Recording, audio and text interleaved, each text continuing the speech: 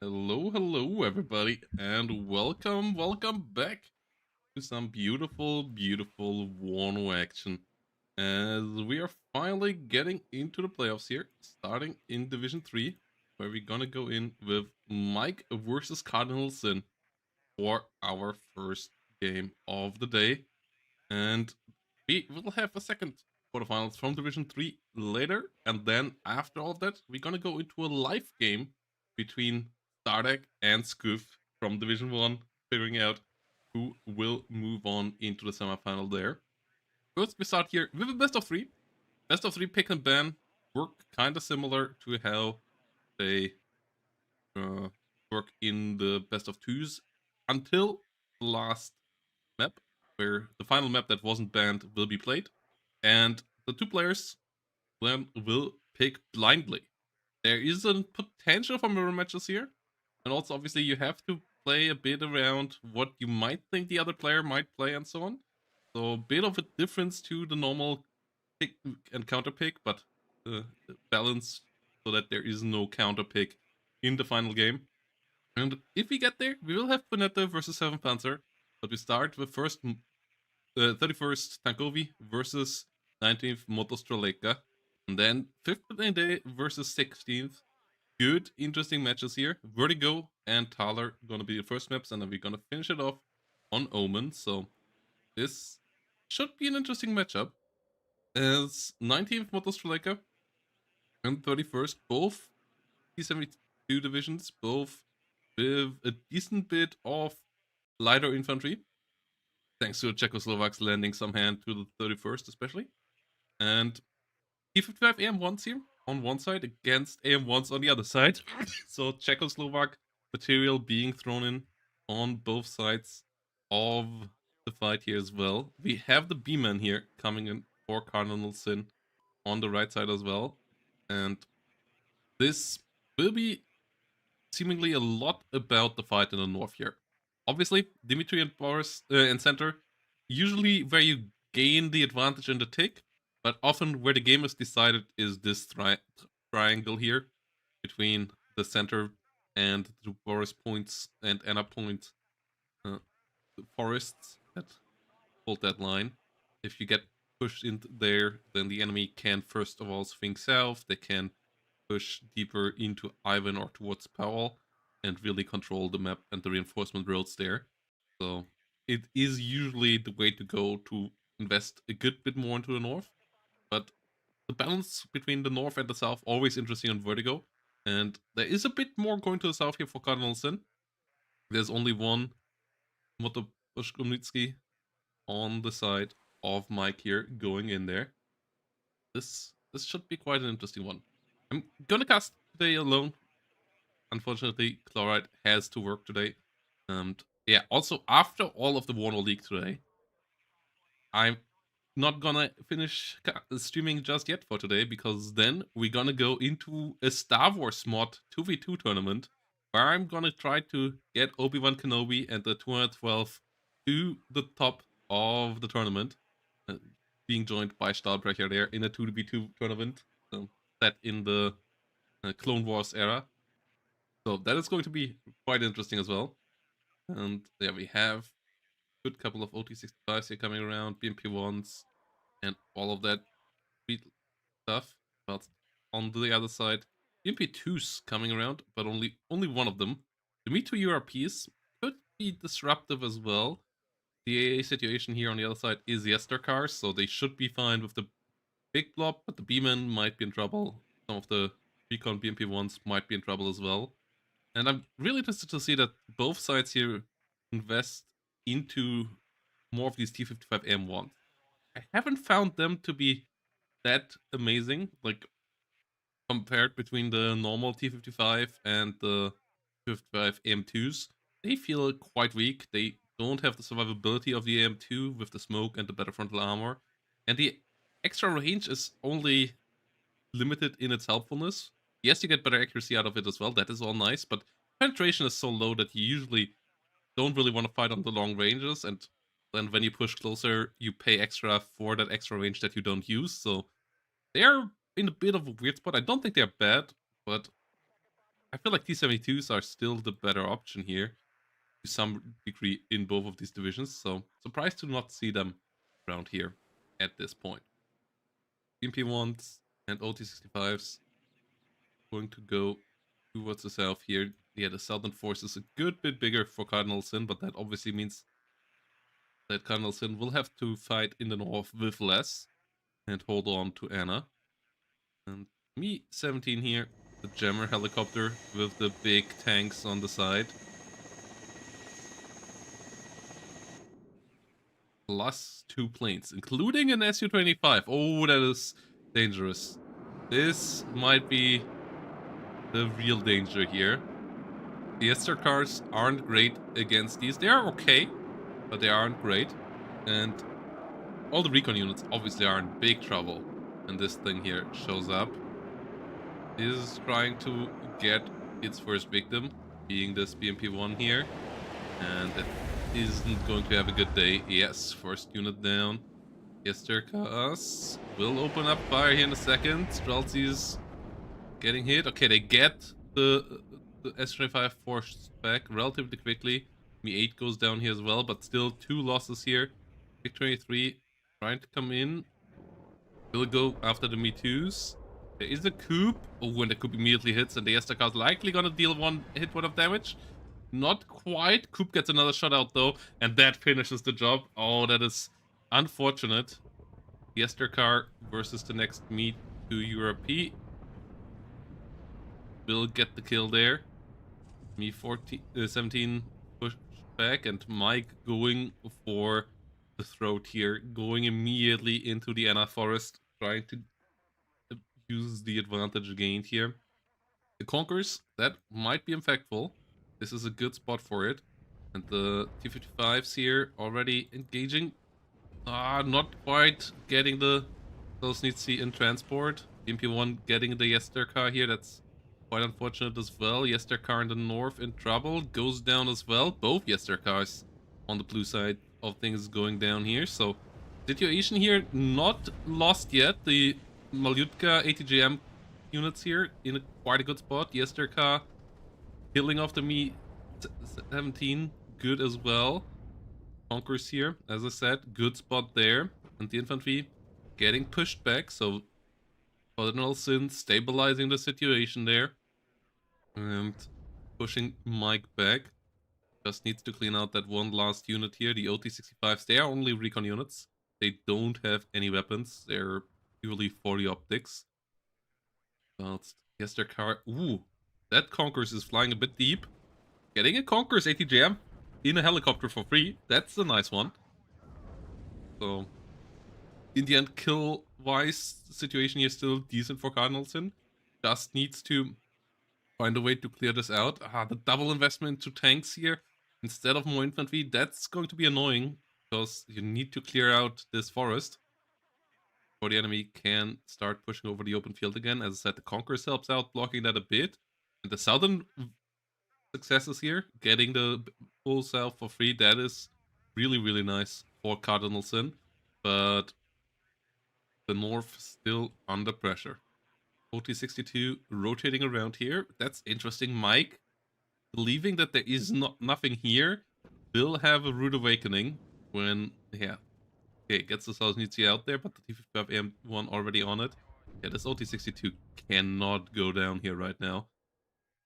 As BMP-1 checking out the situation here. Modvachvetka moving around.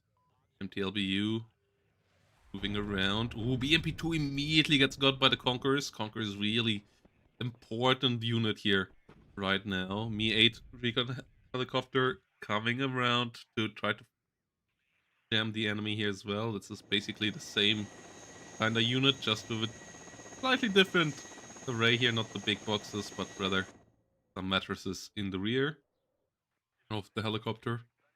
Chelsea coming around in good numbers as well. Ooh, BMP-1 versus BMP-1.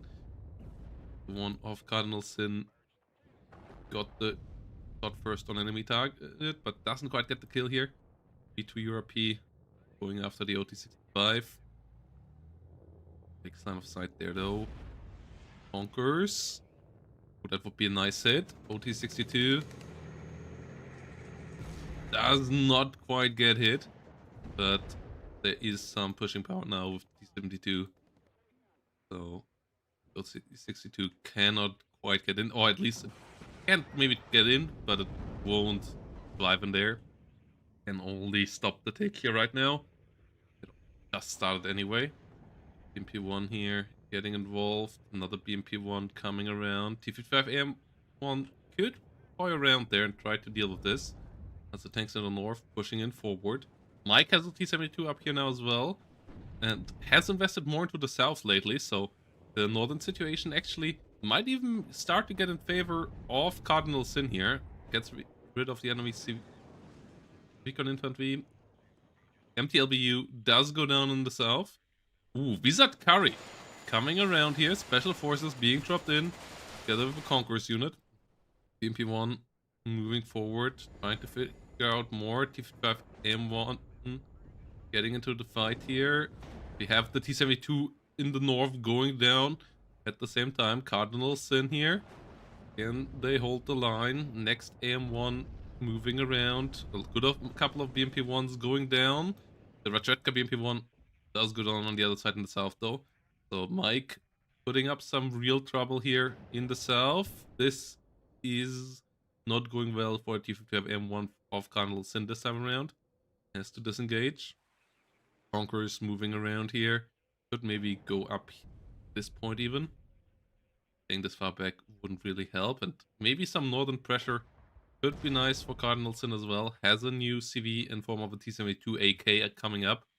And the situation here now starting to stabilize a bit, with both players having some issues, but also holding some key positions on the map. This fight in the south here working out for Mike is important so that he has a foothold to threaten the flank on this Charlie zone or Dimitri zone here. But the S25 rocket comes back around, and there is not only limited area here in the south. Igla and the Stardekk that will push back the S25 eventually, but if it gets some lines of sight here, it for sure will do a bit more damage before that happens. The next Stardekk on the way. North not being punished at all from Cardinal Sin is a bit unfortunate for them, but without the recon units in front, that makes sense. You can't easily move over the open field here and just get into the forest when you don't have any infantry, when you don't have any recon infantry especially. So it's unfortunate, but it makes sense from the player's perspective to not just move over there.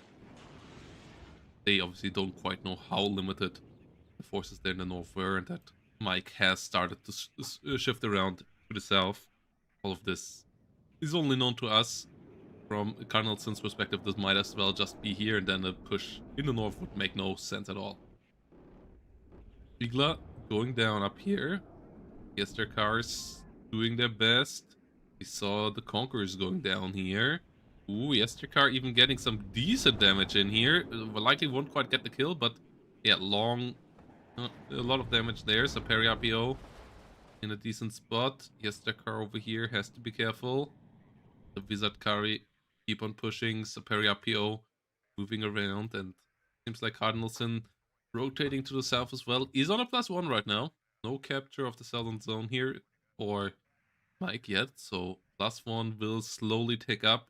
Usually not the decisive factor to get you to a victory position. +1 is just really, really slow, 40 points per minute, but still starts to generate an advantage here. If you have M1, 72, OBR, 79, and AM1 sitting around in the north.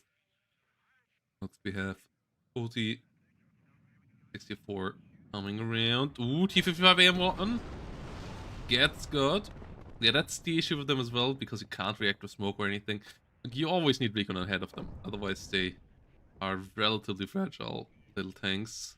Another 72 leader moving to the south, but it's crazy how hard Mike escalates the fight into the south. this is not usually how we see this map being played. Because obviously these units are super far away from any other potential fights on the map. But if you can get around into this, you also can really shut off the north quite nicely for the enemy. So it's a bit of a gamble, but as long as Cardinal Sin doesn't sniff out how little there is in the north, this might still work out. If Cardinal Sin figures that out in the near future and maybe puts up a couple more units up there, then even Paul might be in danger here. But for now, the pressure will be on Cardinal Sin with the amount of forces that Mike is putting here towards the center point. Has a CV finally coming up there as well, and Cardinal Sin currently giving ground. Is that Kari on the way here, and not enough firepower to stop them.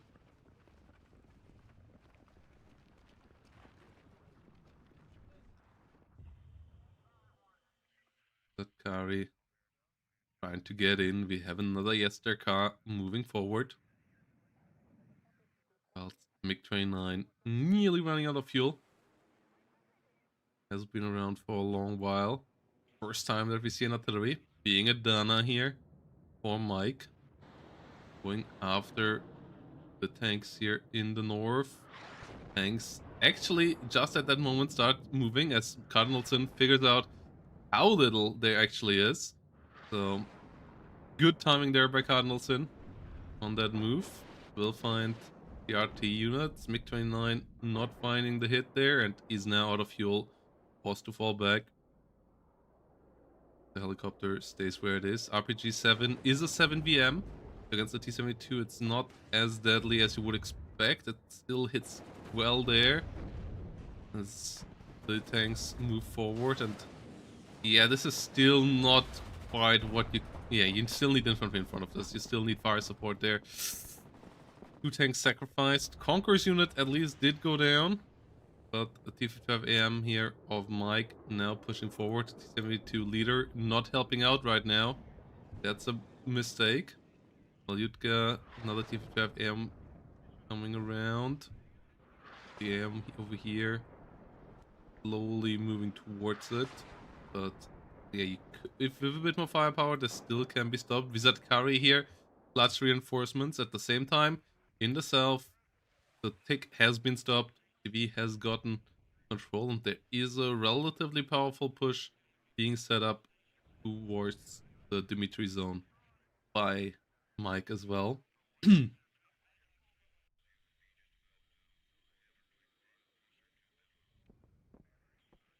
AM1 going down.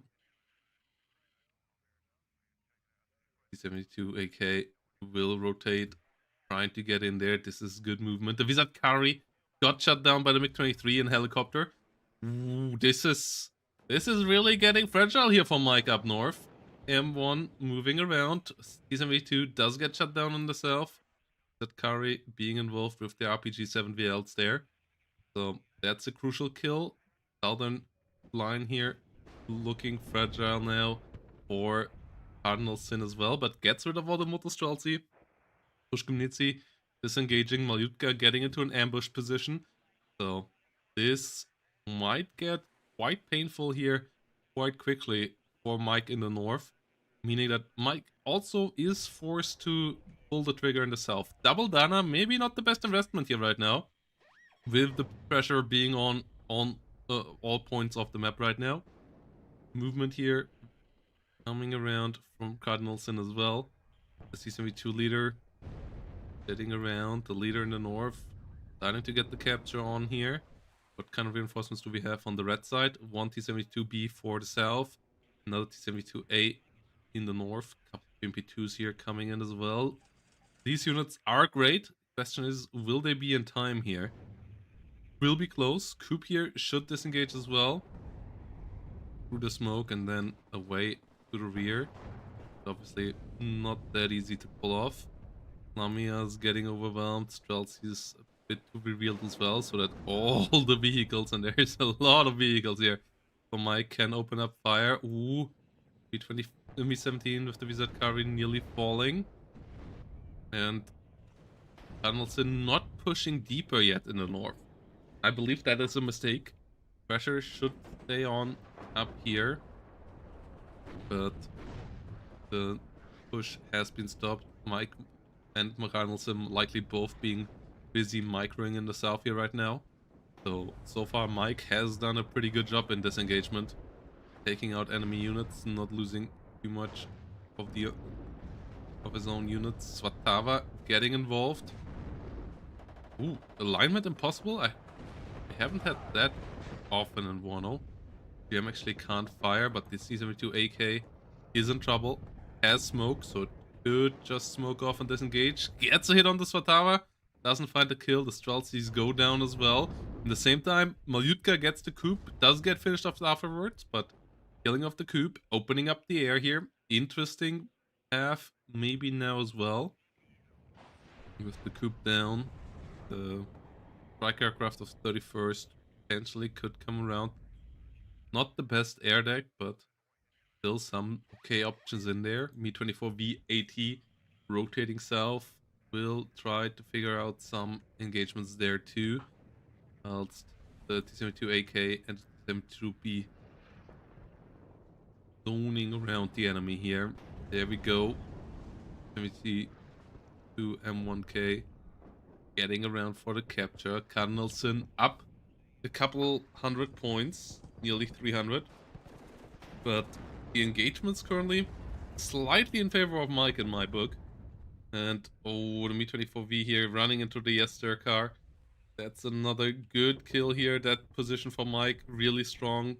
No, can't be flanked now in the south anymore. So positioning of Cardinalson has to change out a bit. BMP2s and BMP1s here on both sides, engaging each other. Oh, the BMP1 actually finds the kill. Bulky RPG 22 pushing up. Would get into AT range here, but only will hit frontal armor. Done down the T-72 M1K though. Well, we have the T-72A OBR 79 rotating around next CV coming in. Streltsies moving forward, both sides losing some key units.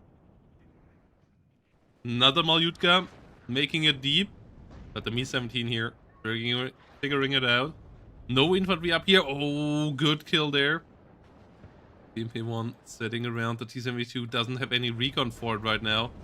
All the recon infantry has been finished off. Beeman could be really helpful from a bit closer. With its rocket artillery, we have a Prima coming around, trying to go after the Dana. Getting good damage, getting the kill. Kill feed is completely full of blue units right now. Candleson even going up to a +2 here. Once again with the capture in the south. Lost the T-72 leader here. Oh no, T-72 leader up there. Sorry. S-25 going after the infantry. Coop getting a good hit. MiG-23 can do the finishing touch. Yes, it can. S-25 in the north. Trouble as well. Coop gets a good hit though. S-25 gets the T-72A. Goes after Mi-24V rocket as well. Situation here far from stable from both sides. T-72 M1K at the same time goes down in the south. ATGM's coming around here. 21 minutes to go. S-25 forced to repair. Tanks going down across the board. This is one of the toughest games to cast in a while just because so much is happening across the board. Both players are constantly pressuring non-stop, and it's impressive how good the micro is regarding that, especially seeing that we are in Division 3 here, showing you why these guys are here. Like, this is, even in Division 1, unusual amount of action across the map. So, Yester car pushing forward. We see the T-72 AK trying to move forward as well. MiG-29 getting some good damage. Ooh, we see an interesting little push here attempted from Mike. But the BMP2's getting under heavy fire. Got the T-72A though. T-72 M1 here tries to rotate around. The southern position here is still being held. That's quite big. Beeman not in a good spot. Shouldn't be there. Will just get killed off. There we go. Beeman going down, and blue team is close on getting back in here in the north. New T-72 M1s coming in. 72A OBRs on the other side. So This is quite the close fight. Another OBR 81 rotating to the south.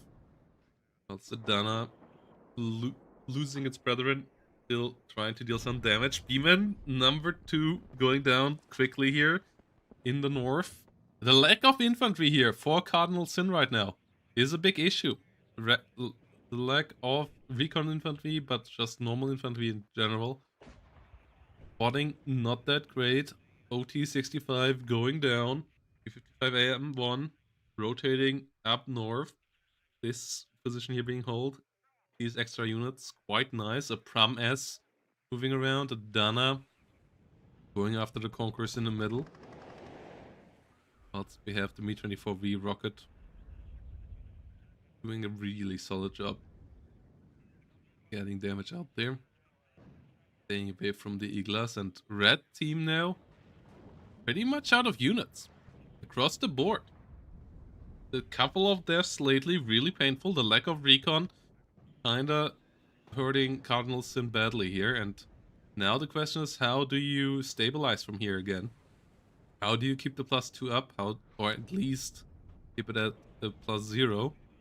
And there, for that, you likely would have to decide, do you want to hold the north or the south? North kinda seems unlikely at this point. So then you need more reinforcements for the southern zone, and that's not going to be easy to get in here.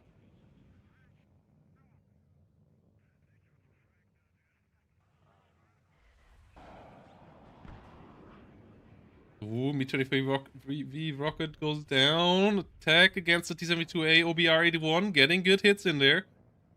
And there comes the M1K. Pushes forward. Tries to get in. Streltsy under fire. Streltsy tries to go forward. BMP2 and T-72A here falling. The T-55AM1 doing good jobs because the other side just doesn't have the recon here to deal with them. The lack of recon... Sorry guys, just have to entangle my microphone there. The lack of recon, really bad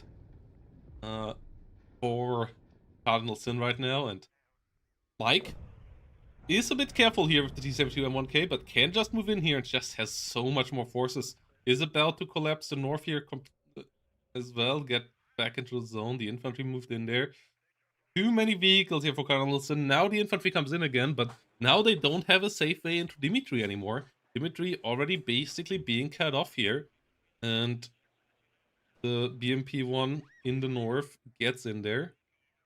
Reinforcements here on the way to really solidify the forest again. No ATGMs that intercept into the enemy rear position here anymore. And there's only a single random Streltsy here. The Streltsy's trying to cross the open field, but the T-55 AM1 doing its job. Kinda trying to do its job there as well. MP1s have to smoke off, and yeah, this is looking like a bit of a disaster right now for Cardinal Sin. Is losing control over both parts of the front, and with that also is about to get ticked upon, and a +2, which would happen if this zone here gets captured. That's still enough for Mike here. That's still 80 points per minute. That will get him above the 1000 point mark quite easily, and above Cardinal Sin. So Cardinal Sin needs to find a way of somehow holding this point or getting back into the northern one. And the situation here currently not looking great. MiG-27 AK going down doesn't make the situation easier. So Mike clawing themselves back into this game here by constant action and by just having the slightly better recon and having the infantry just accompanying the tanks a bit better, staying in front of them and staying on the flanks of them, whilst the tanks of Cardinal Sin were caught out a couple too many times. And yeah, Mike on the +2 now. Mike with a lot of reinforcements and the forces of this in the south here for Cardinal Sin. I don't see how they can push into this at this current state.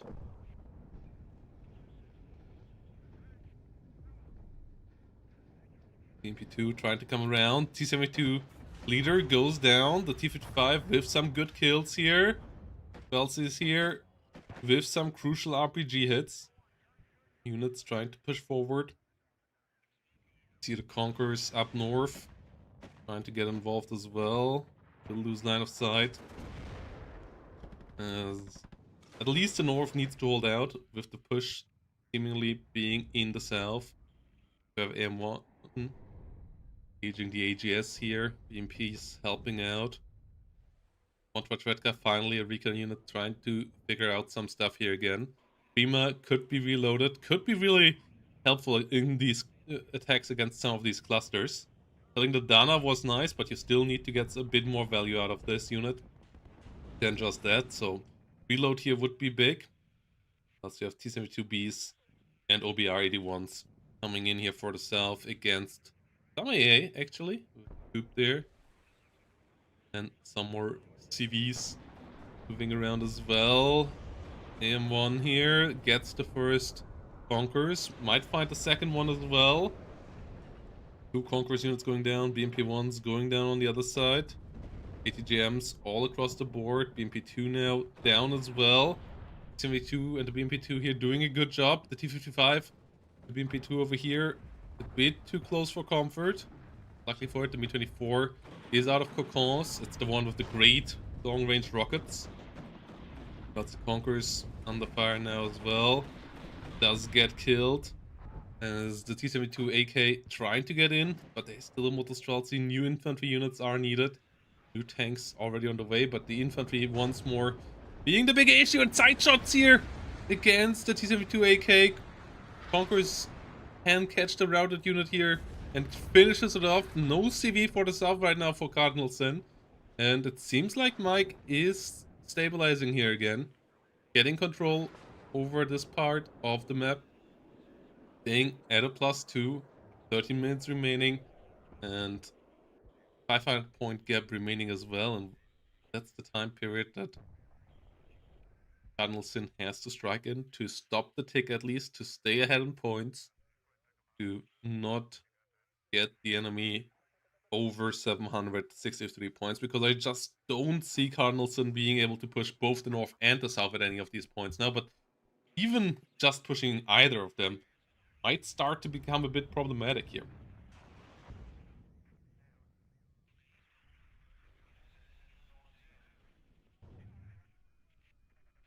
T-55 AM1, Motostreltsy.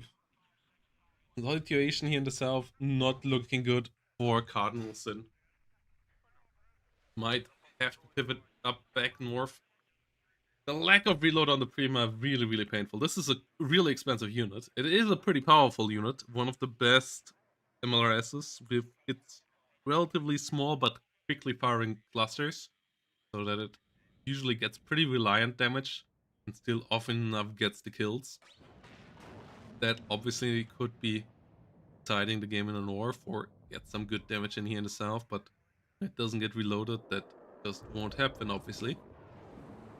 T-24 goes down to the MiG-23. With a good shot here. Does not find a kill. Might even find another shot. Not quite. And yeah, Cardinal Sin with no push into either direction just now. Conquers.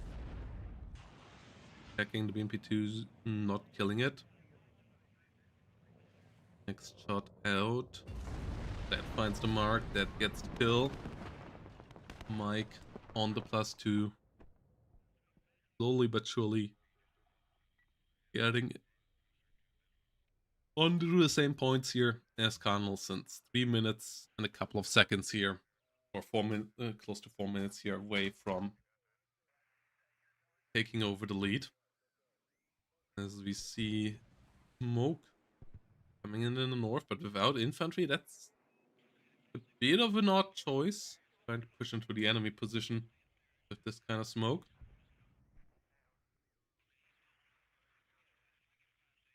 Position of the smoke not that amazing either.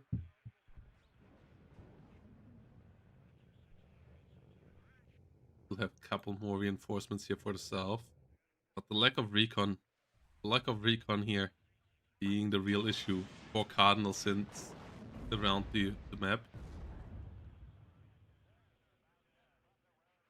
To be rotating up north, Modrachetka coming in.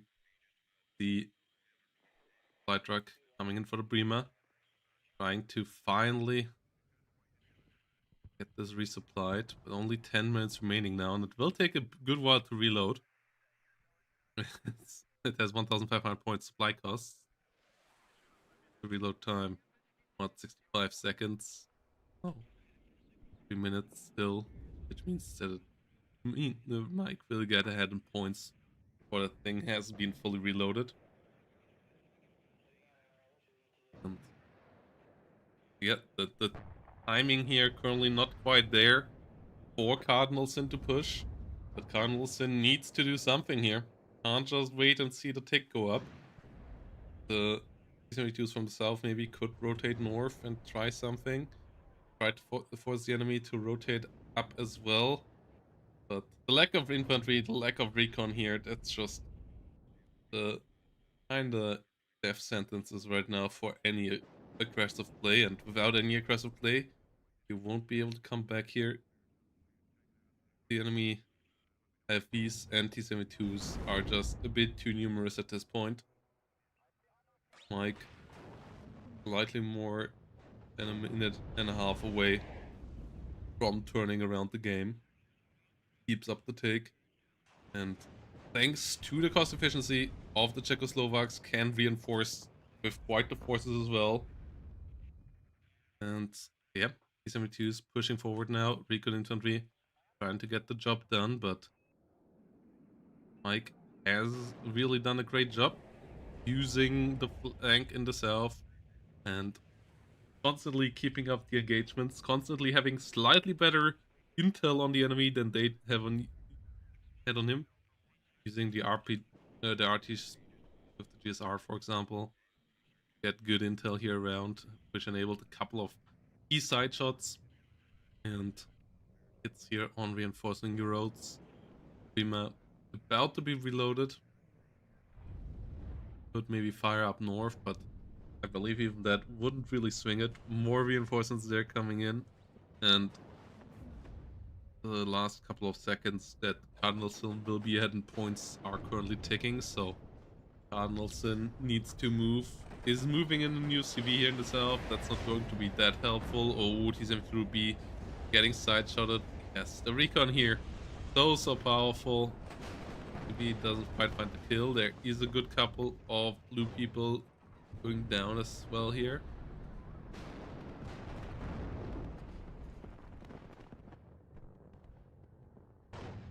Okay, Motosfel's in the north under fire, getting pushed back. Two OBR-81s getting killed though. And with that, there is no push power. Next OB1 goes down as well, and that is GG. Those T-72s are not allowed to die like this. They were needed for a potential final push, even with a good Prima salvo now. There is no chance, and there's the GG as well from Cardinalson. Mike with a great comeback here. In the end, a good bit ahead in points as well, and clawing himself back into it here. It was never super heavily in favor of Carlson, but there was, when the tick was starting and Carlson was pushing in the north, there was a good situation here. Mike playing with fire, giving up the north like that for getting the advantage on the flank in the south.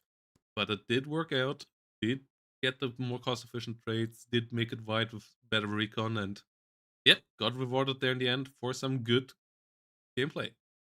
Cardinalson really managing the early game well, but then just was stretched a bit too thin and just brought around a bit too little recon and infantry.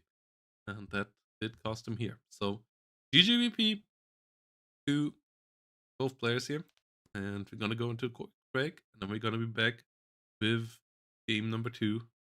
Cardinalson versus Mike on Thaler, 16th Panzer versus 5th Green Day.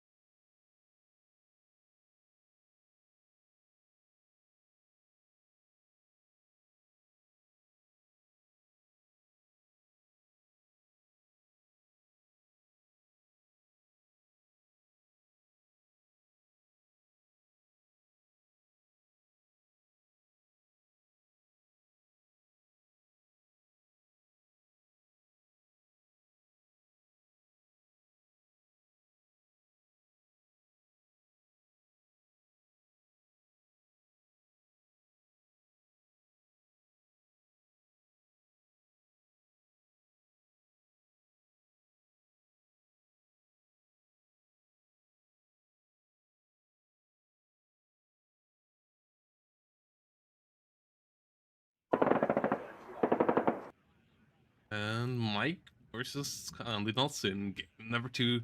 This already match ball for Mike here. Cardinal Sin has to win this game to stay in the tournament here in this quarterfinal. And Mike is bringing in 16th Panzer versus Cardinal Sin's 5th Blinde. And if you want to support the tournament, guys, you can do so via Matcherino, where we're currently getting closer to the next stretch goal, which is the $400 ruse, which also would have some impact on the players that we right now see, as that would bring a prize pool of $20 for the winner of Division 3. So if you want to support the tournament, you can do so directly with money like Cam Warrior just did with 20, or indirectly just like Cam Warrior as well, without having to pay anything, but adding money directly to the prize pool by clicking the claim code buttons. We have new buttons here for everybody who missed that. There are 31 buttons. If you haven't clicked these yet, come around and click them.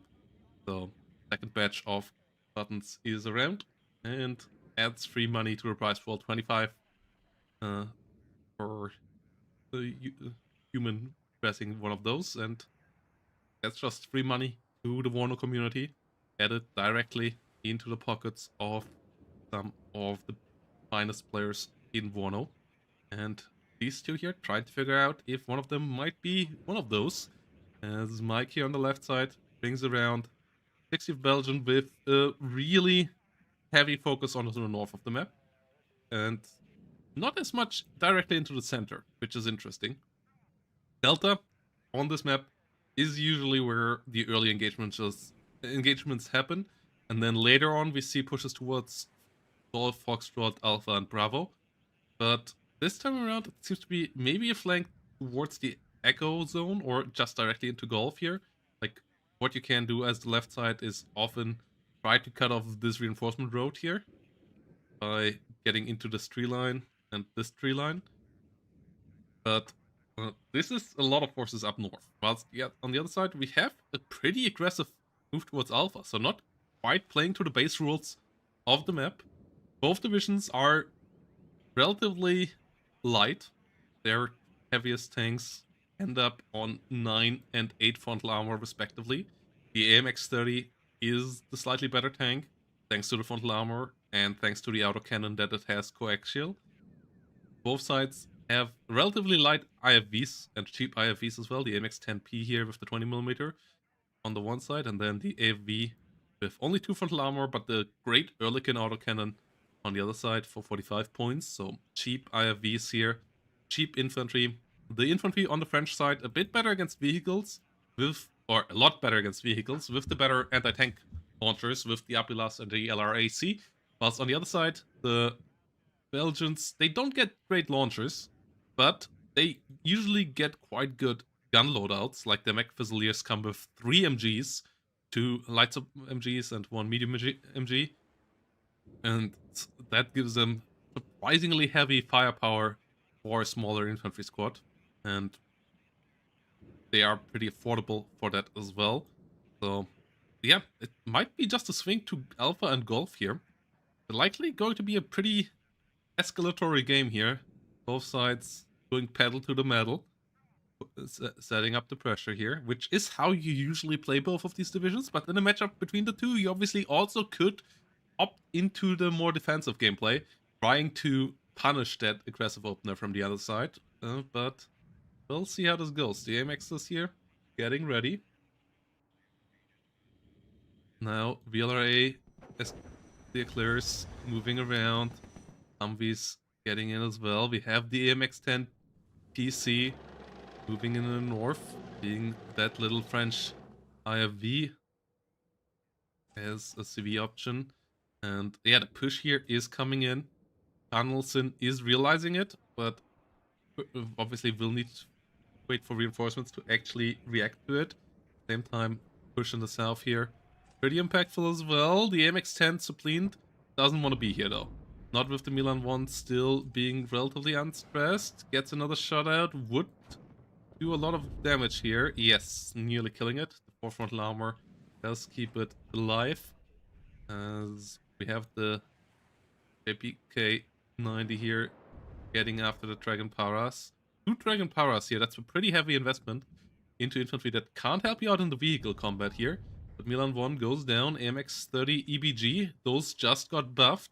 Those are really good on the map here with their short range but super high HE and press HE guns. Can't help you really out against this guy either though. That's a bit of a problem. VAB Milan pushing forward, but no direct tank gun. What's in the north? The MX-30 does go down, and the plop of Mike is getting through the MX-10 PC, trying to save itself. GM's coming out against it. We have an A109 here, moving around as well, and both units going down. Cardinalson really has to be careful, can't even go this far. Can't even go this far with the Super Puma commandos as well. They need to immediately get pushed to another space. Cardinalson might still not quite realize how much there's upcoming in here for him in the north. Okay, first unit moving around. Commandos in the Super Puma trying to evacuate. That part is a fantastic anti-helicopter weapon though.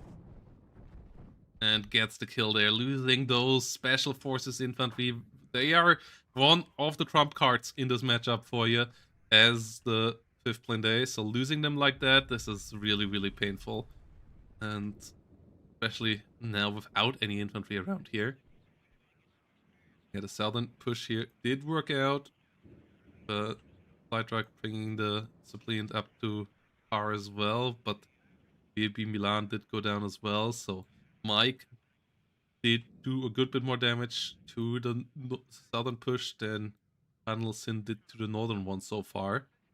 MX-10 RC here, bit out of position as well, and both of these players really go for fights across the board. Here, there's a unit being caught out. The clears might find another one. That would be really helpful. Our MX-10 still gets hit. And the MX-30s here have to be careful as well. They get the kill. The Lears being the next unit under attack. Leo here disengaging. Escorts getting killed off. Center forces here for Cardinalson not looking that great either. These two MXs have to do a lot of work. One of them might go down. Oh, it goes down to the YPK. JPK 90. The 90mm gun here being a lot better with the better fire control compared to what you get with the German variant of this. Cluster plane. Tried to just hunt down the A109. Good micro there. Won't find that just yet. F-16 in the sky here. Running low on fuel. Mirage just trying to go home for now. And then we'll be able to come back later. Oh, Gepard got. This is still really aggressive commando drop off. Southern part here is safe. F-16. Oh! Forces it back at least. Oh, that's annoying. Commandos still should be able to drop here now. And the Leo 185 actually should not push this close to them. Commandos now can move up. Dealing good damage here to the Alouette. Likely gonna kill it. Alouette actually may be able to run away there. Breaking line of sight. You see Grenadier Voltigeurs trying to go around for the flank as well. Dragon Paras holding the line. Alouette goes down in the south. We have a Humvee moving around here. Another Humvee sitting in a good spot there. VAB outclasses it, obviously. Humvee tow immediately goes down. MX in the next engagement here. Not quite finding the kill. Autocannon likely not going to find it either. Both sides miss. Stress here really heavy now. As the commandos make it close, and with the LRAC should find the kill. Yes, they do. MX-30 here, breaking line of sight. Just barely against the A109. Mistral on the way, so some really, really key kills here for Cardinal Sin. Oh, A109 would one-shot this. MX-30 beat 2 needs to be careful. The smoking off in time this time around. Mistral with a good hit there. Maybe getting too close there. And Mike still has a lot of room to maneuver through there in the north. So with the south being captured, Cardinal Sin can play a bit more from a laid-back perspective for now. And the latest kills here finally getting them into a decent space. The new divisions are allowed. I don't think they are that amazing, so but we maybe might see them still. Like they are pretty unique. I believe the first guards is the better of the two divisions for competitive play. But first have on the right map in the right matchup as a counter pick maybe might be an option.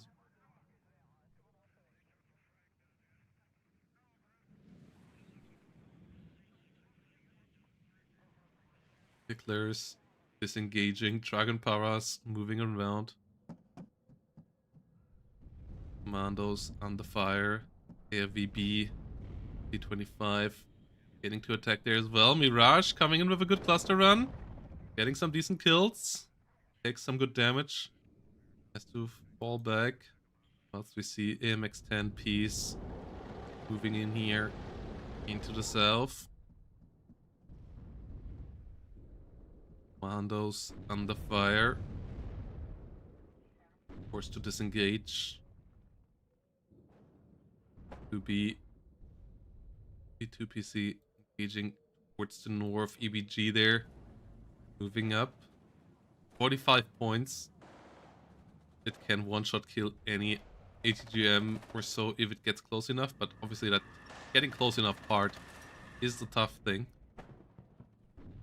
I would actually use them with veterancy because they are so often under fire. But them having smoke makes them still decent in the utility. Yeah, escorts with MX-10Ps sitting around here. 30 trying its best. Bit of damage here. Now gets line of sight against the AFV. Does get a hit, but not quite kill. That's quite unfortunate there. Just not quite close enough. MX is in the north getting involved, but there isn't Milan 2 engaging it. Have to break a line of sight there, fall back, Mistrals, and a good couple of YPK90s going down. The interesting push here from Cardinal Sin. Apila's doing a great job. Starting to flank around here, around the center as well. Finds an Iltis Milan, gets hit by the YPK again though. Having to fall back. Good smoke there. Now just needs to disengage, needs to repair. Has a TRM 2000 behind this. Gazelle. Canon coming around in the north. There is an F-16 here. Mistral does not find a take on it. Has an A109 though. Does go down. 30s once more trying to move in here. But recon infantry would be really helpful with all of this. Unimog being used as a recon unit here. Oh, no, just an auto cell, I guess. AMX-10s get pushed back. Reservists stopping an AMX-30 from getting into the middle.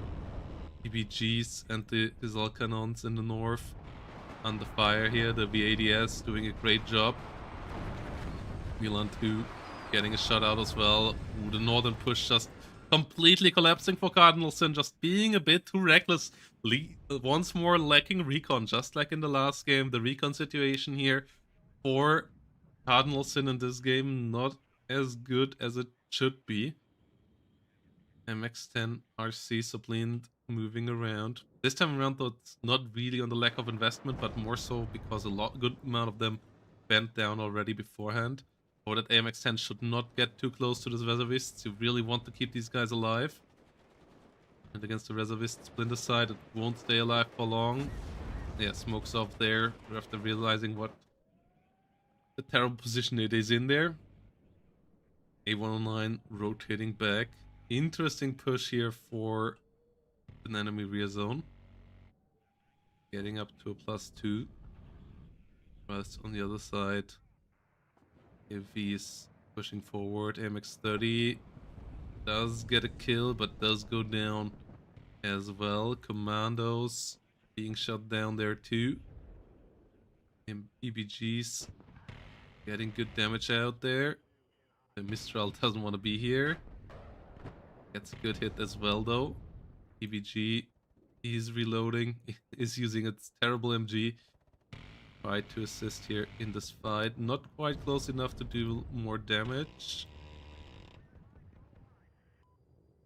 Would need to push it closer. That's a bit of an issue with it as well. If you could just give it an attack order, it will start firing with its MG before and not get into gun range at all. Does get the finishing touches with it though, but at the same time, center here is falling apart a bit. Reservists there on the ambush position, getting good jobs done. AMX-30 here went down in the end as well here. Burning out, and Mike once more with just maybe a bit too many kills in a row here lately, as the red menace is looking quite numerous compared to the blue forces here on the defense. Cardinal Sin once more having a bit of a lack of recon, and now playing from a position being quite a bit behind, and Mike with 16 can invest and get a combined arms at any point of the map really quickly, and that's exactly what we see up north, up in the center here. 2 minutes of income, and there is a great combined arms setup here on this position again, and Cardinal Sin can't really reinforce into this, so the momentum there is completely blocked, whilst Cardinal Sin would need some good engagements in the north, but the lack of recon, there is just no recon here at all, makes that pretty impossible against the enemy amount of ATGMs, and this is quite bad looking for Cardinal Sin right now. The Leo ones rotating around. Oh no, 20 voltages just running out into the open towards all the ATGMs. Cluster Bomber trying its best. Gets pushed back before dropping its bombs though. And yeah, one of the Grenadier voltages is going down in the north. With all the AMXs that you need to take in the recon tab, if you start losing your recon infantry, situation can get pretty bad in the recon part of things as well, and that's really what, on a map like this especially, where the enemy can then get away with sneaking the units into your rear quite easily, can be pretty painful. The AMX-10s also maybe overextended a couple of times, but the situation here now just currently is really bad for Cardinal Sin, not getting any kills at all anymore. Mike has adjusted a bit as well with the aggressiveness, knowing that they are in the better combined arms situation, and now just need to get a CV in here, and then this game likely is going to be over. PM81's trying to set up a weird smoke here, and of units maybe still might die on the red side, as there is a bit of movement. MX-30B2 getting around, failing to get the hits in here. Oh no! Even getting critted by the relatively stressed out YPK there. Fuel explosion nearly finishing off the MX-30B2. There are no bailouts anymore, but normal crit still exists. As the Grenadier Voltage here do move around here. Normal crits that can hit mobility or deal some extra damage and so on. MX-30 engaging against the VADS. Trying to get some good hits at there.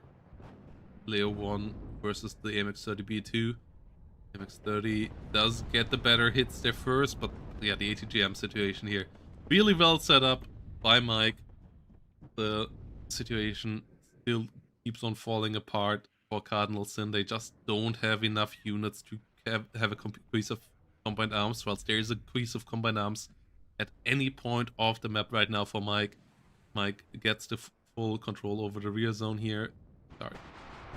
Will likely get the northern zone here back in a second as well, and is getting the +2 zone here too, with the Iltus Milan getting another shutout against an AMX-30 that can't spot it, and that the +2 here now taking up MX-30B2 in the middle, caught out of guard as well, and Mike likely going to be the first player in the semifinal here in Division 3 as blue side just doesn't have the push power anymore.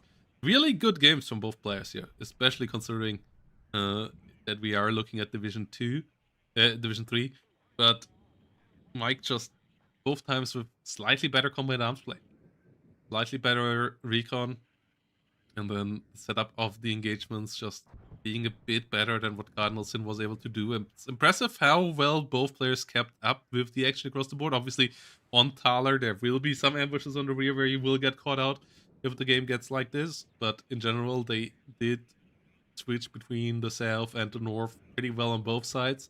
It's just that, yeah, Mike got the better setups there for these fights. And because of that, had an easier way maneuvering through them. The +3 keeps on going here now with the Echo Zone captured. UCV already on the way for golf, and even the South here is now pretty fragile. Cardinalson tried to stem the tide with all the firepower there, and it all just went down in flames here. There were a couple of moments where the AMXs were really getting some great kills, where I thought that maybe the momentum was about to swing, but whenever that happened, 1 or 2 units overstepped on the side of Cardinalson because they stepped out of the assistance of recon units and were killed, and that always killed those moments where it was just looking like it might swing around again. And with the North soon to be captured, we will then have a +5 that will end the game pretty quickly here. ATGMs here from the A109s, quite powerful as well. The A109 going down here, but the Mirage likely not gonna have a great time here either. Another Mirage coming around, getting damaged quite heavily. I'll Recon just tries to figure out what's in the south. There is not much there, as Sultan is moving in here with the assistance of a couple of tanks and recon units to fully get the siege here in the north and the +5 to finish off the game as quickly as possible for Mike.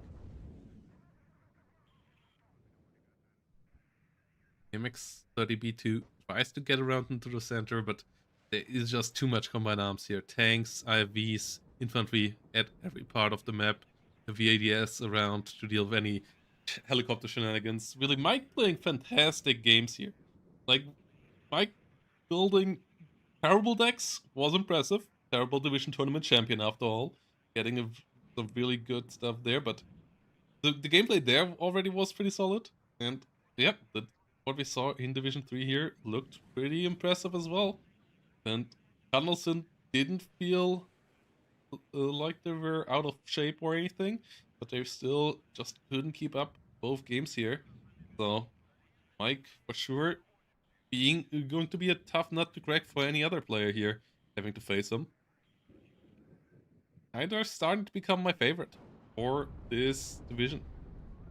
Also, a player that has to carry my fantasy league team, so rooting for him there a bit as well, as the center here falls apart. AMX30B2 CV gets caught out. Too much firepower all around this. And yeah, good season from Cardinals in here nonetheless. Really has improved a lot since the last time we saw them playing in league. They are all looking pretty sharp in general as well, but in the end here, 16th Belgian just outflanking the situation quite well and getting the W here. So GGVP, Mike winning 2-0 against Cardinal Sin in the first quarterfinal of Division 3 and the first of the day, as we now are going to move on to the next one, which will be Mio versus TheHellene. So, quick break, guys, then we're gonna go into yet another Division 3 quarterfinal.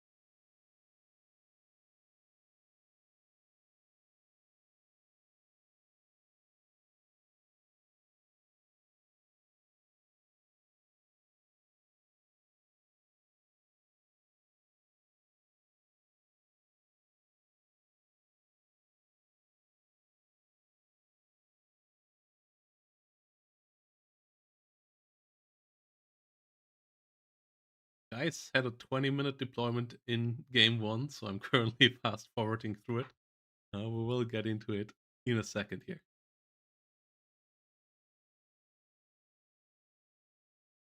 Most impressive deployment times I have seen in tournament.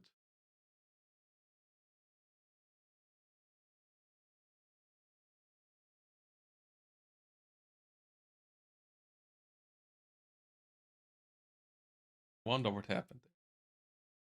Any of the two players are in the chat. Feel free to enlighten us. How it came to this.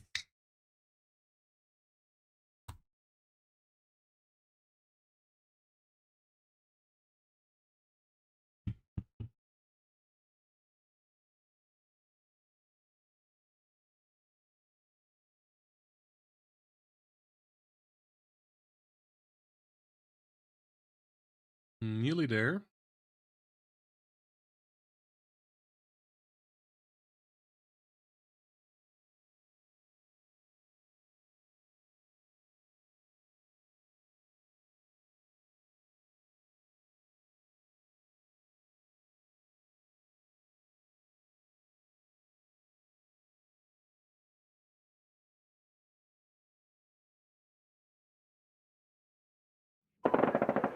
Okay. Let's go into the second quarterfinal in Division 3 here. As we have Mio versus TheHellene. And in the first game, we'll have Mio on first Lufthansa. We'll have TheHellene on the one of first airborne on Thaler. Bans quite standard outside of this. First cavalry division actually being banned here. Diffmob, I'm actually not quite sure after the Provincier nerf if that is really the division that you still want to ban. The 79th not being banned here is interesting as well. Obviously, they got nerfed a bit, but also buffed a bit. The KDBV being better, but their cluster bomber being nerfed, their infantry losing any trucks for the motostrelkies. So that is interesting as well. Second guards, 27th, that's going to be a hot matchup as well. And then we have 24th versus 9th. 24th being a division that I'm really, really looking forward to see because I played that a lot in the last couple of days. And I think it's in a pretty decent spot again now, with the M113A cav buffs and so on. But for now, we have to focus on this one. And this one is a pretty interesting one as well, because first Lufthansa is the division that we haven't seen in a while. This is a good matchup for it, though, because the issue of first Lufthansa is that you can bully it with bombers. And one of first airborne is looking like a menacing deck, right? It is an airborne division. It should have a good air tap, but it doesn't really. It has good fighters. It has no good bombers in it, though. So you can't really get that easily air bullied by it. And against helicopters, you are still fine. Fliegerfausts do have a pretty good anti-helicopter range. You still have Gepards. You still have some FK-20s here. So against helicopters, you should be okay. You have good anti-helicopter fighters of yourself as well. So this should be interesting. And yeah, on the other side, we have one of first here coming around with the deltas. Great infantry. In general, the infantry of one of first pretty solid. And then we have that all followed up by M1 IP tanks. On the other side, Leo 1A5s, that's the best tank that you get. They come only in one card in the recon tab, which you get a couple more of lately. On one vet, you get 3 of them nowadays. So that was a nice little buff to the division. Outside of that, you get M1A1, M1A1 A1 and M1A1 A2s as your other tanks, which are a good bit weaker. And we see a lot of Krakas with the M40s. And that is interesting. The M40 lately got some accuracy buffs, and these come with 2 level of veterancy, so they actually get a pretty decent amount of accuracy out of it. I still don't believe this is quite worthwhile. Like 40 points, that's still more expensive than a BMP1. So, not sure if that's really where you want to be. They get the extra stealth, so on a map like this, like if there's a map for them, it's this one. There are a lot of good engagement ranges for them here. You can get them onto nice ambush positions on the enemy rear. So I'm interested to see how that works out. a lot of support equipment here. The amount of 20mm autocannons, that's something that we see a lot out of Mio. I don't believe you still want to play it quite like this anymore. Oops. Yeah. I don't believe you still want to play it quite like this, but that's still a good tool. Like, they're still not bad against infantry. They are a good bit weaker, though, and they are slow. So, in this matchup, once more, it's one of the matchups where it is better than per usual, because there are no APCs and IFVs on the other side to really roll you over. But the infantry on the other side still can maneuver around this amount of 20mm cannons relatively easily and then adjust to it. There are still pretty good artillery pieces in 101st as well, so gonna be interesting to see how this goes. Ultra Mega B1 and a couple more mobile infantry units like it. That would be something that I would have liked to see. The two B1s here, obviously amazing special forces infantry. And oh, the Delta's going deep, and the Delta's catching Mio a bit off guard here. Delta's getting good stress damage out there, getting the Krakas. Leo 185s here, pushing close. Carl Gustav not quite in range. So the Delta's a bit in trouble here. One of them likely gonna go down, the other one trying to disengage into the forest, but there is a good amount of reinforcements behind this. And they at least got rid of the 20mm AA pieces. So the Leo 185s are isolated and on their own here. Amvito getting involved. Would need some smoke here. Leo 185 not smoking. Smoke is too late. Goes down. That's a massive kill here. The other Leo also not quite close enough to deal with the Humvee. Only now pushing in close. Smoke coming out of Mio. Needs some reinforcements here in the south, as the units are pushing in there, or has to give it up and push elsewhere. Example in the center here. Works off there, moving around. Belchemica B1 don't have the Mountaineer trait, which is pretty good on this map as well, from the Gebirgsjägers, to allow you to go through the forests really quickly. Like, really one of the best maps for First Luftlande, and not a bad matchup, but going to be interesting to see how they can be used here. Alchemega B1 moving forward. Kraka not spotting the deltas here yet. Okay, now they found them. Trying to get some shots out there. They're 185 disengaging. Deltas moving up. Hochgebirgsjäger getting into the action here as well. Pivots engaging on the other side. Already under fire a bit as well, though, as we have a Humvee getting involved, not finding a shot here. Pivot. Basil at it. Now spotted by the Martyr and the Leo 185. Likely to be killed. Else the reinforcements in form of the Hochgebirgsjäger actually make it to the south. Those are the special forces with the Mountaineering trait. Really good against infantry. Sniper rifle and 2 medium machine guns. Special charges for the shorter ranges. Krakatoa here. In a decent spot. Gets a good kill there with its Ito. Pivot and the Aero Scouts going down here in the center.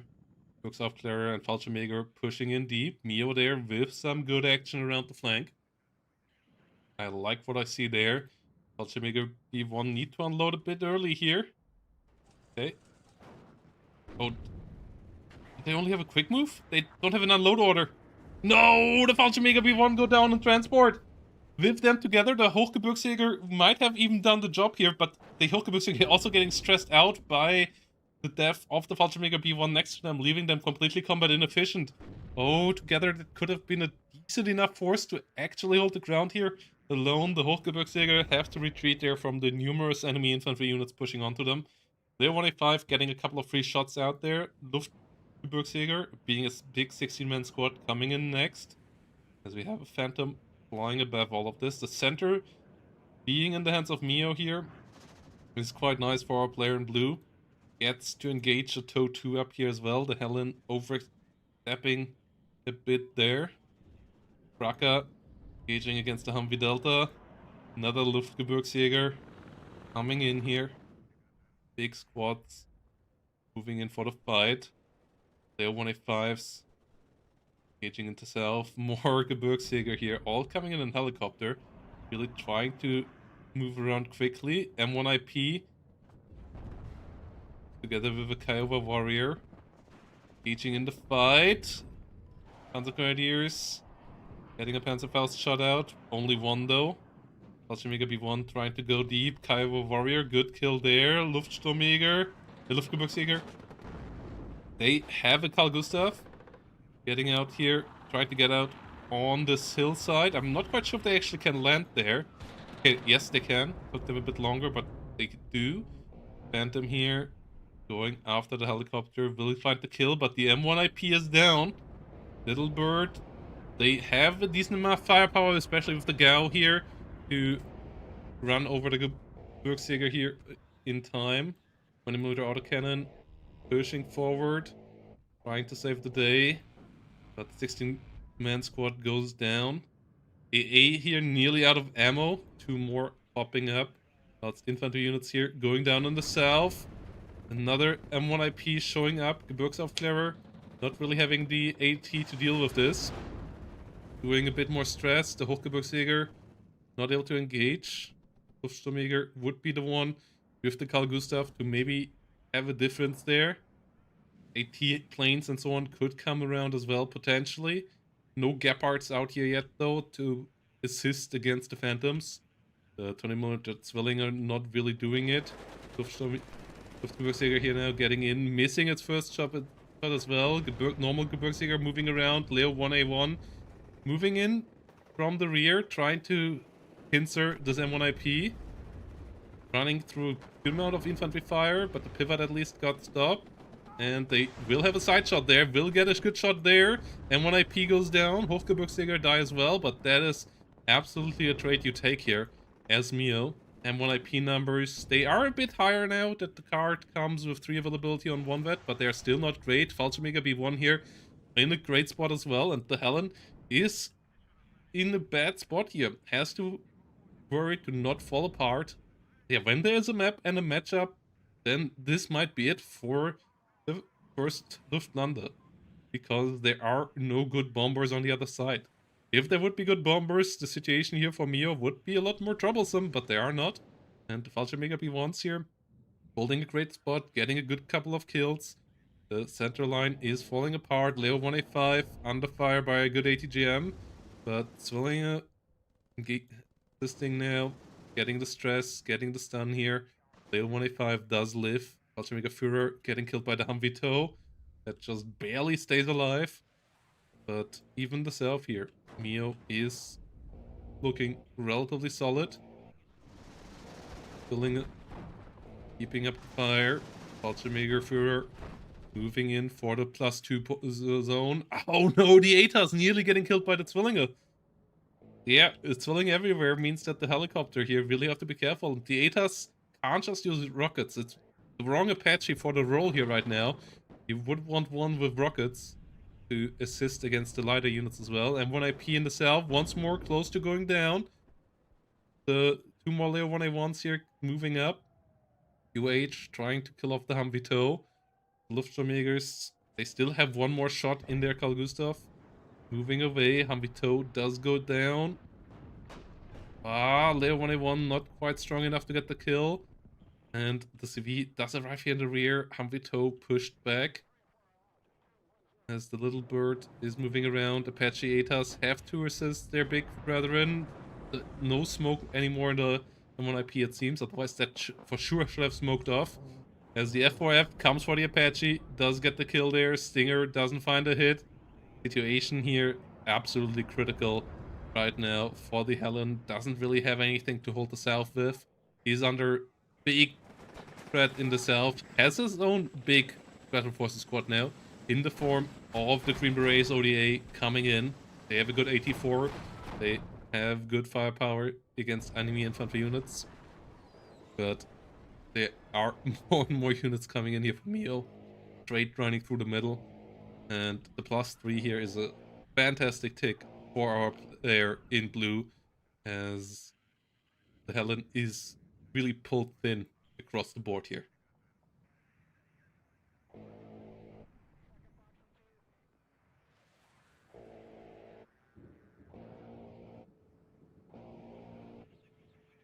The Bergsjäger under fire. Going down.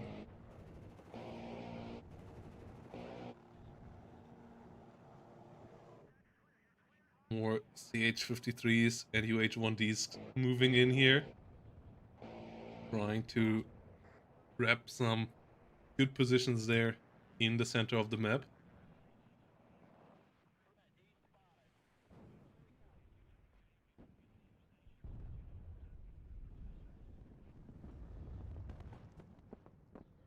One IP pushing forward with the ODA.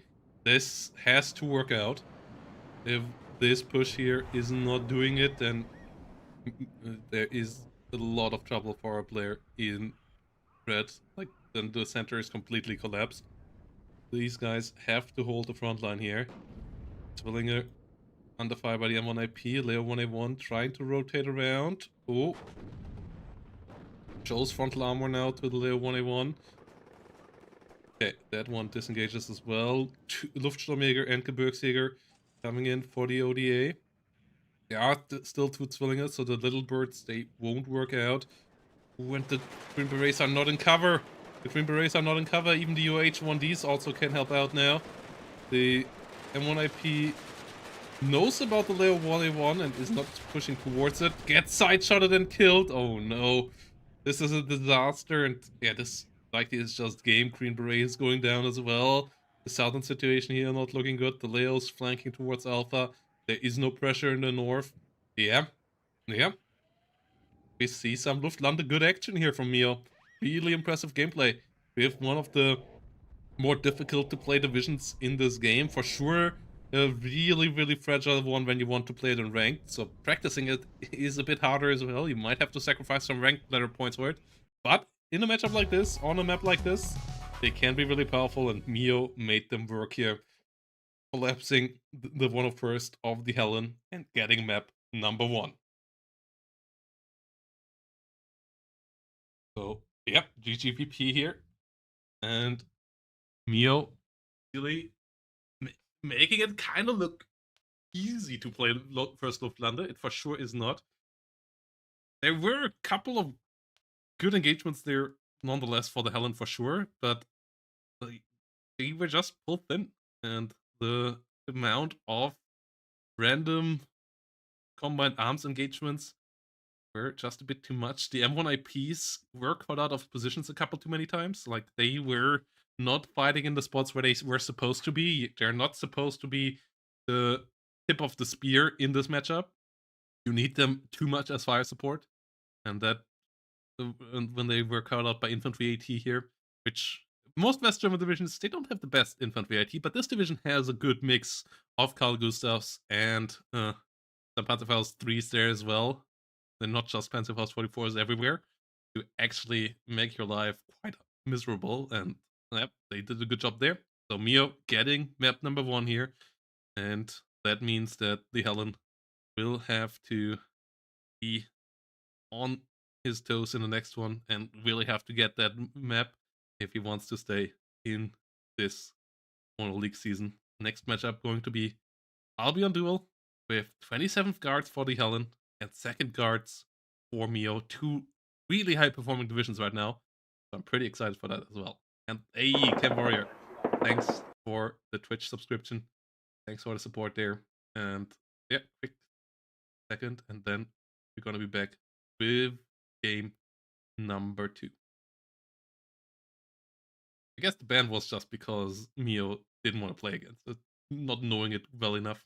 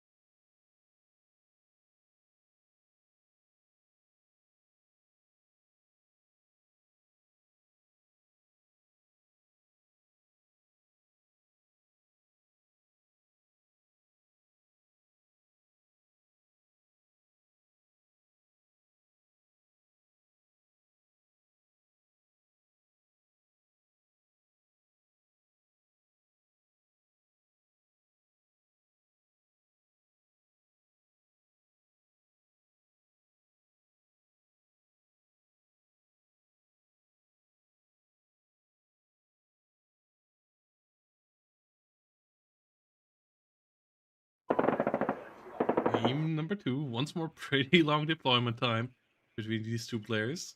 As we have on the left side around TheHellene with the 27th guards. Right side Mio with the second guards playing on Albion. And that is a map that we don't see that often. One of the least favorite maps for in this tournament. A lot of bans on it, and it's a map pretty good for heavy mechanized divisions like the two that we see right now. You still want to have something to cover some of the places here in this little complex, this little barracks complex in the south. So still want to have some faster units around to get in there, and the Special Threat guy here will try to do that, but for the fights in the north and in the center, you still need some heavier tanks, some good ATGMs, and both of sides bring that with the divisions at hand. Second guards got a couple of smaller nerfs. They were for sure really, really strong last patch. They are still strong this patch. It wasn't anything major, but a couple of the guards units, a couple of the tanks getting more expensive. So going to be interesting to see how this works out. Also, thanks for the Twitch Prime there, Doozy. And yeah, before we jump in, quick shout out to the Matcherino page as we are now closing in on the $400 roost there. And thanks for all of you for the support with the Matcherino links, with the claim code buttons, as those at 25 cents completely for free. All you have to do is click on the link in the chat, click the claim code, you get 25 cents directly to the prize pool. And this season around, forgot to mention that earlier, there is also going to be a donation to Action Against Hunger in the height of the prize pool up to $1,000 by an anonymous community member. So if you need a bit of extra intentions of helping out with the funding of the tournaments, that might be it. And yeah, with that said, we're gonna go around with Mio versus Helen. And this is really obviously a key game now for TheHellene. Has to make it work here. And 27th is a division that had fallen off a bit, but ever since the return of the Tor, ever since the Tor's AA range got buffed, and they also got a couple of other smaller buffs like the TADBV buffs and so on, the division is full back in swing. Before, the issue was that you just couldn't protect your TADBVs against aircraft, and because of that, whenever you couldn't really play with tanks, so that was an issue. But the division now can do that relatively reliable, plus add a couple of good other units to the front lines, BMP3s and so on. But going to be interesting to see how the BMP3s will work out in this matchup. Other side has BMP2s, has Rapiras as well, and a good couple of tanks as well. The T-64 obviously being a bit lighter than the T-80B on the other side, slightly older Soviet MBT, the high quality one though, so basically the predecessor to the T-80B. And then it has good T-72s and the T-80U, which is the best tank in the game, actually. With really, really heavy frontal armor, a fantastic 25-pen missile, and a good 21 penetration gun as well. So that's something that TheHellene might have to deal with later. And that means that TheHellene has to keep up the pressure here to kind of force the enemy to not be able to afford that unit easily. As if two of them get around here, and then the T-64s and T-72s could just assist those TDUs, and then your TDBVs and co will have a tough time.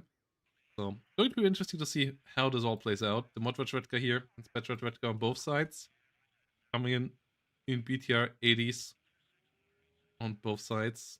Same unit here with the RPG 22, 26, and one sniper rifle. Not the best damage output. If they would have an extra MG or so, it would actually be a good bit better. Costing 80 points is quite expensive for them not being special forces. But GSR and a good RPG is worth quite a bit nonetheless. In the north, so far only one BMP2. On the other side, a BMP1, Vedka, and a bit of extra support as well. I often like to play around Elena and Anna trying to push into the enemy 2-pointer and just like holding my buildings in the south here, like, and either these lines of barracks or these couple of buildings around the airstrip here on the other side, and not get bogged down into the fight around Dimitri. But both of these players seem to see this differently, as the focus of both sides still is going towards the south here. Petra coming in.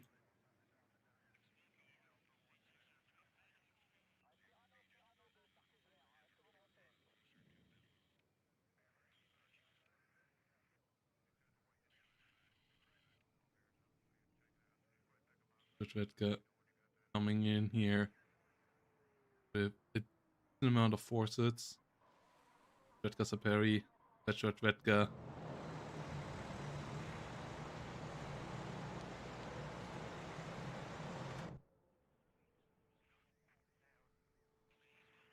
Worth a good couple of units here moving in as well.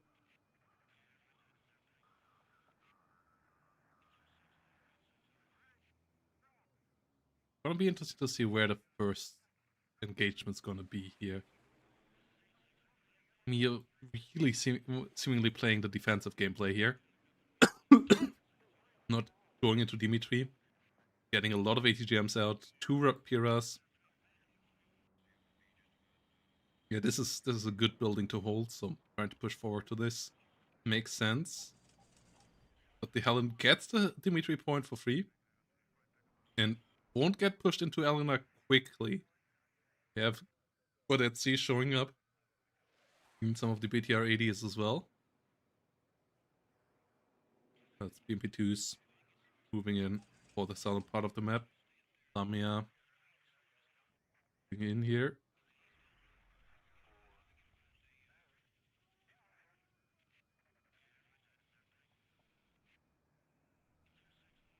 This is a really, really good fire support unit still.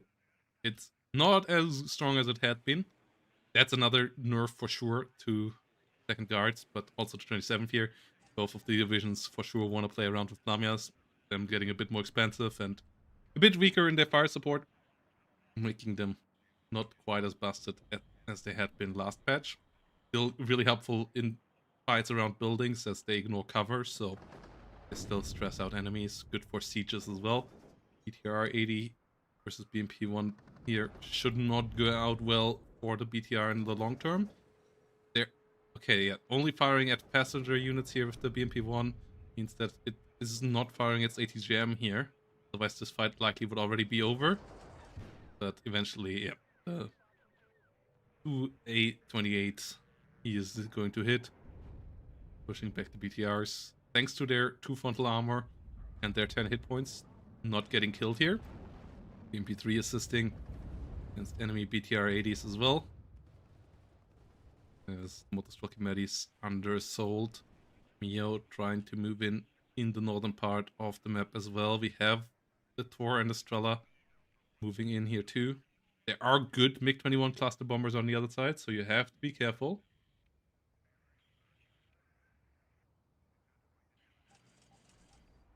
Petra Redka moving up.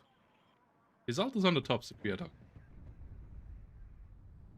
As the BMP3 is disengaging a bit here. BTR 80 moving around. Thor and Estrella will be really, really helpful to secure the south, as Mio gets another T-64 onto the battlefield. And TheHellene will have to consider how to hold the north here. Conqueror's M, that's a good ATGM. The second best in the Soviet arsenal now. Just overcome by the Ataka. But 23 penetration with random rounds. Best that you just get as an infantry ATGM team. So quite powerful. Pretty helpful against T-64s and T-72s. Can even deal a bit of damage against the heavy TDU. So there you still want something else. BMP3 being left out in the open field here. Left to die by TheHellene. Bit of a miss micro. As the TDBV rotates through the south. trying to get some good line of sight to assist in this. He's now in range against the MTLB. Not quite in range to deal with the Rapira itself. The Cobra ATGM got slightly better accuracy now, but you still usually want to push into gun range with the BVs. The gun launch ATGM is a nice little gimmick with the 90 penetration and relatively slow, like medium speed, medium accuracy. Still not what you buy this tank for. The MP2 in the north, engaging the Motvachvetka, pushing it back. Actually gonna get the kill, but at the same time Conqueror's M immediately going down in the center, so the northern flank here is looking pretty fragile right now for TheHellene. Needs to get some units around there to assist with this whole situation. The T80BV having to fall back as well. We have an Akacia already coming up. We have another BMP3. Oh, and the first SU-17 with ATGMs coming in here. Trying to find a victim. 64 preferably. But BMP2s or so would be fine as well. Going in for the T64. T64 already has a bit of damage. So will go one shot down here. SU-17 finds a kill. Osas not finding the kill on the other side. Getting some retaliation. Some ZU-23 is going down on the ground as well. So Mio still putting up pressure here. But Gaditsi going down. Mi-24 doing a decent job there in the north. And the center fight here is going to be an interesting one now as well. T-64 rotating up there. TDBV needs to be repaired. The lack of long-range AA like a Coupe, or even quite like the Tor with 4,400 meter, is another weakness here. The OSA with 3,800, it's not terrible, as it's still radar, so the aim time is still good, but it's for sure something that you can play around a bit easier with your aircraft. The Tor here with the 4,425, that's a significant step up there. 3 steps of extra range. That make it a good bit easier to catch enemy aircraft. But against helicopters, the OSA is still second to none with its amazing 3,175 meter range. Mi-24K just getting absolutely shredded there. TDBV moving in now for the north, maybe already being a bit late. There's a pretty aggressive movement here from it, as the C-64B already getting into a good spot. The northern flank here from Mio coming around as well. TheHellene has to be careful to not get boxed in here on their side of the map. Maybe considering about a counter push here in the south. The Akacia hitting the Rapira, that's a good target. As the Motostrike is there under fire. Smoke moving around. More recon units here. Getting towards the center zone there too. Artillery gets a kill against the Rapira. Good kill. Rapira does blow up. BTR-80 in the middle, that's not as important. The Motostrike going down though. Leaving the front line here open, and the Akacia even in a bit of danger here if the T-64 is pushed forward. TADBV at least will get repaired here, as Dural just barely makes it before getting cut off by the T-64. MP3 here. Engagement range as well. A lot of red units dying. Petrovechka, BTRs, a bit of infantry. On the blue side, casualties of important units, but not that many units dying right now. Conqueror's kill there. That's quite nice as well. Enabling the TADBVs a bit more. The BVK moves in as well. That one got a significant bit cheaper as well. And we have some sneakiness from TheHellene, exploiting that this cliffside here is not covered at all by Mio. So getting a Motvachvetka with RPG-22s and a Recon BMP-2 into the enemy rear. The Recon BMP-2 already revealing itself there though. And there is a Conqueror's there in a good spot. Motvachvetka in the north going down as well. TheHellene has to be careful to not lose the Recon situation here completely. MiG-21 cluster gets stopped by the Tor. Strela and Tor are likely gonna be able to kill it off. Yes, MiG-21 not getting any damage out. That's an important one here for the Helen as well. Osa would not have been able to stop that attack from actually happening.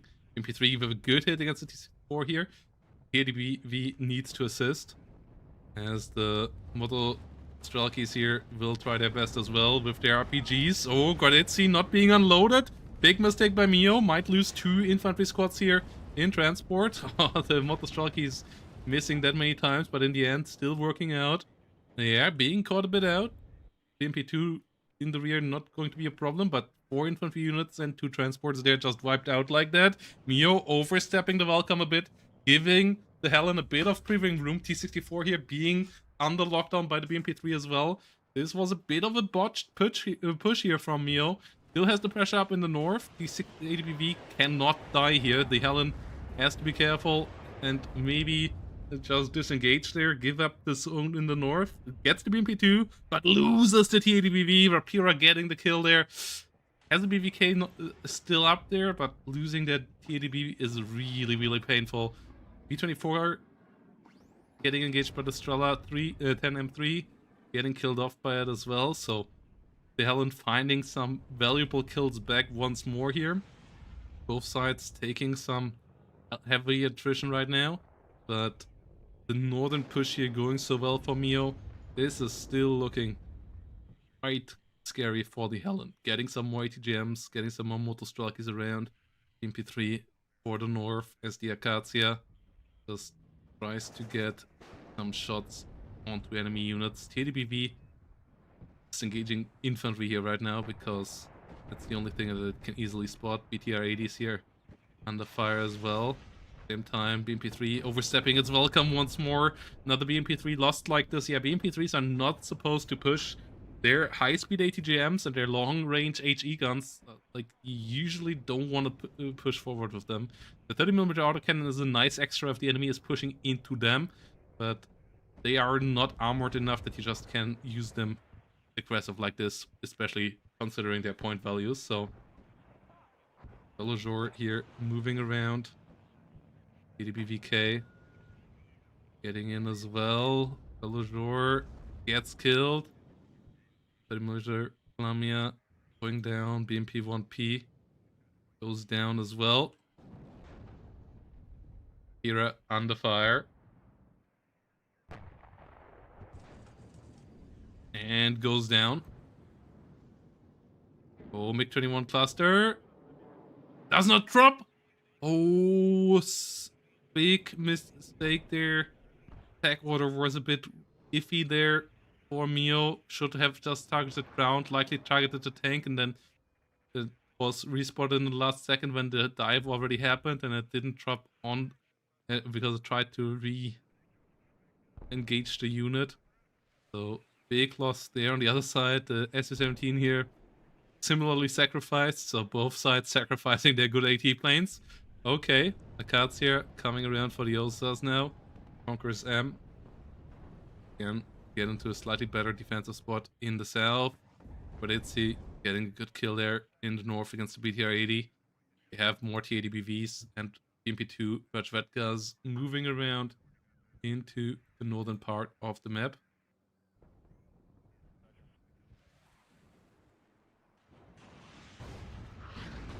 Acacia engaging. BVK not smoking off, gets stressed out.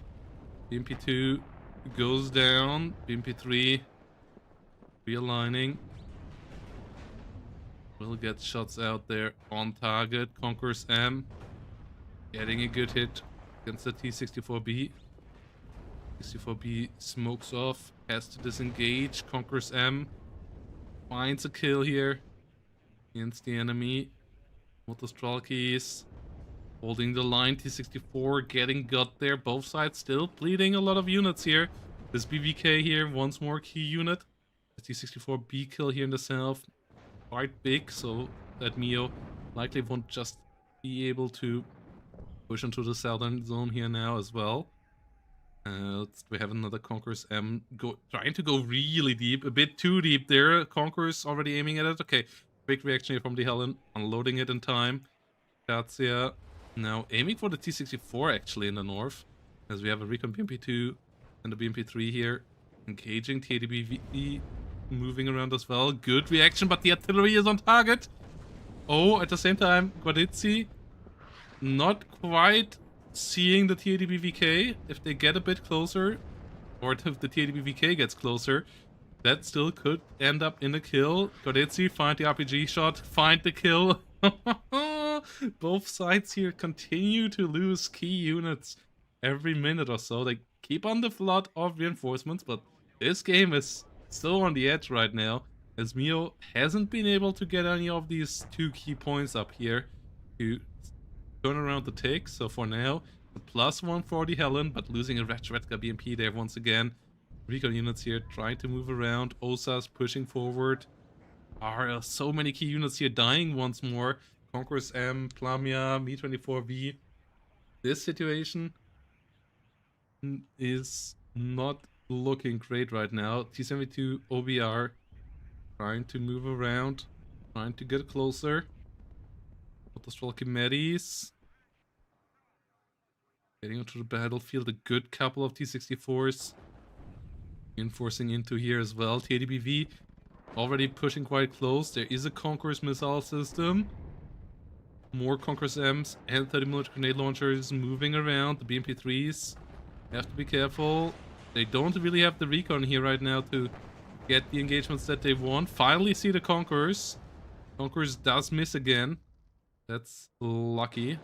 The TAD find the Bellagore, find the recon BMP. Whilst the Conquerors here gets around again. Next missile fired, but good smoke there. So the units of TheHellene here in the defensive position. Mi-24 finds the Ratchetka BTR in the south. BMP3 goes down in the north. Good couple of BTR idiots going down on the other side. Another unit bites to dust. TDBV trying to rotate around. As really damaged TDBV is pushing through the center here. Just trying to keep up the momentum. But with T-72 B1 OBR coming around, that is really risky business. Does not get its first hit, does get hit in return, so it needs to smoke off, needs to disengage. Smoke off is coming, as we have another plane, Su-15, actually being shot down by the Taurus. MiG-29 coming a bit too late to the business. +1 here does continue for TheHellene. Is still getting a couple more points each minute here right now, and is seemingly starting to stabilize a bit here.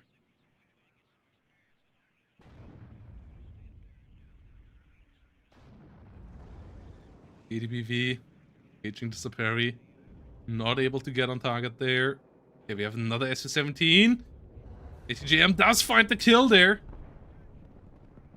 T-64B, only 16 frontal armor, one-shot kill.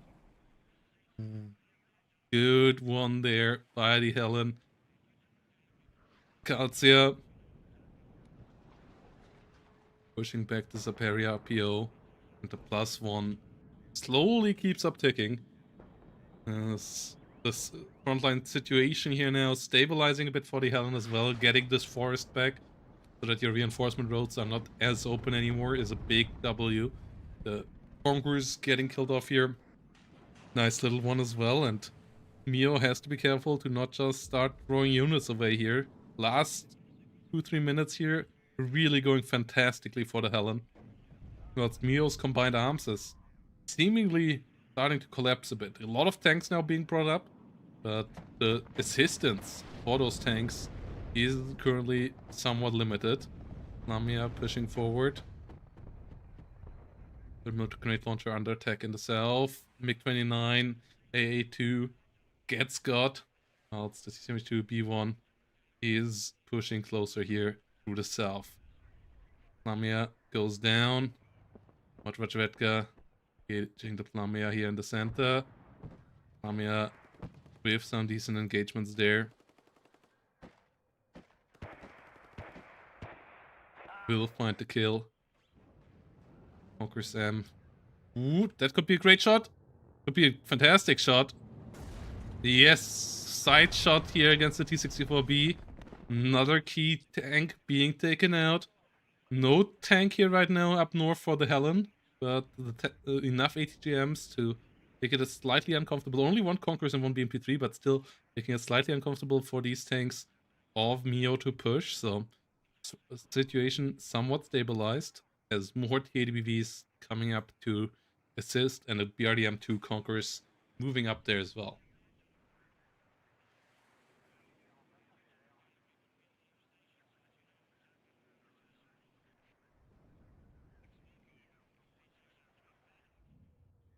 Conquerors here sitting around, getting towards the BMP3. Good reaction there from the TheHellene.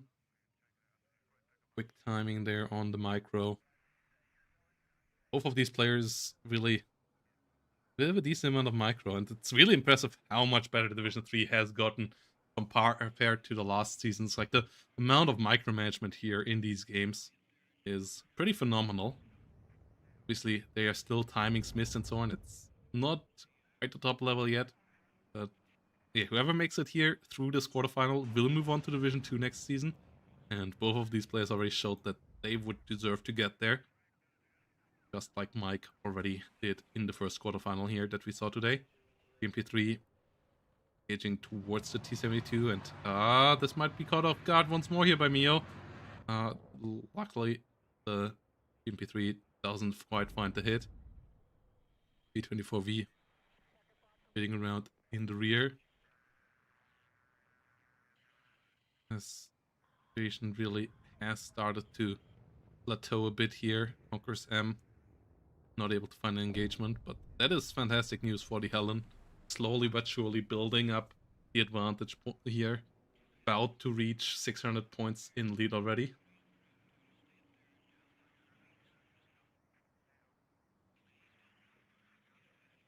That's what Redka sitting in the south.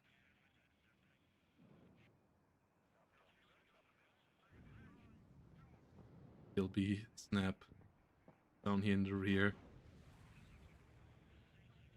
3 hitting the T-72B1, getting some decent damage against it.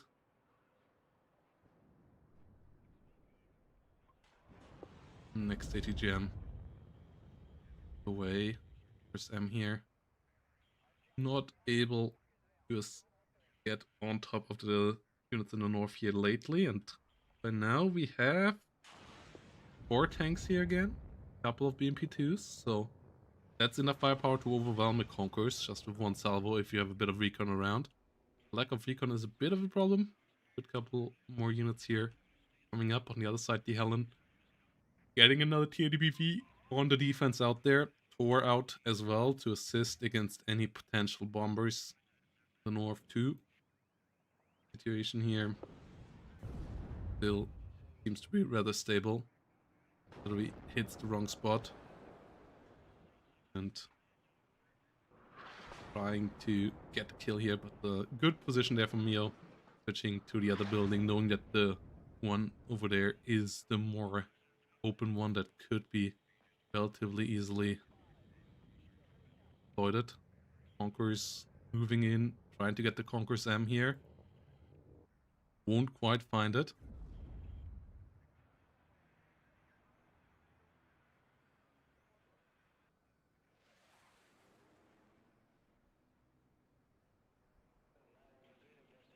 More 20mm mortars. Likely going to sit around and trying to go after some more units here.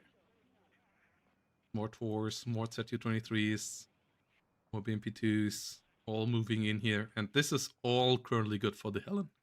Like, the game slowing down, giving TheHellene the time to set up the reinforcements here, and setting up the defensive line whilst being on this +1 tick with a good point lead. Like, this is kind of where you want to be here right now. Obviously still want to get any advantage that you can get, so some artillery hits on the enemy units here. That's nice. Motostraki gets got in the north. Conquers Getting into a defensive position. This Conqueror's up north here for Mio has done a good amount of work. See if it can do even more so. 72 B1 now slowly coming towards the center of the map here. Conqueror's M will engage towards the 72s here in the center, not finding it. MP2 engaging against the Motostrolky Medis. Good kills from the TADBV. TADBV, K, and BVs will move around. Katsia getting around for the engagements here.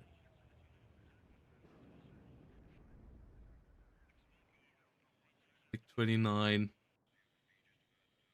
913, the best MiG-29. It's like a good bit better than the one on the other side by having 20% more ECM. So in a direct matchup here between the MiG-29s, usually the one on the right side should win. It does win thanks to the assistance from the old cells here on the ground.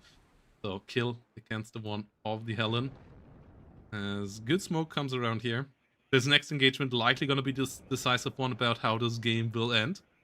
As Mio needs to push in. Mio needs to get a victory here in this engagement to finally get the tick around. He is starting to run somewhat low on time, but if you get Fyodor, you immediately jump to a +3. So at that point, you wouldn't need that much time here. 6-7 minutes would be enough, but for that, you still need to push in. And the Rashvedka forced to fall back. BTR 80 forced to fall back as well. Most likely in a second, as Mio actually rotating back south, BMP3s. Really not used that amazingly here by TheHellene in this game. And also interested to see that so many BMP3s and no BMP2s at all. BMP2s having the higher penetration missiles and being a good bit cheaper. The BMP3 has the long-range firing gun, has the faster flying missiles, so great against dealing with enemy IFVs and great at dealing with enemy from long ranges, but in the mid ranges, the BMP2 is usually the more cost efficient of the two, so we see a lot of people mixing them, but here it's mainly BMP3s and then only the recon BMP2s. Else we see Akatsias here, two of them coming around, SU-17 getting killed off. Also we have a big blue blob trying to move in closer or having to disengage. That's the Mi-24V rocket on the other side.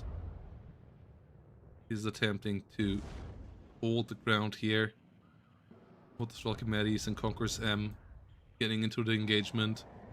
Petradvetka pushing forward. BMP3s here holding the line. Good kills against the Petradvetka. Good kills against the Guadetzi.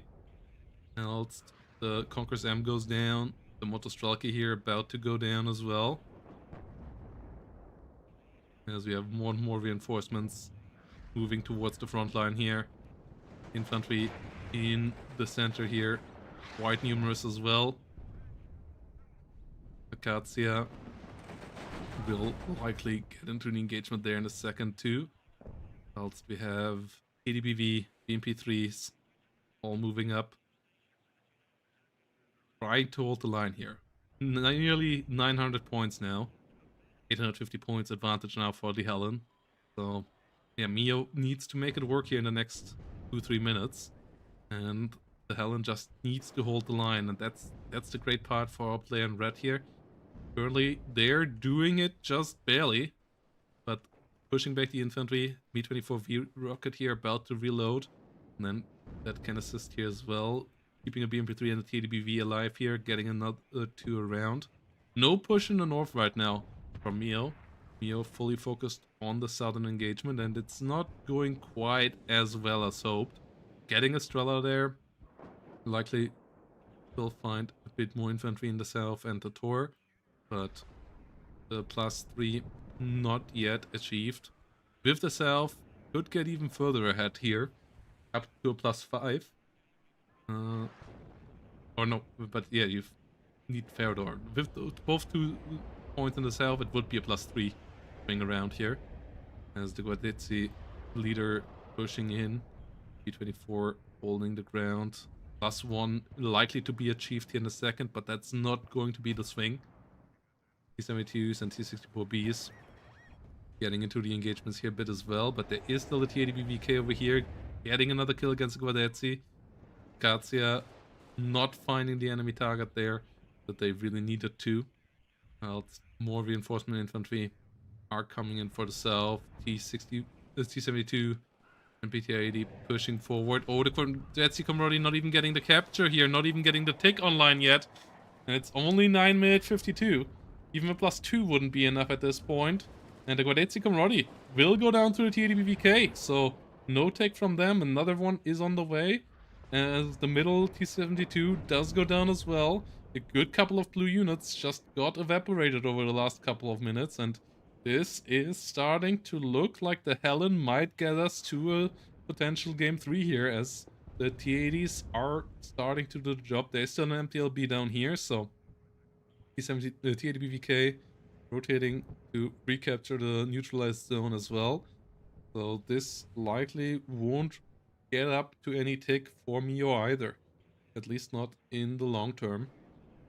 And only 9 minutes remaining. There is a big need for some point ticks here from our players in blue.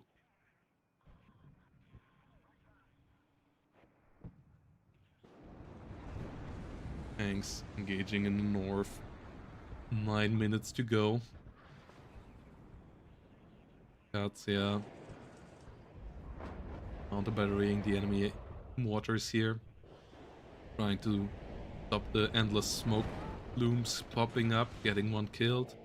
Other one stressed out. Mi-24B rocket in a decent spot.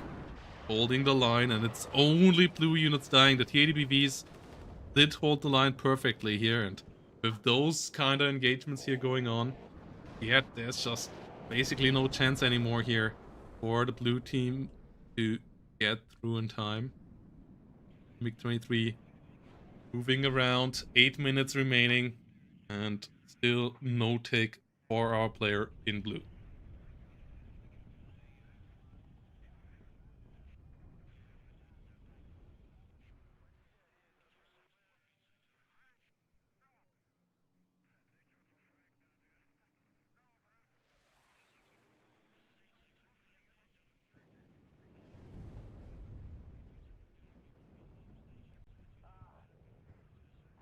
The ADBV engaging against Guardetzi in the south. That's the SVDs getting killed off. E-Glass pushing forward. ADBV and BMP3 rolling around as well. That's some 30mm grenade launchers sitting around here in the center. BTRs getting killed off. MP3 engaging to Saperi. T72 B1 OBR 84 under fire.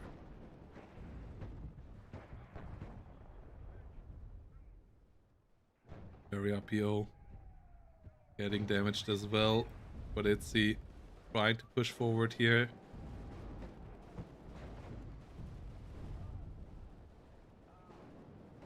With the Stardekk desperately trying to hold the line. +1 is achieved, but the counter push is coming. T64BVK likely not gonna get in here.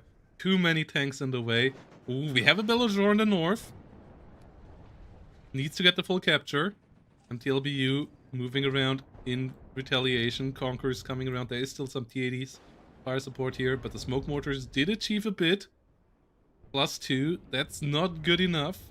It needs more than this. It would need a full capture here. The Guardetzi in the center of the BMP2AGs just having too much fire, getting the kill against them, not getting on top of the MTLBU, and the T64 doesn't get through either. The MTLBU in the north gets in again and will find top there. Bellagor goes down to the T80BVK, and with that, this tick will be stopped again.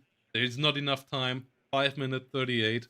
So, yeah, the TheHellene with a really grindy game, but getting the key point to get the +1 up for a long time, and then just with determination and a lot of back and forth trades here, holding the line just barely for a long time. And with that, securing a relatively comfortable point lead here in the end, as Mio couldn't exploit the northern weaknesses of the Helen, maybe trying to overstep the welcome a bit by going to Feodor instead of going for Elena. And yeah, Elena would have been enough to get a tick as well, and then that might have looked a bit different, but the push was all the way to Feodor and the southern zone here. So that didn't work out, and with that, we're likely gonna see a game 3 here now, as the last couple of minutes are ticking out, and more likely that the Helen is currently getting more points than Mio getting more points out of this match here right now. BTR-80s going down. Katsia has some ammo, could just fire on top of this. As the TADU is out here, finally arriving. 21 frontal armor, 21 penetration. Bit surprised that we didn't see it earlier. ADBV, as you can see, like, yeah, just pinging it. 2 damage against it so far with 2 hits. Whilst its own ATGM would deal a lot more damage to the enemy. And its gun as well. 28 MT pushing forward. On the other side, the TDBV can't even fire the gun on this range against it. So it has to use the slow firing ATGM. But there is just not enough time now for the TADU actually do anything about this game. Oh, P72 does go down. But it's about to get hit.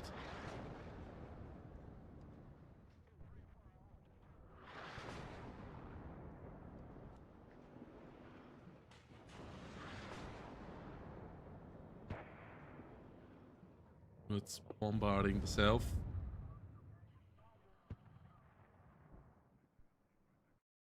There we go. GG is called. And in the end, TheHellene here with a pretty decisive victory, as Mio just couldn't find a way of reaching the front line in a meaningful enough way to get a take online. And TheHellene then in the end just exploiting the oversteppings of Mio. The one push that was looking like it would make it through, just a bit too clumsily microed with the units in transports lost and so on. And with that, TheHellene does hold out and does keep the chances alive for the playoffs. Now, moving on to map number 3, which will be Eiche, and we will have it with 24th versus 9th Panther, so really excited. As I said, 24th is looking pretty promising currently. 9th Panther has been good for a while, isn't quite on its top level that it has been, because T-72s obviously have been nerfed quite a lot since the days of Norfolk, so both divisions I would rank somewhat similar. Both are not the best in the opener, but are pretty good afterwards. So quite excited to see what that means for Eiche. Quick break, guys, and then we're gonna be back with the decider game between Mio and TheHellene.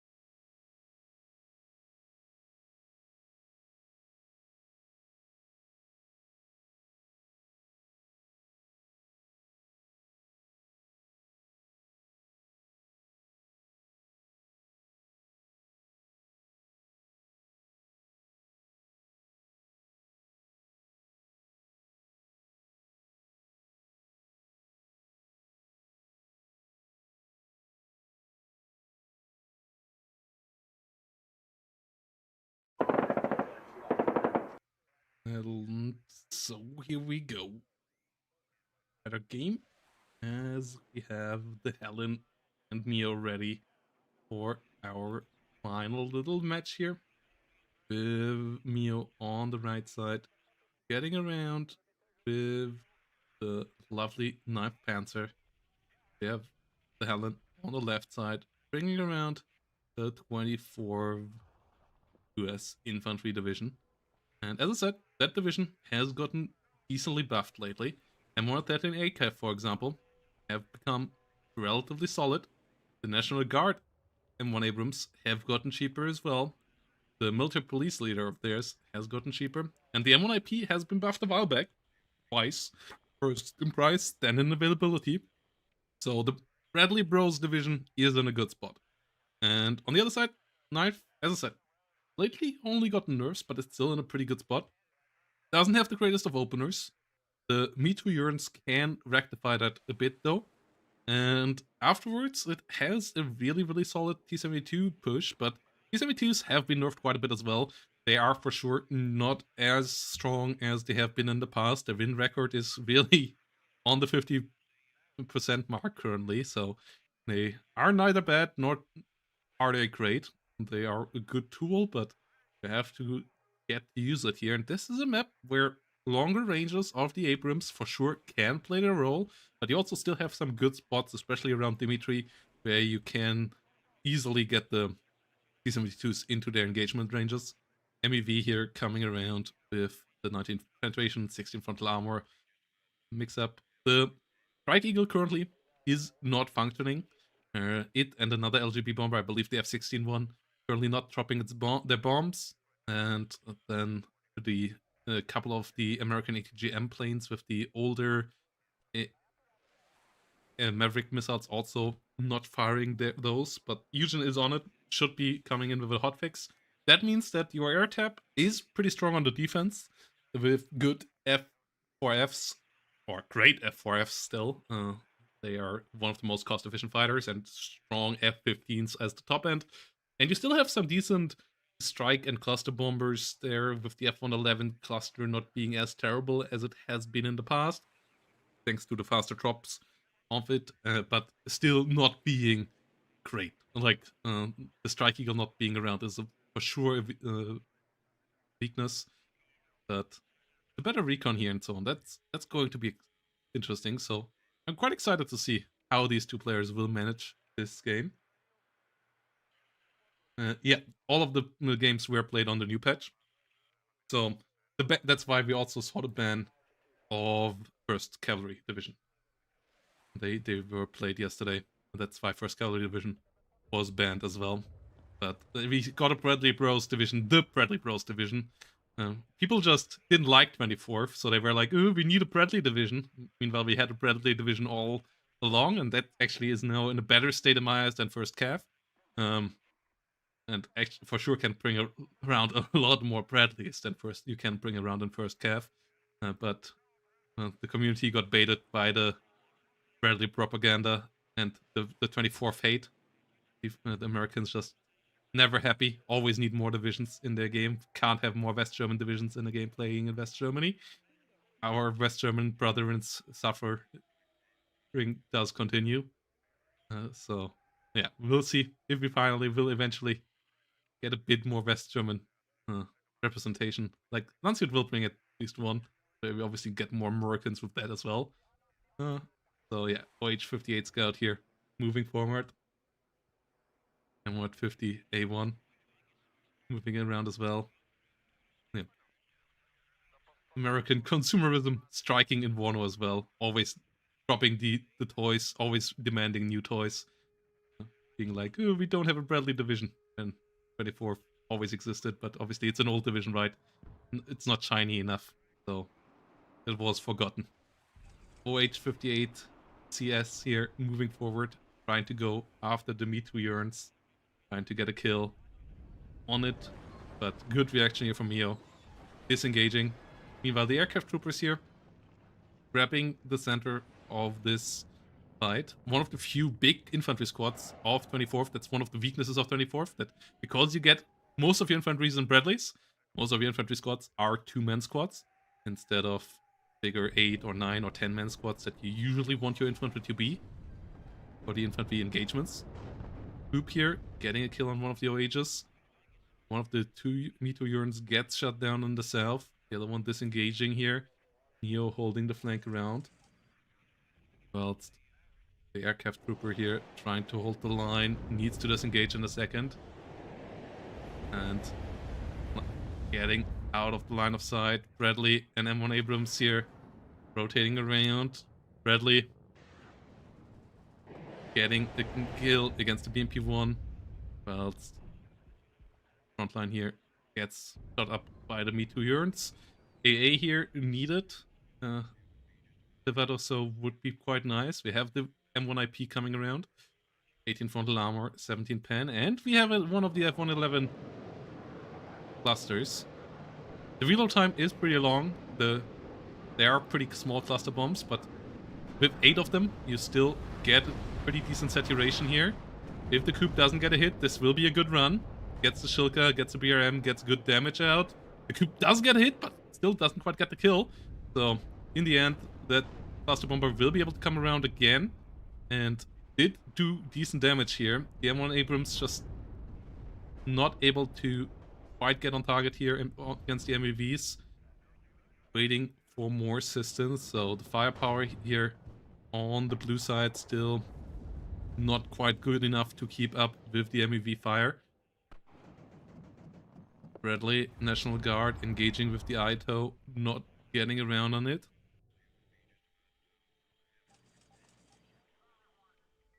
MUT-CP could come around for the kill there. Ooh, M150 getting a great kill.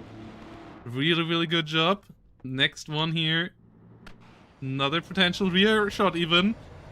Okay, only a side shot, but a good side shot nonetheless. Gets a stun there. Meteorns getting involved now, so the M150's days are numbered. The MEV does get the kill, but important little engagement there nonetheless. The M113 ACAV and the M150s really nicely cost-efficient little toys in the recon tab. Kinda is assisting that you don't have any AT on your recon infantry in 24th. Whilst M1IP here now trying to assist. The National Guard gets too close there. The Guard Abrams gets shut down. As we have the M1IP on the battlefield now. No artillery here on the side of the TheHellene. No artillery on the other side yet. Couple of rounds from an M109 here against the MEV obviously would be big. Oh no! Oh, the TheHellene might not have known. Oh no! Oh no, no, no, no. The Strike Eagle doesn't do its job. The TheHellene hasn't followed the Discord conversations. Follow the Discord conversations, sir. Impossible to drop its bomb. No drop there. The F-15 Strike Eagle. Yeah, currently bugged. And forced to fall back here. I somehow got it to drop. So maybe it might get a drop here eventually. I'm not quite sure how I managed to do it. Like, it currently has a weird alignment issue. But it does not seem to want to drop here. So this is really, really painful. And yeah, BMP2 is pushing forward. Well, MiG-23 MF, he's engaging the Strike Eagle.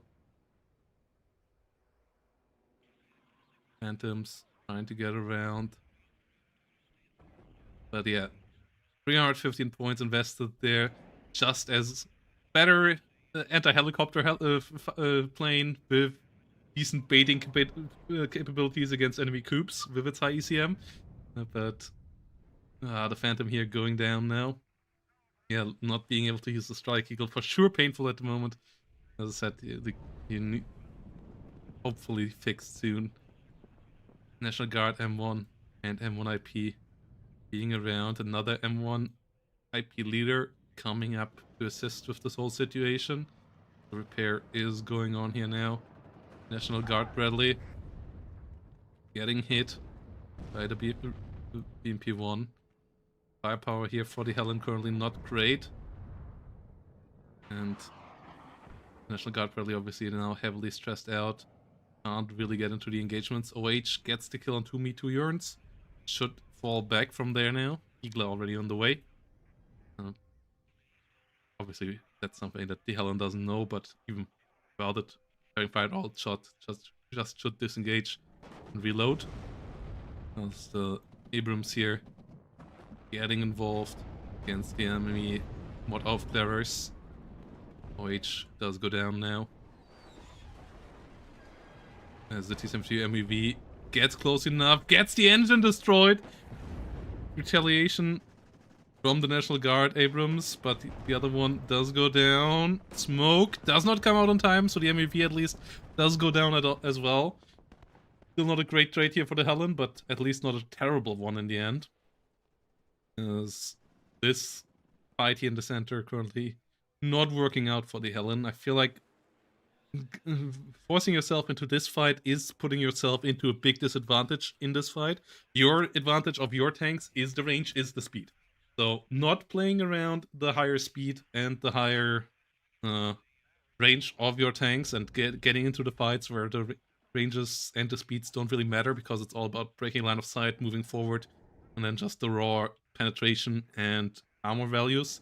Like, that's not the right spot. The number of Bradleys that you have is another big advantage, and Bradleys want to, in these matchups, also stay away further from the enemy, so that they can use their high-quality ATGMs, the Totus and the Itos. And on these ranges here in the middle, they are not really great at that. Gets the Ural supply there, but the MEV already got fully repaired.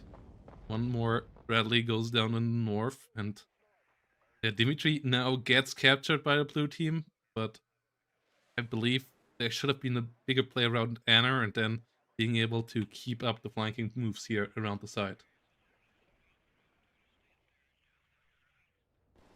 Modradredka pushing forward.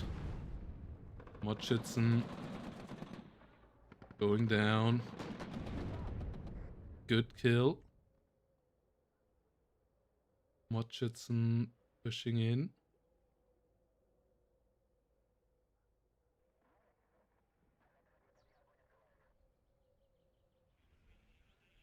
As the Strike Eagle is back. But as I said, yeah, it's only here as coup bait, basically. And eventually the coups will get to it. Yeah, gets pushed back home. Coups don't get to kill it this time around.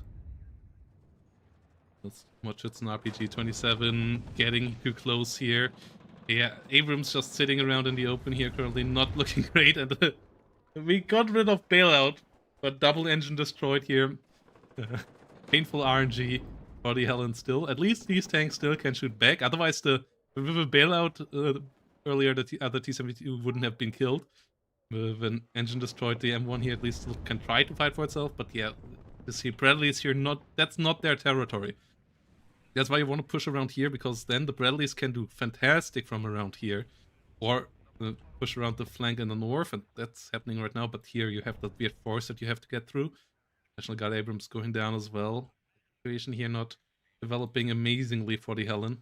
Pushing forwards against the Pioneers. Oh no, you didn't even realize that your first one wasn't dropping? Oh no! Ah, buying 2 of those. Oof. Yeah, the Bradley's here running into it again. This is not looking great there for them. And we're at 50. Sitting around. National Guard Apache moving in there. That's a good investment in my eyes. But yeah, the Bradleys here just getting ripped apart by T-72s. They don't want to fight T-72s in this kind of environment where T-72s have an easy time spotting them, and where T-72s also are always in range. 150 here, still trying to hold the line. Shilka immediately gets on top of the Apache. That's not good here either. So yeah, Mio is playing the right part of the map. That's where you need to play it, but I believe the TheHellene is currently just getting himself into bad positions, bad fights there. And 50 gets the Malyutka at least. Eagle here. under fire. So we have the F-111 cluster coming in again. Getting its bombs dropped off. And getting a kill and some good damage out. The National Guard Abrams finishing off the next T-72 here. So that is a good combination. Interesting move here to the enemy rear. Getting some damage out there as well. Meteor there, I believe, shut down. Well, TheHellene is moving forward. Like, this is the moves that you have to pull here. I like that a lot. More of the Bradleys should just try to get through, but they will instead get themselves into the meat grinder here. Well, Mio is now attempting to get around through the south here as well, and we're at 50 on its own here. Well, it's the BMP-2s and T-72s just keep up the grind in the middle. Engineer Dragon under fire. Starting to get overwhelmed. 50 cal versus Mod Octera here. In a decent spot. 12.7 MG. Getting some good shots out there. Bradley is being caught out. Look at Bradley's all along.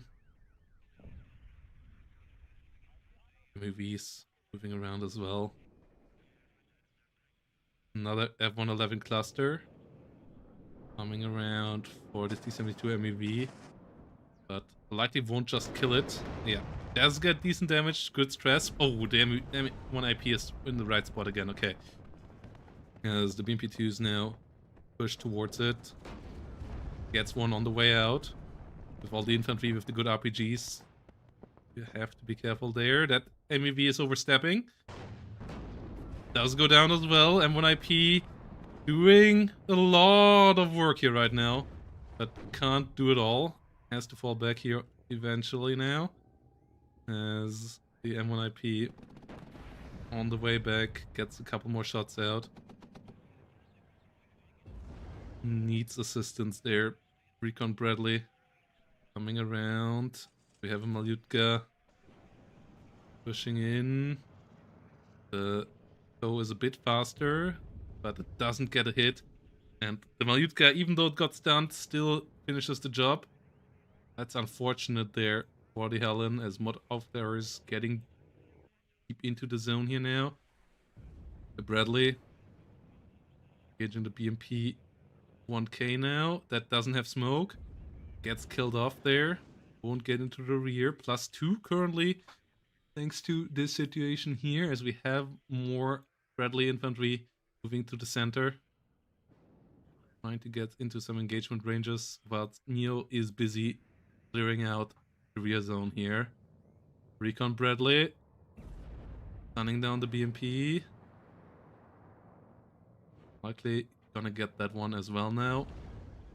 But can't push in here with the Mod Octera inside. So we'll lose there. And then in the end just be a okay trade once more. Pioneer Flam going down, but the Matcherino can just overwhelm this M1 IP as well. Mr. Mod Octera. Oh! One more shot. Doesn't miss all! 3 out of 4 shots there. One medium range. So the M3A1 actually staying alive. Malyutka unit now pushing on top of it. Will get the HGM out. Bradley should smoke off. Oh, actually gets it with the Pushmaster. Okay. King Bradley here. Actually going to town. Just eliminating everything. Whilst the rear zone here does collapse though. M1 IP does get a good stun here as well. As the new tanks here, the new infantry is arriving as well. National Guard file seems likely gonna go down. As much as it's not in range. M1 IP does get a good hit. Does get routed though. Oh, which way is it routing? Okay, it's falling back into the forest. And the Bradleys and the National Guard fire team dragons coming over the top to stun down the Matcherino together with the Yui and get the kill there. Okay. Okay, at the same time, aircraft troopers in the south get got. Fire team is likely gonna get overwhelmed. Bradley here Got rid of the BMP2. Over there goes down as well. BMP1 getting involved, but has to slow a missile. Gets killed once more. Not quite making it to the rear zone. Bradley, yeah, should not push into the mod of there on its own. But this Bradley is still routed, but did do a decent job here. SU-22 cluster coming along. Does get the kill here. Strike Eagle can be used as a fighter here, but is instead trying to use its strike package here once more. Under fire, Shilka and Hoops pushing it back. Well, we have a lot of ATGMs coming around here this time around. Bradley will get overwhelmed. National Guard fire team didn't jump in here, which killed a lot of players outside of the buildings. Bradley now pushing forward again. Still has a lot of TOW2s. Using its autocannon now to try to get some damage on here. Has a lot of Malyutkas moving in. A new National Guard Bradley for the center. The northern situation here starts to get cleared out by Mio, but TheHellene could come back here for a cheeky little recapture. SU-22 coming around. Both cluster bombers here going after the coup positions. Both dropping their bombs, and oh, there's T-72s just driving in there. Oh! 4 kills with 2 cluster bombs, 2 T-72s, one of them being a CV, and both coups down. So the Strike Eagles just being AA bait might have worked out after all. T-72 MK and MEVs here pushing forward. The +3 in the rear here now is achieved, though. The Bradley Recon has been overwhelmed. The zone has fallen. With Dimitri getting back into the TheHellene's hand, that would still be okay. And the MUD CP here also going about it right now, reducing the whole situation in general. But, oh my goodness. Bradley holding the line here against the BMP1. Getting the stun. Having the autocannon and the better ATGMs together with the M1IP CV doing the job there, but SU-22 is around. Strike Eagle getting hit here. Would be best used as a fighter to help out with the SU-22s. Is not doing that right now. SU-22 actually drops the wrong part of that zone, as a new CV is trying to come around here, but Malyutkas are still around. T-72s are still around in numbers as well. Strike Eagle still trying to drop its bomb. Yeah, Strike Eagle is still trying to drop its bomb. TheHellene still hasn't realized what's going on here, even after this many rounds. And instead of intercepting the SU-22 cluster with your Strike Eagle, which the Strike Eagle is absolutely capable of doing, currently busy trying to do bombing runs that it can't do still. M151 MUD CP here, moving around. Strike Eagle. Come on, just kill the SU-22. Just kill the SU-22. You're a 40 ECM plane with the best NATO short-range missiles and a good cannon and high speed. You can just kill that thing. But that's not going to happen. Instead, we have an F-15 though coming around, pushing it back. The M1IP had to fall back here. The MP2 still sitting around. We have a +4 here for the TheHellene again. 19 minutes still to go. National Guard units going down. The Strike Eagle did bite the dust.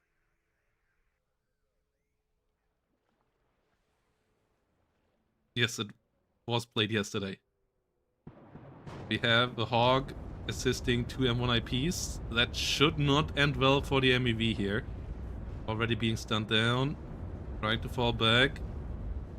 Gets got by the Hog rockets, so TheHellene will get back in here. Oh, but the Mod Schützen could find some side shots. Oh, the M1IP is rotating. Okay, the second M1IP here getting the stun. Will get the route. Will get stunned down itself now. Oh, route actually gone again. Oh, will the stressed out Mod Schützen get all 4 shots? The stressed out Mod Schützen get all 4 shots. RNG here is a bit wild in this one, but that was a repay for the mod of theirs down here, only missing or only hitting 1 out of 4 shots on shorter range, so still equalizing there. Whilst we have the +4, really taking down our player in red right now. So the rear here is now getting secured by a lot of forces. And the Engineer Dragon trying to get around. Yeah, next, the second Strike Eagle. Both Strike Eagles were bought.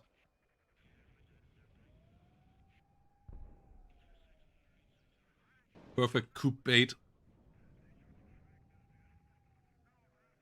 Once more, eating the missiles so that the F-111s can come around later. We have to all see it from a positive angle. Bradley here once more did great. Could even just push the way free towards Anna. We'll find the mod off there likely before... well, that doesn't have any ammo anyways. So yeah, the mod CP could just rotate south and get a capture here. Get a take back online. M1, the National Guard, and the M1 IP getting around. Oh, the S22 HE does find a bit of damage, but doesn't find the kill there. This is the M3A1. Bradley did move in the wrong minute. Tanks coming up. Bradley's coming up. North is in a bit of a shamble. Our National Guard Bradley should not ever engage alone in this time of the game.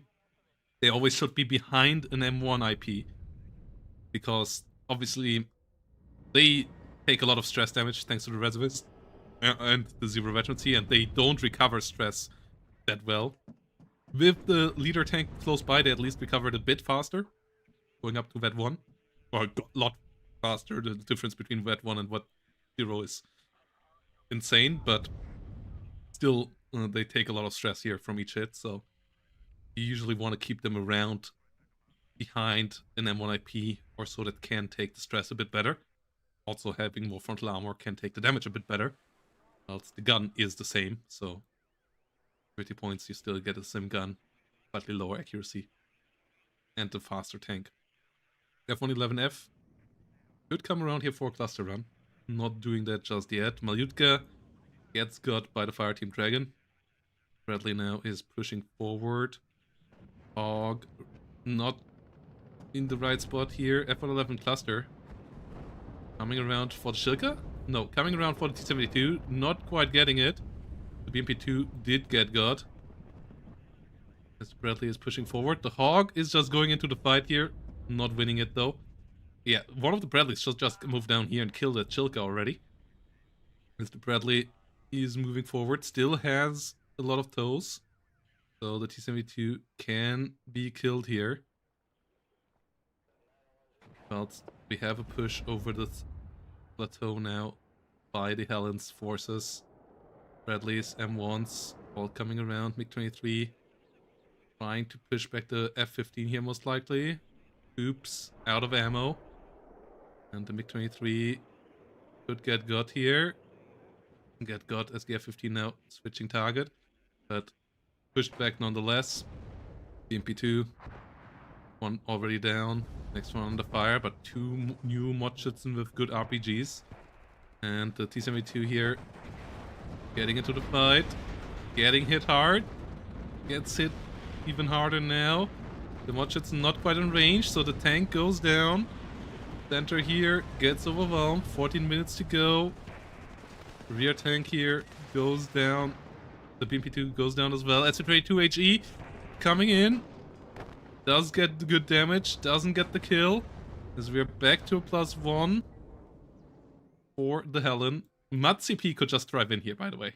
Obviously, the Hellene doesn't know that. That there is not even a recon unit up here. Or like any kind of little infantry unit. But oh no, M1IP does get the kill! Does win the fight against the T-72. Bradley alerting it to the presence. So, key little victory there. M1IP has to fall back as the MEV is still around. National Guard Abrams here assisting. No AA on this hill. The northern point has fallen, so the tick rate is down to 0 between the two players. Engineer Dragons maybe going a bit far here. Should both unload where they are right now. Bradley will find the BMP-1 here likely in a second, or still not. As, yeah, The Engineer Dragons there go down. F111 cluster could just drop on here. Could maybe go for the coops again. First kill there was pretty efficient. SC-22 cluster coming around on the other side. Might find the Abrams here. Just barely not finding the National Guard Abrams there. Barely not, as we have another F4 Phantom coming around. And the F111 cluster now coming around for the T-72 in the north. Bradley here being the target for that one, but cluster bomber gets through. Bradley doesn't get hit. Does get the kill. Really key kill. The F4F Phantom goes down, but the CV tank not being able to get to Feodor, which is a +2 zone here. Needing another CV for that, with only 12 minutes on the pick, with a 1,400 point lead. TheHellene here still playing a fantastic game with the 24th Infantry here right now. Mio, the whole action here in Mio's rear zone really throwing Mio a bit off. And then this Hero Bradley, if TheHellene wins, it's to a lot of percentage. Like, this is the MVP unit for sure. That unit just murdering the whole push in itself on its own. Like, that just shows you how much of a beast a Bradley can be. And the difference in technology levels between modern 80s equipment and old BMP-1s from the 60s can really affect the situations here. It's not just about the numbers. BMP-2s and the urns here going down right now. National Guard M1 Abrams returning to the front line to get repaired here by light truck. We have another SU-22 coming around. That this Shilka survived for so long here, actually was allowed to deal as much damage, is a bit of a disaster for TheHellene. So, like, that's one of the reasons why this game is still somewhat open. We have a +2 now for Mio. +2 would just barely not be good. No, would actually maybe be, would be close. I don't believe it would be quite good enough. 11 minutes to go with 80 points per minute. That's not quite good enough to get the 1,200 point difference. But if the M1IP goes down here, what just barely doesn't. Finally, the Shilka got. SU-22 HE though, trying it as well. Going for the wrong spot though. And will completely whiff. Pivot, getting a bit of damage. F-15 not around here to assist. TheHellene not realizing how open the south is. Obviously doesn't want to risk this Bradley that holds the whole center point, but that would just have finished the game if TheHellene would have moved into Anna here right now. Instead, moves into the north here with a National Guard fire team leader. Getting that zone right now. Getting even away from the Pioneer flamethrowers. Getting the Bradleys around. Stopping the tick again. 10 minutes to go.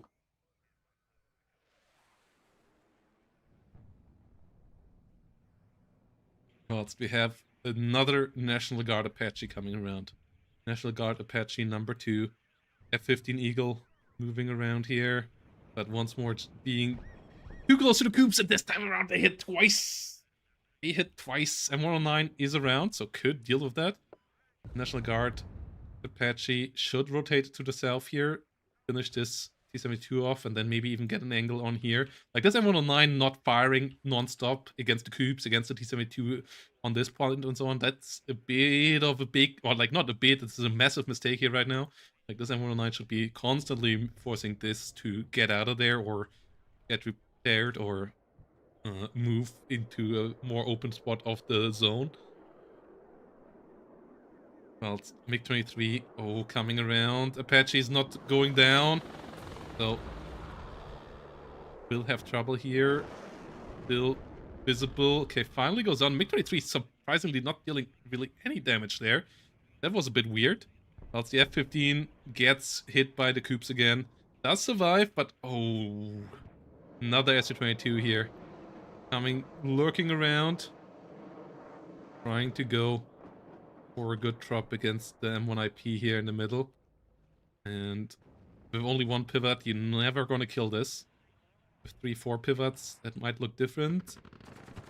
Okay, Ural goes down. M1IP not finding the enemy tank CV though. That's the cluster bomber. Is rotating around. It might have been because of the cliff and the MiG-23s being forced to move up afterwards that they didn't get the kill there.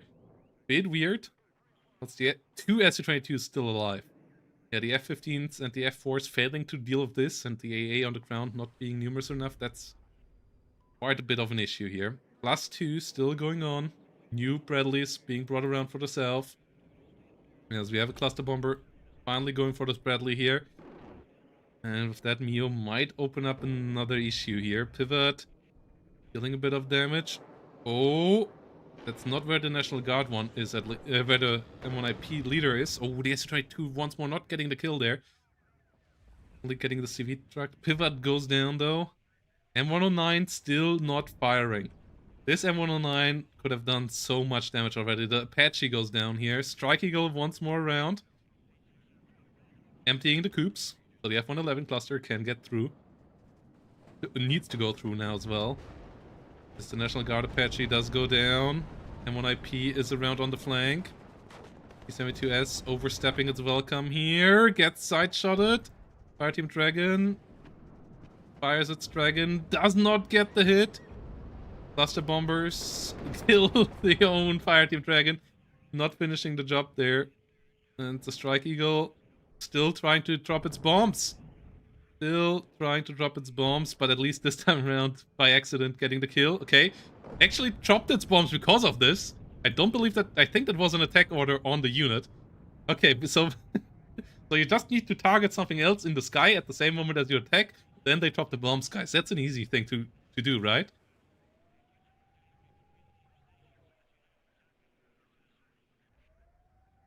F-111 forced to fall back.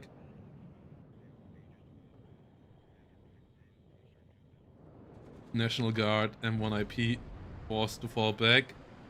Another fire team leader coming around. Abrams trying to come around as well. +3 here right now. As the Strike Eagle finally is doing its job as a fighter. The only job that it can effectively do here right now.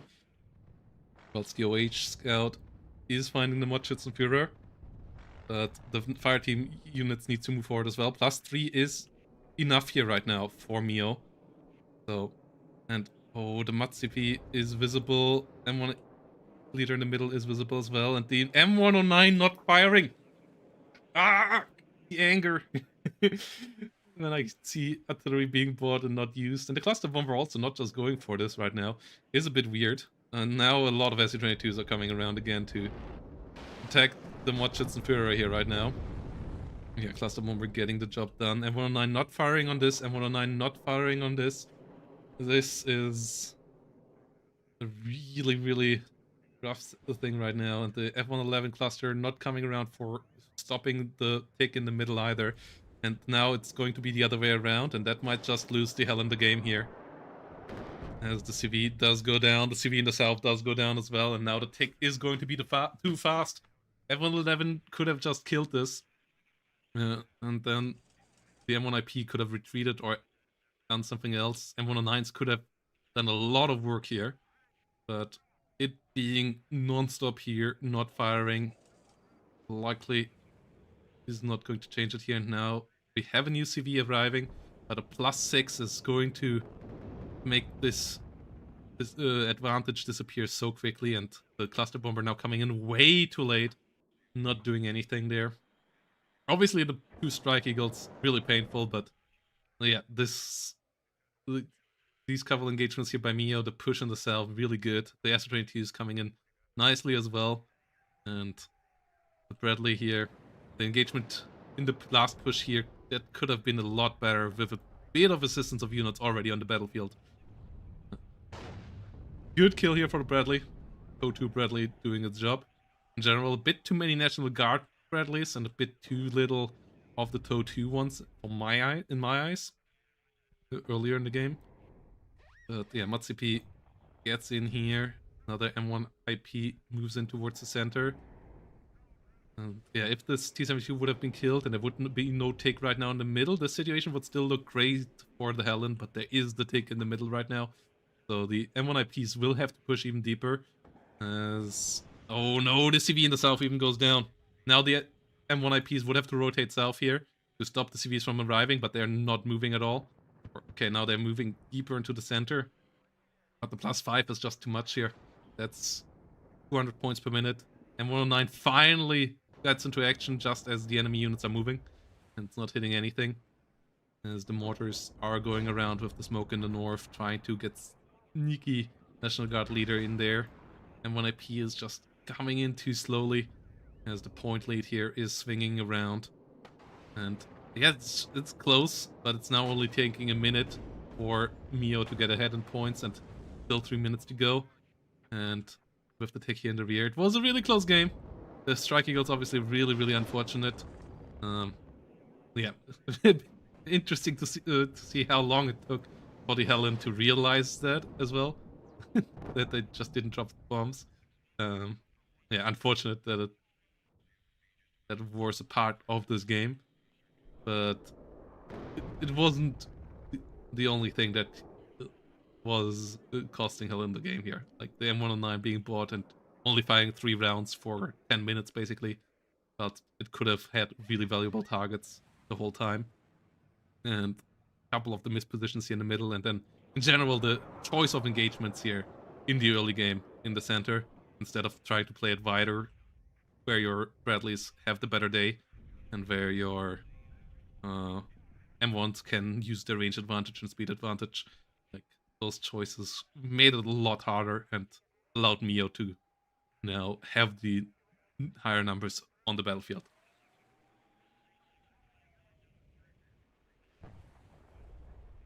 And yeah, it's 2 minutes to go. Mio now ahead in points. Cluster Bomber coming around. 72 MEV getting the kill. Bradley moving around. 22 trying to get the kill.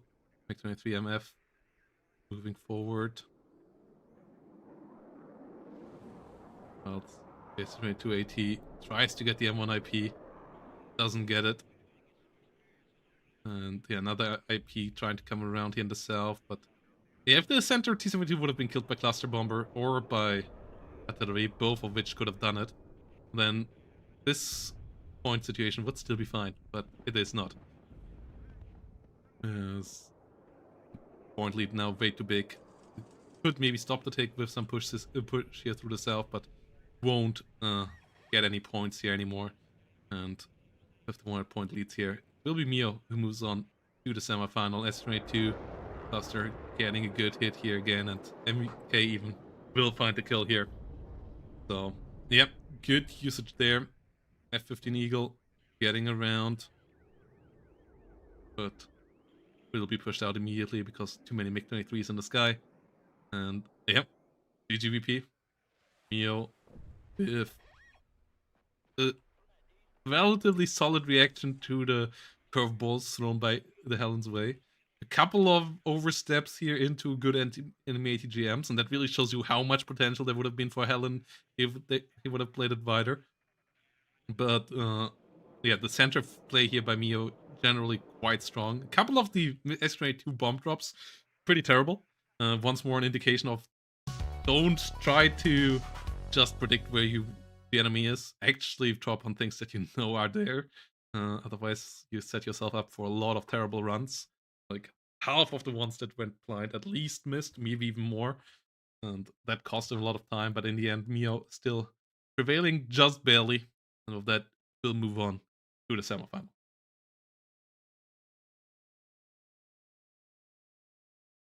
Well, this time around, it's only 2 laser-guided bombs. Others are working. Kind of funny. But yeah, in general, check after patches if bombs and stuff work. And yeah, but unfortunate nonetheless for TheHellene, obviously, the situation with the Strike Eagles. Bit of a shame that was such an impactful part of the game, that it took so long for TheHellene to realize and that they were broken in the first place. And buying both, obviously, like if the first one wouldn't have dropped and would have been bought like that, okay, you can still use it as a fighter. You can still use it actually actively as the coup bait.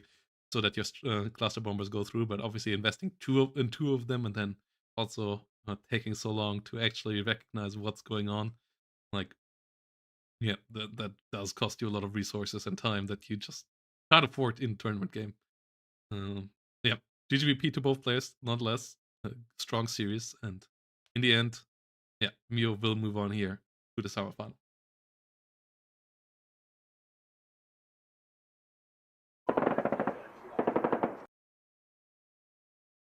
And with that said, yeah, we will soon have the semifinal between the quarterfinal from Division 1. They already did the packet band without me. No. Ah.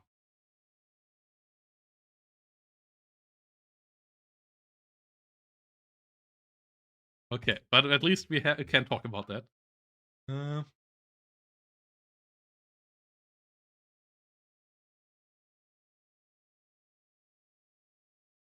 Is the game already up? Did they start without me in general?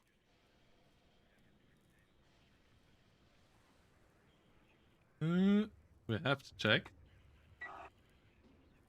Oh yeah, they're already in game. Okay, then we go into Stardekk versus. Let's hope they actually. Yeah. Okay. Okay. Game 1, Stardekk versus Scoof. Immediate jump in here. Stardekk 0 versus Scoof. And that is an interesting matchup. First of all, Stoneware. Then we have first Armored or Stardekk versus Scoof with the 20th Panzerna. Two relatively different tank divisions. But nowadays, with the Chieftain buff, with the T-72's nerfs over the time, those two tanks are relatively close to each other. So that is going to be interesting. And yeah, with all this going on, with this being a live game, we also can set up a bit of a gambling. So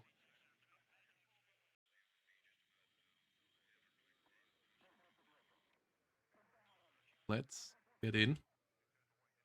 Who will win game 1 here? Stardekk or Scoof? Quick prediction game is up on Twitch. Channel points can be spammed. And yeah, let's have a look here again what they picked and banned. So Stoneware, first map, 79, Divmob, and Mnet bans from Stardekk. These two here make sense for me. I'm not 100% sure if with the Provincial changes and so on, if Divmob really deserves to ban anymore. Like by now, their cost efficiency has been attrition quite a bit. So we'll see. We have 11th ACAF, 8th and 9th US ban here on Scoof's side of things. 3 US divisions banned. And then we have 56 on Scoof's side, one of the best divisions of Scoof, against 4th Division on Stardek's side in game 2. And then 6 versus 6, 6 Leger Blindé versus 6 US infantry on airport.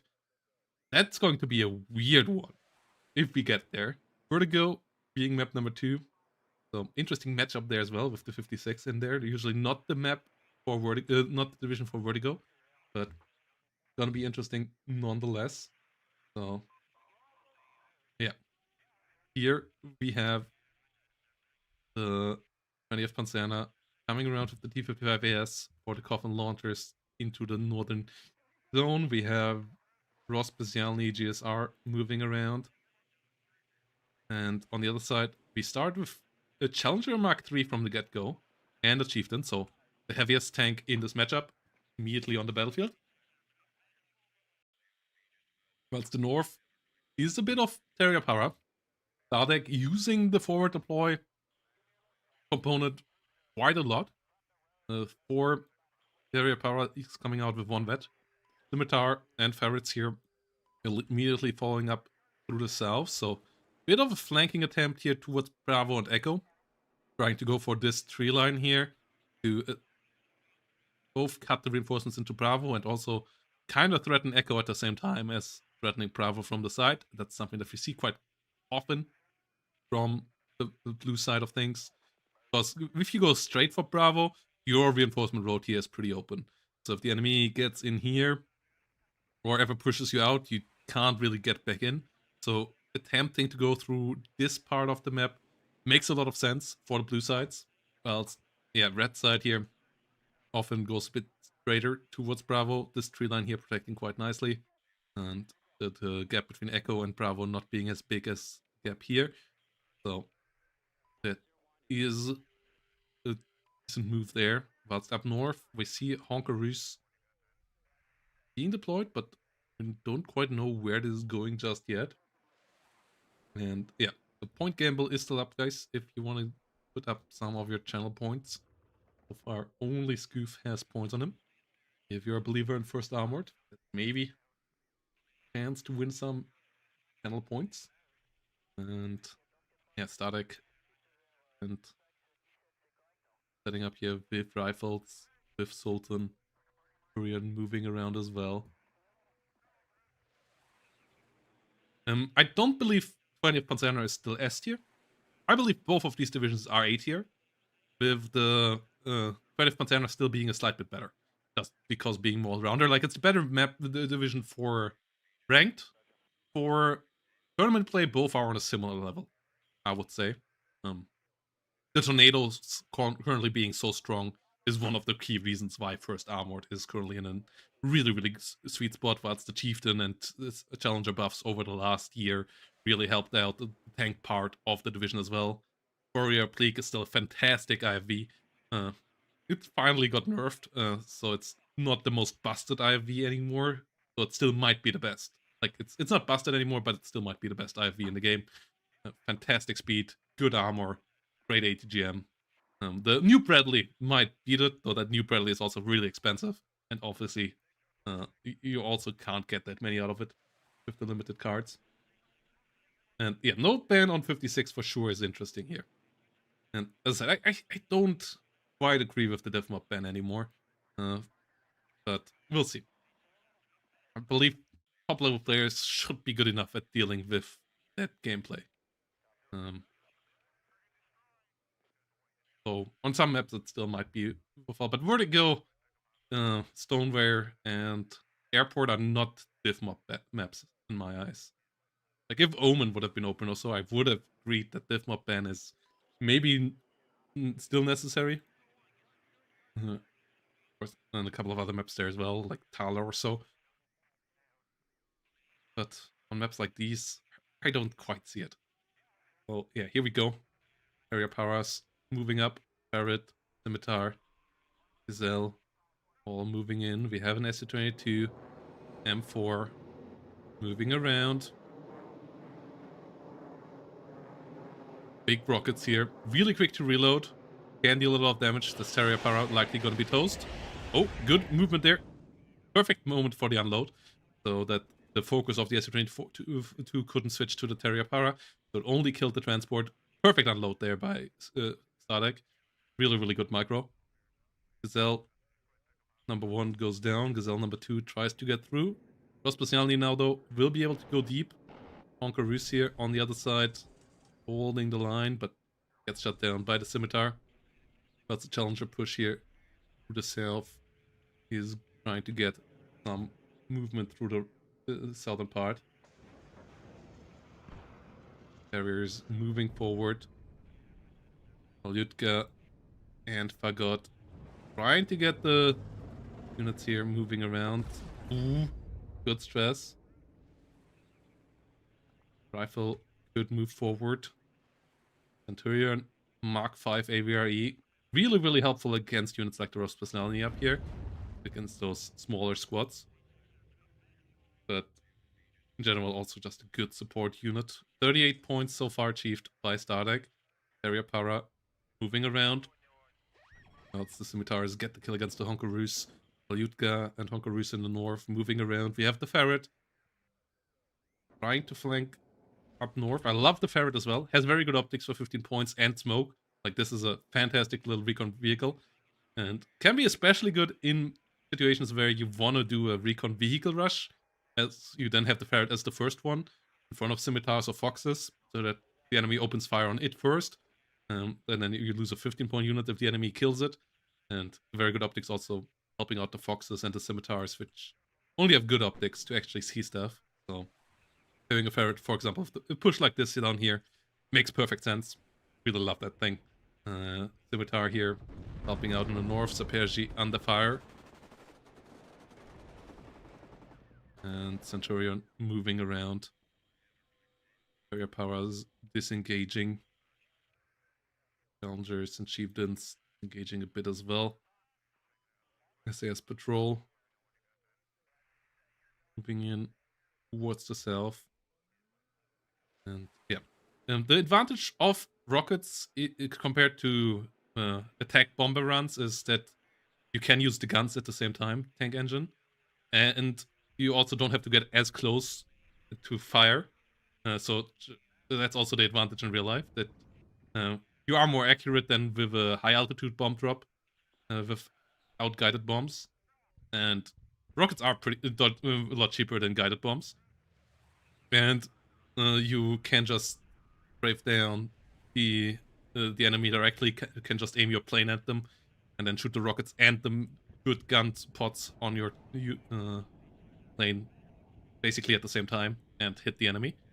But with bombs, obviously, you have to you go for the bomb drop, and that might not be as accurate. Like, bomb drop accuracy in WARNO is highly out of proportion, because otherwise the game would be even more RNG and people would scream all the time. Bombs obviously also deal less damage than in real life, but that goes for all explosive. Like, the impact is a bit reduced for precision sake, and for consistency. Even if you have S here doing that great job here by Scoof at the same time in the north. So yeah, in the meantime, scimitars and rover Milans sitting around here. But yeah, the advantage is that you, for example, can engage AA units with the rockets before you could do with bombs, so that you can stress out an enemy AA unit and get away. Like, it has a bit more range than bombs. The Malyutka B here in the rear is evil. Luckily for Stardekk, doesn't have the perfect spot. Only firing and then realigning. It needs to slightly improve its positioning there. There's SU-22 rockets here coming around. Advantage in WARNO here currently is also the reload time. This thing only has 16 seconds reload, which is absolutely absurd, and will be around really quickly. Refuel time might make that a bit longer, but the reload time of the rockets itself is only 16 seconds. Let's see if we have AS here aiming again. Bedford engaging as the rifle goes down to that drop. Tornado moving around. And Seed Tornado and Normal Tornado trying to go for the enemy planes here. The AT plane pretty scary, but we had good Coop micro. Coop still not finding the hit here. The great, good 40% ECM on the Seed Tornado saving it. Whilst the rifle not quite finding the BMP-1 here. Positioned behind the building, so that line of sight there is blocked. Fighting against the Saperji, which is a pretty even fight. Saperji 0 veterancy, so in the end the rifle should win there. Can fire its law now up there against the Scott 2A. Does get the kill there, so that's nice as well, but more reinforcements are needed here. Really assist with the situation. Malyutka once more being able to shoot, but not really able to hit from this angle. So, yeah, Scoof with a good idea, not the perfect execution there. But the Challenger and the Chieftain go and help out a bit. Not the best fire support tanks because of their lower rate of fire, especially the Chieftain dropping even lower. But at least they have 120mm guns, which impacts the HE damage. In WARNO, it's simplified to caliber divided by 100, so they have 1.2 HE. And being able to deal decent damage with each shell there against the Saperji in that building. So currently trades still relatively equal. The issue with the planes here is real though. Challenger does smoke off and can take one missile to the front. Javelins and Tractor Pierce here trying their best. Might even get a kill. Get the kill, Javelin here with a crucial little hit. Tornado gets a hit against the other SU-22 as well. So important kill here for Stardekk. Taking out one of the key anti-tank units on the other side. Chieftain AVREs here can't do anything against the T-55S. Really, they can hit it, but they won't deal much damage. So they should not continue that engagement. Rifles already on the way.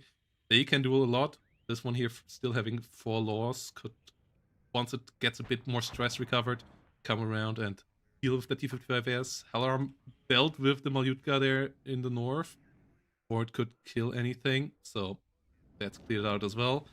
Well, Stardekk's siege here is still going on. Pick currently going for Scoof because they have captured the point, contested the northern point. As the rifles now get into engagement. Saperji engaging against some light vehicles. Rifles now can use the law 80. But get engaged now by the BMP one. Scimitar getting good side shots. With the autocannon not quite finishing the T-55S. That's unfortunate here, as that would have been a nice kill. Alarm can push forward. No AA up here at all for Scoof, so the Alarm could play even a bit more riskier than it currently is doing. As the next T-55S shot here from Scoof being set up. Key little unit here. And yeah, we'll get another rifle squad killed. Tornado moving around.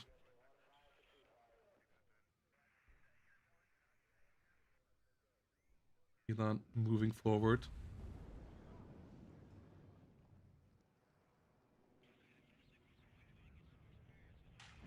Alarm engaging now against the BMP. Tornado trying to engage.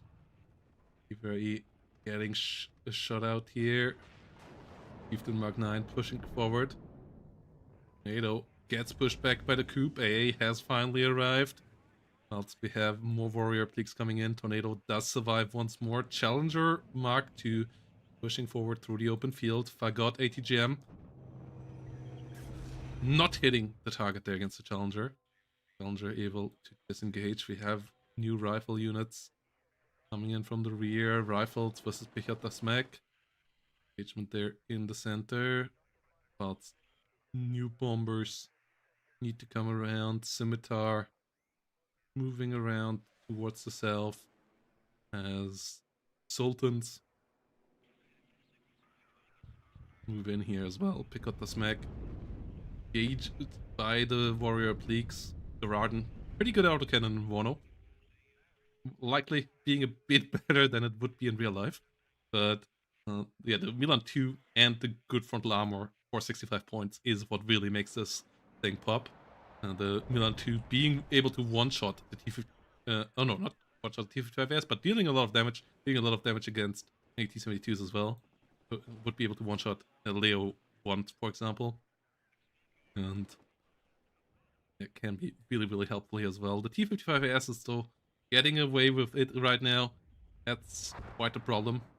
The Hellarm currently not finding any path in there as well. SAS Patrol pushing in a bit. We have the Chieftain and the Challenger still around. They could move up a bit here as well. SAS Patrol not having their fire stopped. So they actually will reveal themselves here eventually.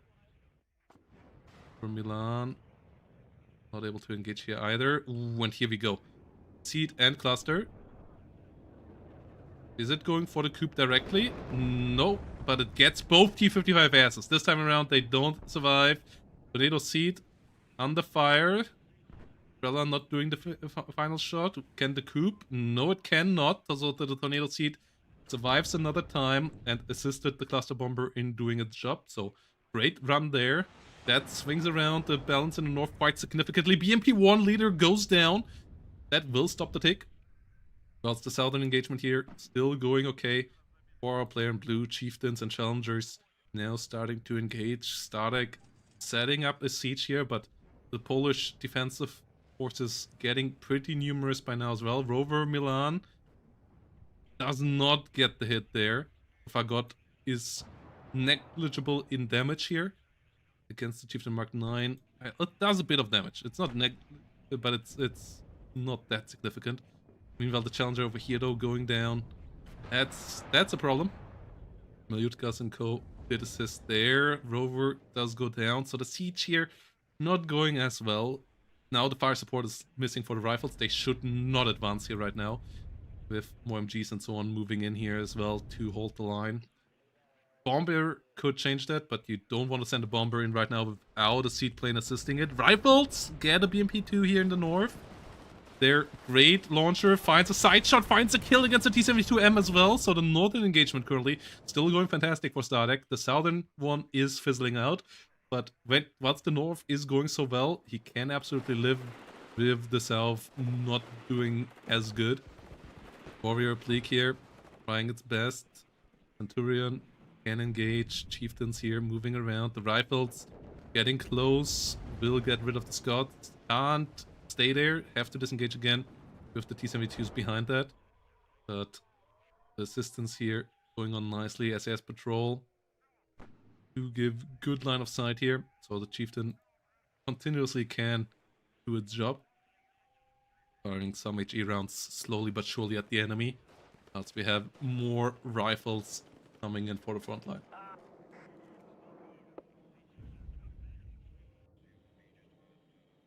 AT not being able to do anything. Good hit here against the SC-22.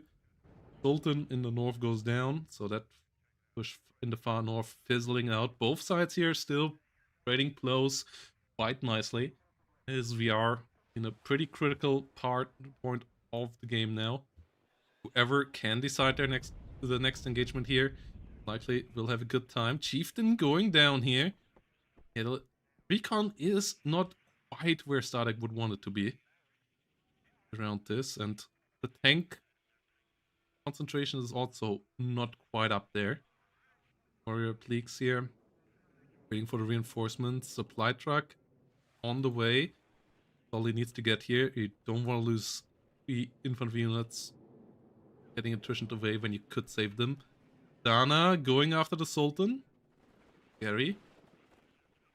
Could create a +2. Warrior Applique can't really assist here on their own with the Fagots being around. Yeah, no, this is not the move here right now. Link's Alarm goes down. Warrior Applique can at least eat a missile here, but they still don't want to. Okay, decent amount of smokes coming around. The AVRE still needs to find the kill here. A Warrior Pleak does go down. It's a 7.6mm MG instead of the Fagot. That's a mistake. Centurion AVRE in the north goes down. Sultan at least dodges it. The infantry at least gets repaired. AVRE in the north is helpful. T-72 is pushing up again. Rifle is aiming. And is trying to get a side shot again. Not hitting both shots this time around. Huvet, 58% or even higher base accuracy there. Now tanking because of the stress. But yeah, that's unfortunate. At least the T-72 is heavily stressed out, so there might be a shot here now for the Chieftain Mark 9 to do something with the other rifle at least. The other rifle needs to get into a better spot there. Just missed its opportunity there. Okay, we'll find the BMP-2. Okay, finds the kill there. And push up again. Mortar still setting up smokes. Challenger getting repaired. The infantry here is back up. T-72 has to disengage to the north. Warrior Pleak coming around. Challenger moving to the front line as well. Situation here still rather fragile for both sides. As the Warrior Pleak gets to engage against the Rospes Helny. Dana around. I got missile here. I think that smoke is weird. Not quite sure what the smoke is trying to achieve, but it might just be Stardekk trying to use smoke where in a bit of a weird patterns to kind of confuse the enemy. 2 AVREs going down here in the north. Pretty costly. Armored rifles should assist the chieftain up here. This is perfect rifles law 80 territory. Law 80s also, by the way, just got buffed in stress. They deal great stress damage now. So, like, they already were good, but now it's amazing. They can't stay in this fight here with the chieftain being stressed out. T-72s don't have great rate of fire either, but as yours is dropping, theirs is not. The 3-vet chieftain here moving back can get repaired. Rifles moving around. T-72s might not move far enough here. So, yeah, chieftain can assist against this Tochidachi. Lots of rifle units move around from all around to get on top. Only has 2 law 80s left. But the infantry over here is getting into the engagement, is getting a bit too close again, but the Scott 2A should not survive long term. The MP2 is going down, Scott 2A is going down. But Tornado Cluster gets a good run onto T-72 and T-55. Does not get the T-72 M1 quite, but does get good damage. Coop being the next victim here of the Tornado Cluster, not getting any hits here. Coop's whiffing completely here against the Tornadoes. That's a massive victory for Stardekk, with those cluster bombers reducing the enemy defense. The rifles got the BMP, but didn't get the T-72. Chieftain Mark 9 goes down to the artillery. Infantry is pushing forward. Challenger not able to finish the job here. Fagot missile just being too annoying. And has to be careful to not get side-shotted there. T-72 might just exploit the stress. Oh no! Oh, miscommand there somehow. Double-clicking Challenger Mark 3s or so. That was just a weird misclick somewhere onto the other side of the battlefield. Artillery here failing to do so. So, like that, Stardekk has thrown away the couple of good trades over the last couple of minutes. T-72 M1 still alive.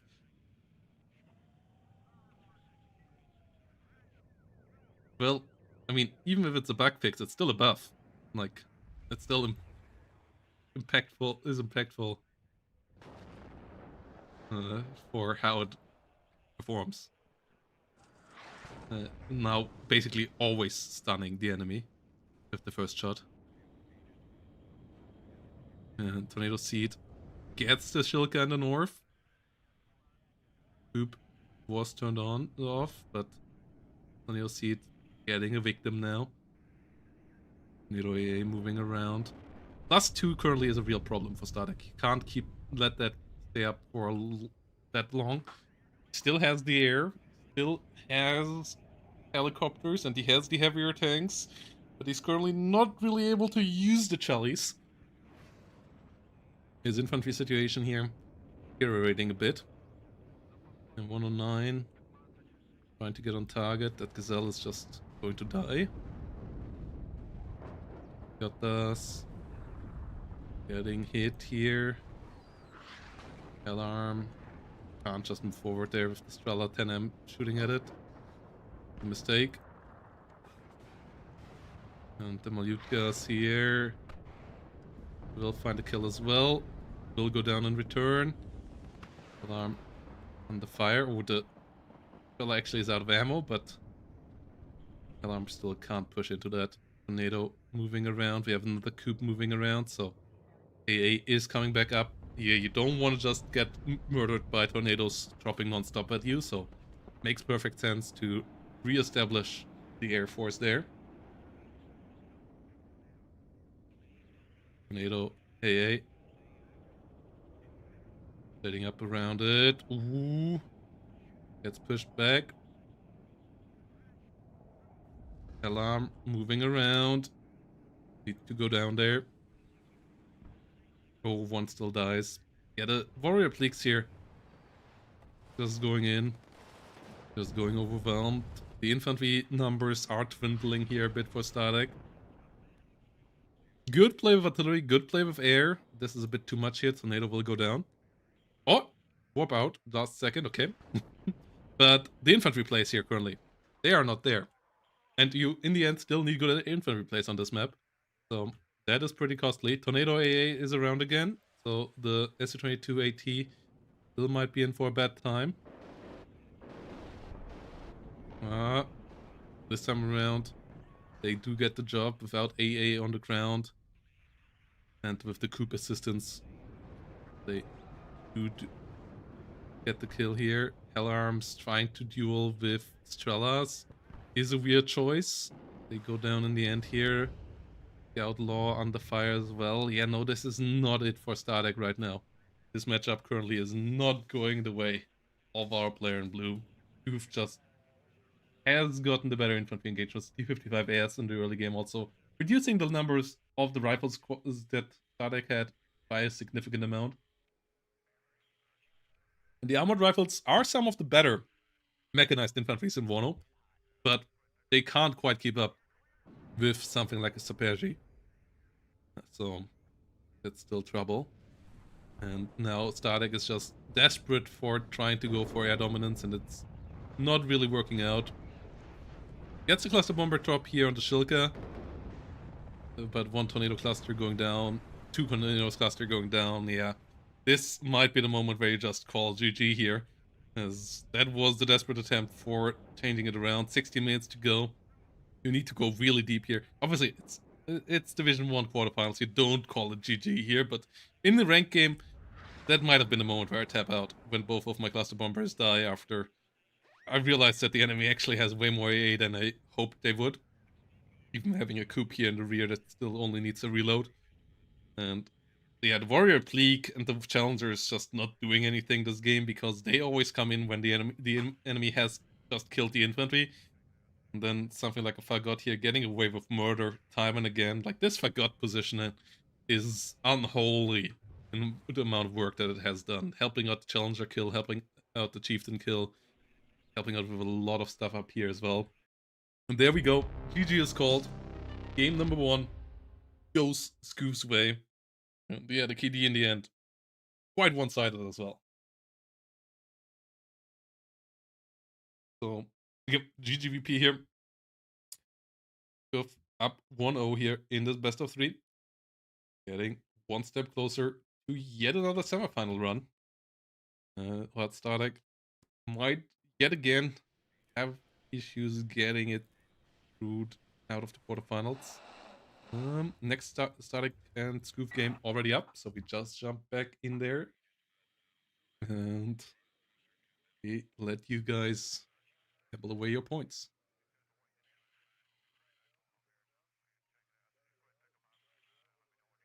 Winning game number 1.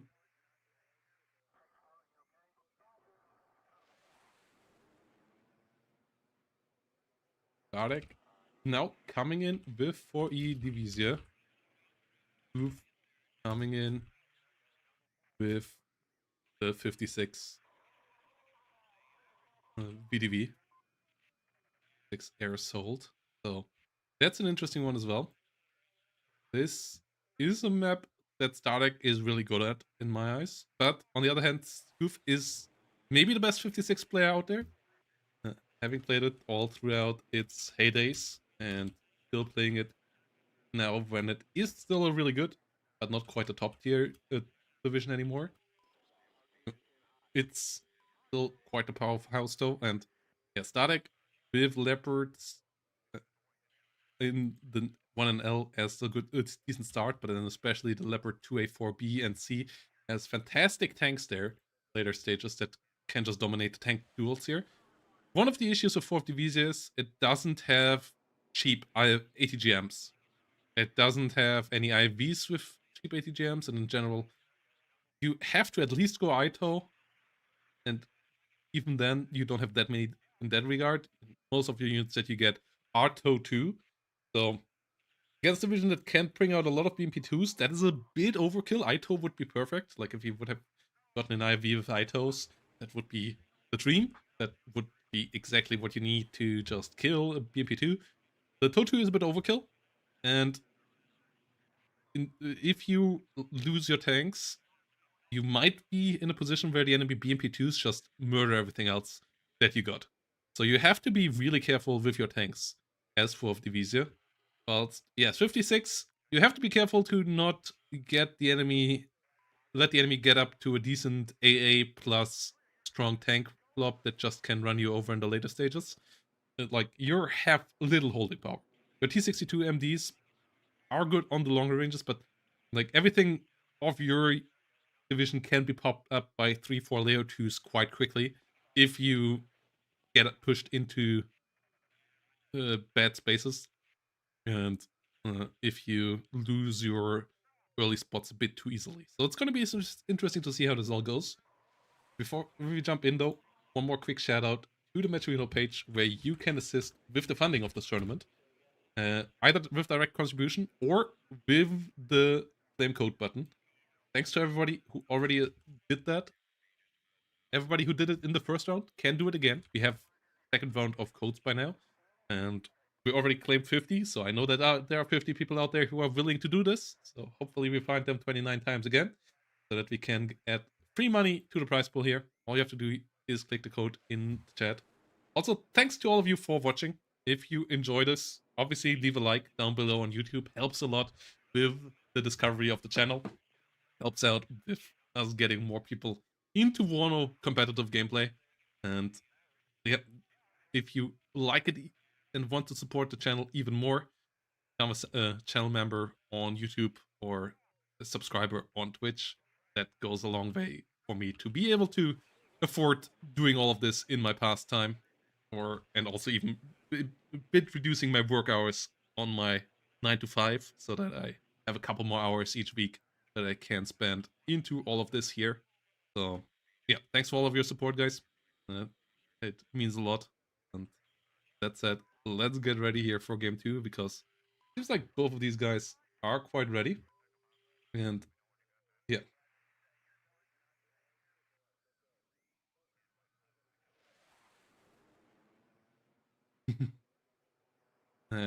The Stardekk 4C on the left side with the 4 of Divisa going to be quite interesting. Like, he has to make it work, obviously, but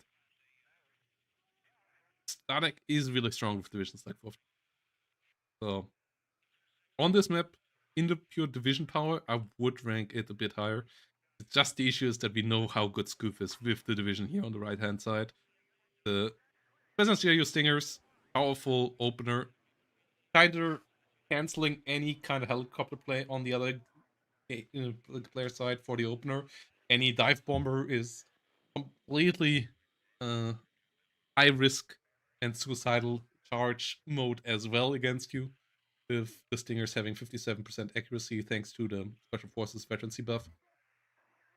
Not quite on the same level as SAS, because it's the Stinger basic and it only has 3 shots, but still really powerful. The AGS also meaning that you can deal with any normal enemy recon infantry before deployment, because you can just use the fire support.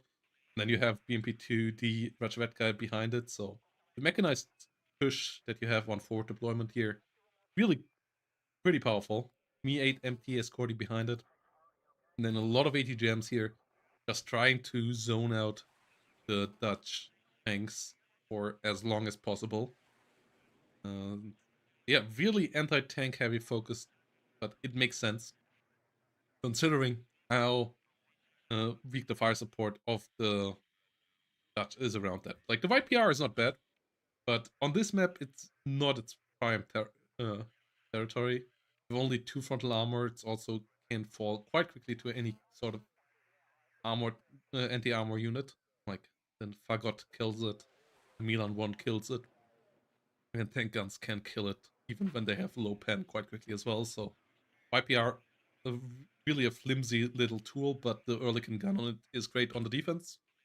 Well, yeah, we will have some Montres moving up north. Stardekk will actually move into Delta. That is an interesting little news. This is a bit of a risky play, but depending on how much Scoof sends north, and not that high of a number, only the 2 Spetsnaz GRU and the Rajvetka, the Me 8 will intercept here a bit as well. Okay, so 4 important units here going up there, and then 1 more ATGM following up as well. This is going to be the decisive engagement in the early game.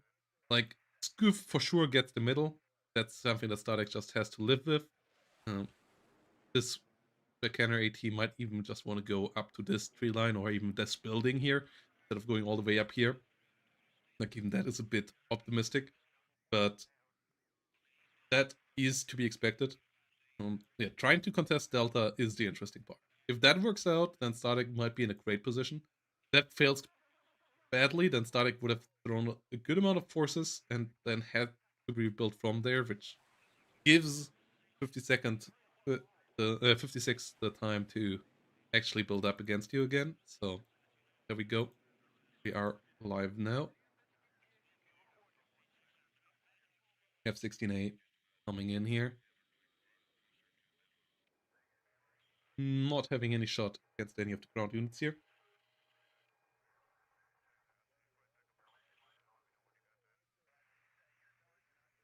We'll go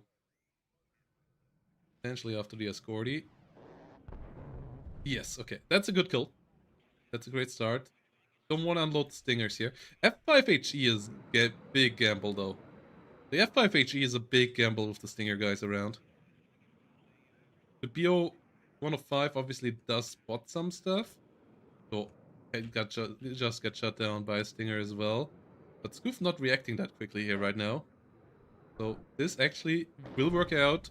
Oh boy! Stardekk with some risky plays, but Scoof caught a bit off guard. Allowing Stardekk actually to get in here within Vercanner 84. Scoof now having to unload a bit earlier. The Vercanner, yeah, let's stay outside of the building. Good micro there as well. Does not GIU Stinger. Getting the kill. F16 against MiG-23 is in favor of the F16. In the end, both get forced to fall back. F16, though, only 2 hit points lost. MiG-23, 8 hit points lost, so the repair here will be a lot longer. As we have ATGMs firing onto the 7.6mm MGs in the south. Good micro there. AO doesn't even get hit. YPR just barely dodges it as well. We have Nantres pushing around. They're one on the way. Cheetah on the way. Cheetah going a bit far. Should be micro there. Yeah. Next we have BMP2 going around in the north. The units do make it here. And this is going to be an interesting combat now. PCT Vercanners. The normal Vercanners just with the 84 going down. Else we have Bluets stuff here moving forward. Not shooting though, just a normal move order. Getting into AT range here. Laws can kill it once they spot it. They spot it now. They just don't kill it. Oh wow. 6 shots there to finalize the kill. MiG-27K here, a bit deep. That's a good first catch of the F-16 can find that. Oh, it's only AM9Ls on it. That's decent sidewinders, but not the best. And the F-16 fails to get the hit there. F5 does get another good bombing run. Victory 3 comes around again. Both sides deal good damage to each other again. Both sides forced out. No plane will die. YPR does go down here, but the BMP2 heavily damaged. They'll one could maneuver around again. Yeah, Stardekk looking quite promising at the beginning of this game. Who do you favor here right now with the current positioning, guys? Is this the space taken by Scoof still enough to just push GP2s in there for days, or will the fourth push through this easily with Leo 2s? Like, what do you believe is this setup here right now? We have an M110 early on as well. Yep, that's another reason why this is one of the strong NATO divisions. M110 on a map like this is pretty powerful.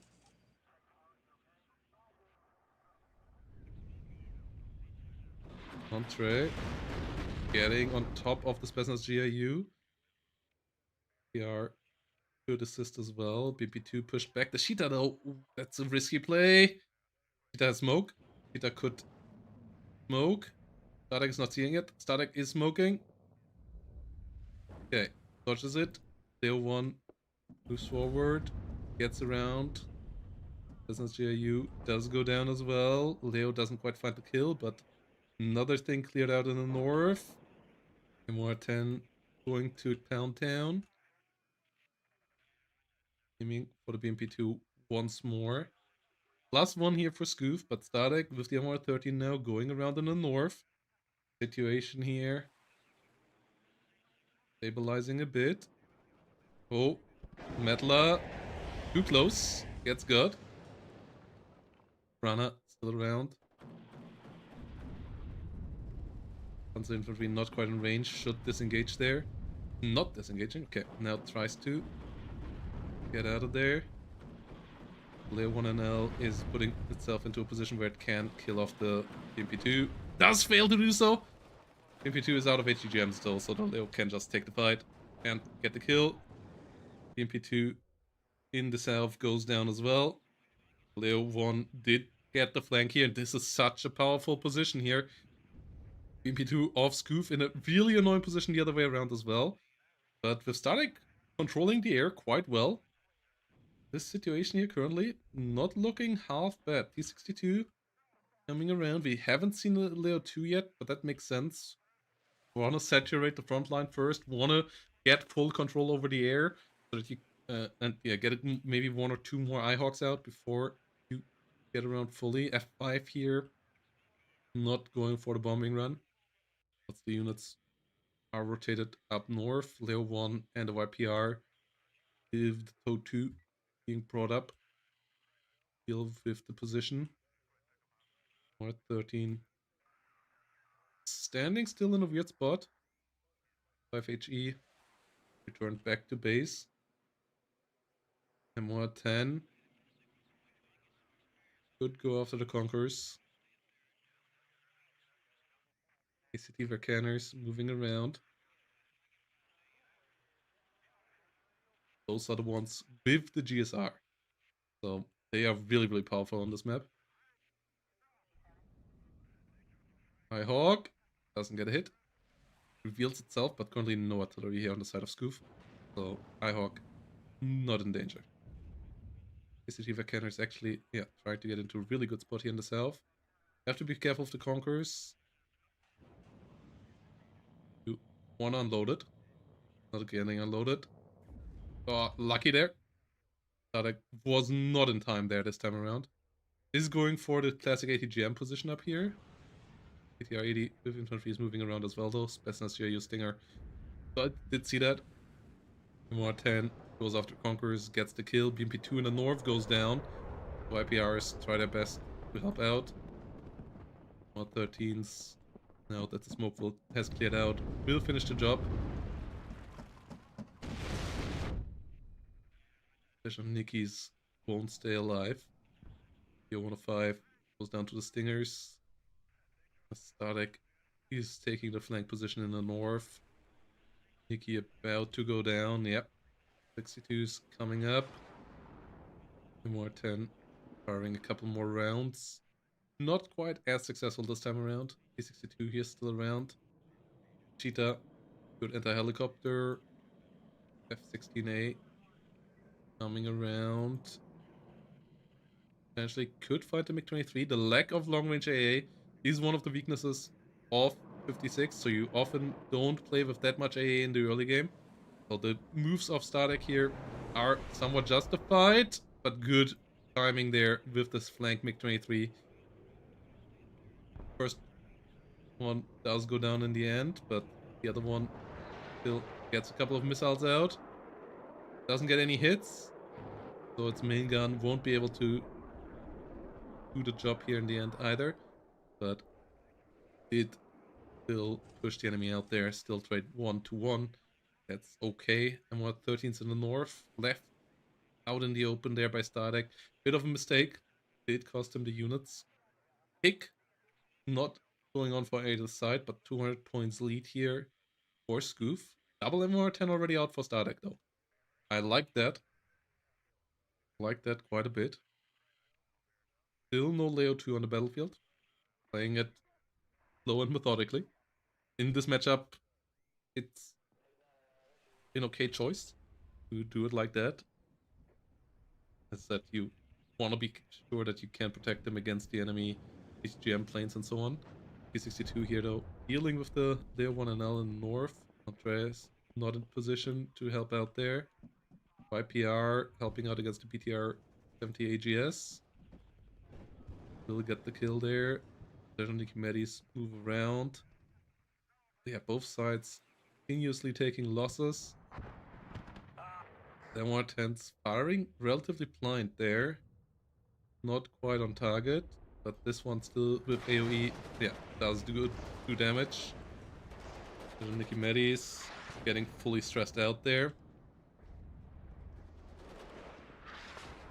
Second one now firing in there as well, not gonna hit anything. And Nantres is getting too close. The Metla, Hero Metla with the rockets doing the job here for Scoof, pushing back the enemy infantry unit here. Panzer infantry pushing forward. Hunter trying to move to the front line. But now I would like to see the Leo 2 or two or three of them just being used with good micro here, back and forth. Obviously, Conquerors just being able to side shot kill you is making them is a bit annoying in this matchup with so many Conquerors around, but the long range, high caliber tank gun that can fire quickly, that can get through infantries with that relatively well, can go through light vehicles absolutely in no time. And also be a bulwark for any enemy pushes. So, especially in the southern part, that would make sense. Well, Gustav here hitting frontally. Andres not being in the engagement and Stardekk being pushed back here now. IPR has to smoke off. Does spot this though now. Or should at least, yeah. Spot this now. There is still the BMP2 here. Oh wow. Forgot just not being hit. There 1NL will spot the BMP2. BMP2 has to reload. It does get got. Victory 3 and AT coming around. So Stardekk at least clearing out this forest again. Has the first Leo 2A4C coming around. Double F16 flying in for the north. The Cheetah gets got by the MiG-27. Both disengaging. Okay, so the F16 not gonna make it through there. Leo has to smoke off. Forgot on the hill. Still around. More 10 can find more value here. Will go after the Fagot. Will go after the Okrana. As the 62s here coming around. Okrana's pushing in, but the Mach 7.6mm MGs will deal with them over time. Panzer infantry rotating around as well. And yeah, the Leo 2A4 can't just push over a T62 like that. F16 getting into the rear here. Decent enough firepower. The Okranas not having AT. That's what the YPRs want to see. Panzer infantry leader does have smoke, but doesn't use it, so does go down there. And that brings Scoof back to a tick, but 26 minutes still remaining. F16 here playing a bit of a risky game. As the M110s aiming now for the Strela, for the T62 position. Have a CV around. Strela under fire. Metla likely gonna go down as well. Ah, okay, they switch shots up. Okay, they only get damage there. Fire full salvo there.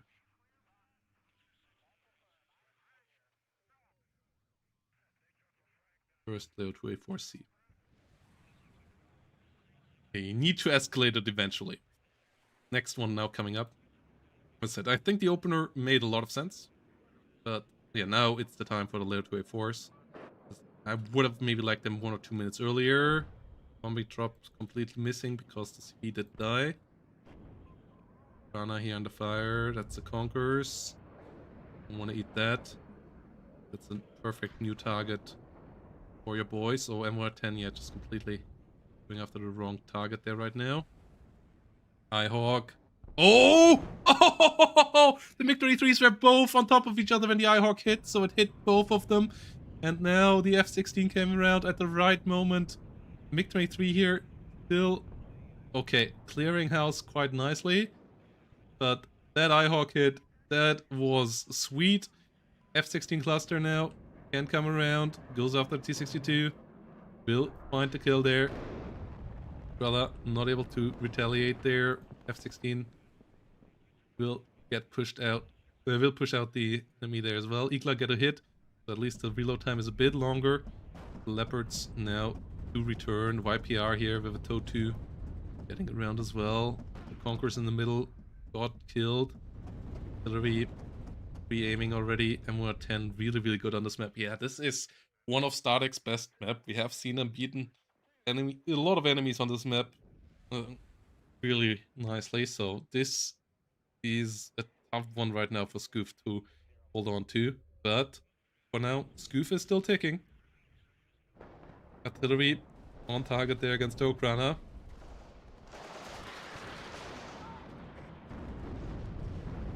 First one gets rinsed. F-16AA going a bit deep this time around. Gets killed off. Metla does go down in return. MR10 going after the repairing helicopter. The 2A4. Yeah, has to rotate so that gets hit from the front. The MR10 is reloading to deal with this Conquerors. New reinforcements have to be brought up to the north to is there, but now the Leo 2A4 start to just like every shot taking an HP away here from the enemy. Over time, cushioning down the enemy, killing off BMP2s quickly as well, thanks to the great 21 pen guns. Yeah, Genya.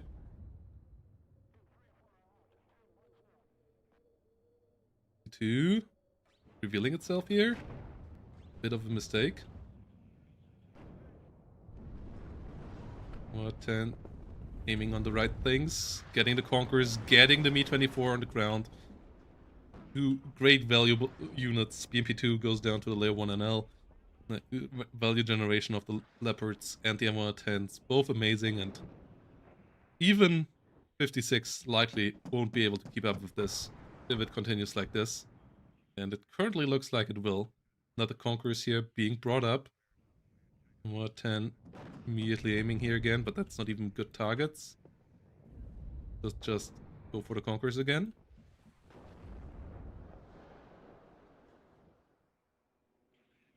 As the YPRs push forward, CV, Panzer Infantry here, going up. It needs to start moving here eventually. Still means Stardekk needs to either push north or push deep. But both of these things seem to be decently viable at this point. The BTR just getting got there. Shvedka not finding a hit there. Panzer Infantry just moving in now. And the MR10's immediately firing on the right spot. That Conquerors just immediately dies. Good free fire there. Yeah, predicting what is going to happen. So another Conquerors goes down, and you don't have endless numbers of Conquerors in that deck.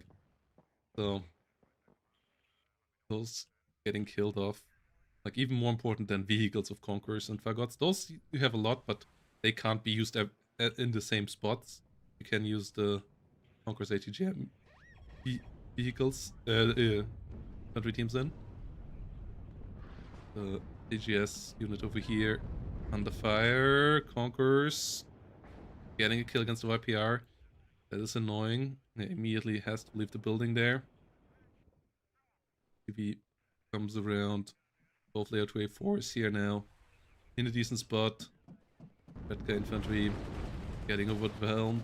Panzer Infantry. Again, fire its law. Gets another vehicle killed off there. Layer 2A4 sees. Now should start moving again. 10 finds the Conquerors in the north again. Yeah. The value is amazing. Yes. moving around. Goof does put a target on the enemy. Not bringing any Crowd Vs around though to try to counter battery. Like Stardekk has gotten away with just firing it from the same spot. Double Crowd V counterfire could maybe have done something there. But currently busy with just sending in units to try to hold the front line, and all of them here currently being without AT, meaning that a YPR and a Leo actually can be efficient in the forest here. Cluster going after BMP2. Not amazing, but does do the job here. Have Deja and Conquerors coming around again. Iglas. Oh, getting the kill. Yeah, okay, then that actually turned out pretty bad. BMP2 here in trouble. Conquerors. Yeah, going down there, and Antres being the next unit here. 6mm MG. Engaging against it. Pushing it down. The center gets pushed down as well. As we see another Leo 2 coming around. MiG-27K coming in. Number of Leos does start to go up further and further. DP2 goes down, gets the Leo at least. And the tick is still up here for Scoof. That's the only really good thing for Scoof right now. That he only has to hold, but the only part is actually a bit harder than he might like right now. Loses another Conquerors there. Another Conquerors! Not getting the side shot there. Okay, that was close. Stardekk nearly got there. More tents. Aiming for more Conquerors positions. The Medis here. Decent little ATGM for frontal hits, but will get shut down. Conquerors unit goes down again. Oh, MiG-27 finds a kill here. One Leo to A4C finally down. Hawk not able to find a hit. But more YPRs already on the way. Leo 2A4 just driving in close range, finishing off another Conquerors here. The red unit's just getting overwhelmed currently. And the RT play here, yeah, really good. Just there's no movement here. It's a bit scary. Scoof could have either put something in here just from the rear or have done a double Crowd V to try to get it that way. Another thing was done here, so the MR10s get away with it just being used on the same spot. But generally, small mistake. Leopard 1 here, finding the empty units. Iglas and Co getting got. Mi-8 MTA Escorty gets shut down as well. Oh. E6 supply helicopter trying to push forward. Leopard has to be a bit careful here. YPR getting around though. Starting to opening up the rear. F-16 does go down. Cheetah just driving in there. That's a mistake. That's a big mistake. But this here is working out now. And that just opens up the whole flank here for Stardekk. Leopard 1NL, got a lot of other expensive units going down, but he's also getting some key kills here.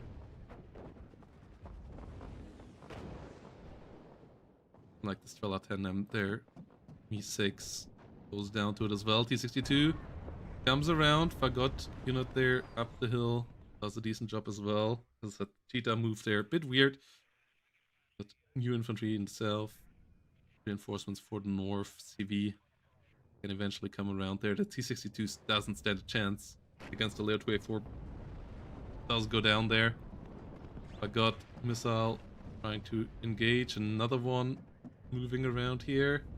That gets a bit scary now. No recon around here.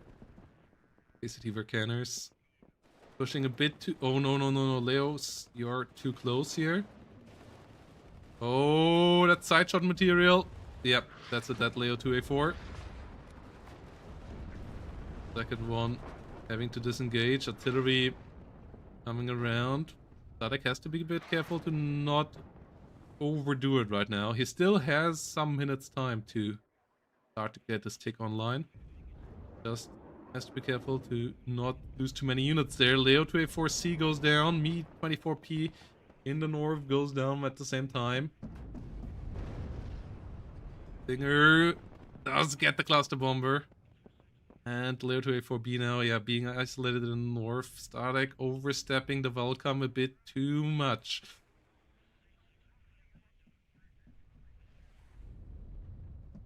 Killing off some Deja and Nikki again here. Dance infantry. Engineer can push forward again. Trying to win up north and down south at the same time. And either one would win him the game. Trying to do both here might lose it. EMP2. Engaged. Dance infantry plus Genia should do the job here. Special charge. Does the damage.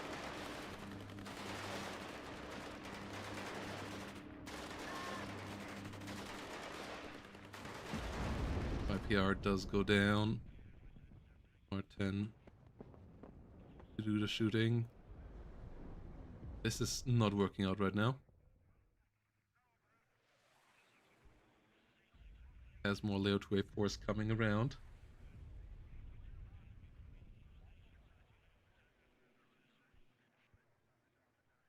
Like he was winning the trades that the fights that he was focusing on. He knew about his side shot risk, but yeah, spreading out, moving into positions where Conquerors can side shot you. That's not a good idea here. Oh, Saperi is actually moving into the building that is just under artillery fire. That's unfortunate. Nearly going down immediately. Like, this is still a winning fight down here. The Panzer Infantry CMG can still move down there. Get around. And the pushing power issue of the 56 comes around here. Ihawk shooting in there. Yeah, needs to move a bit up. Genia holding the center. Some more infantry here just for holding the center, and maybe a O2.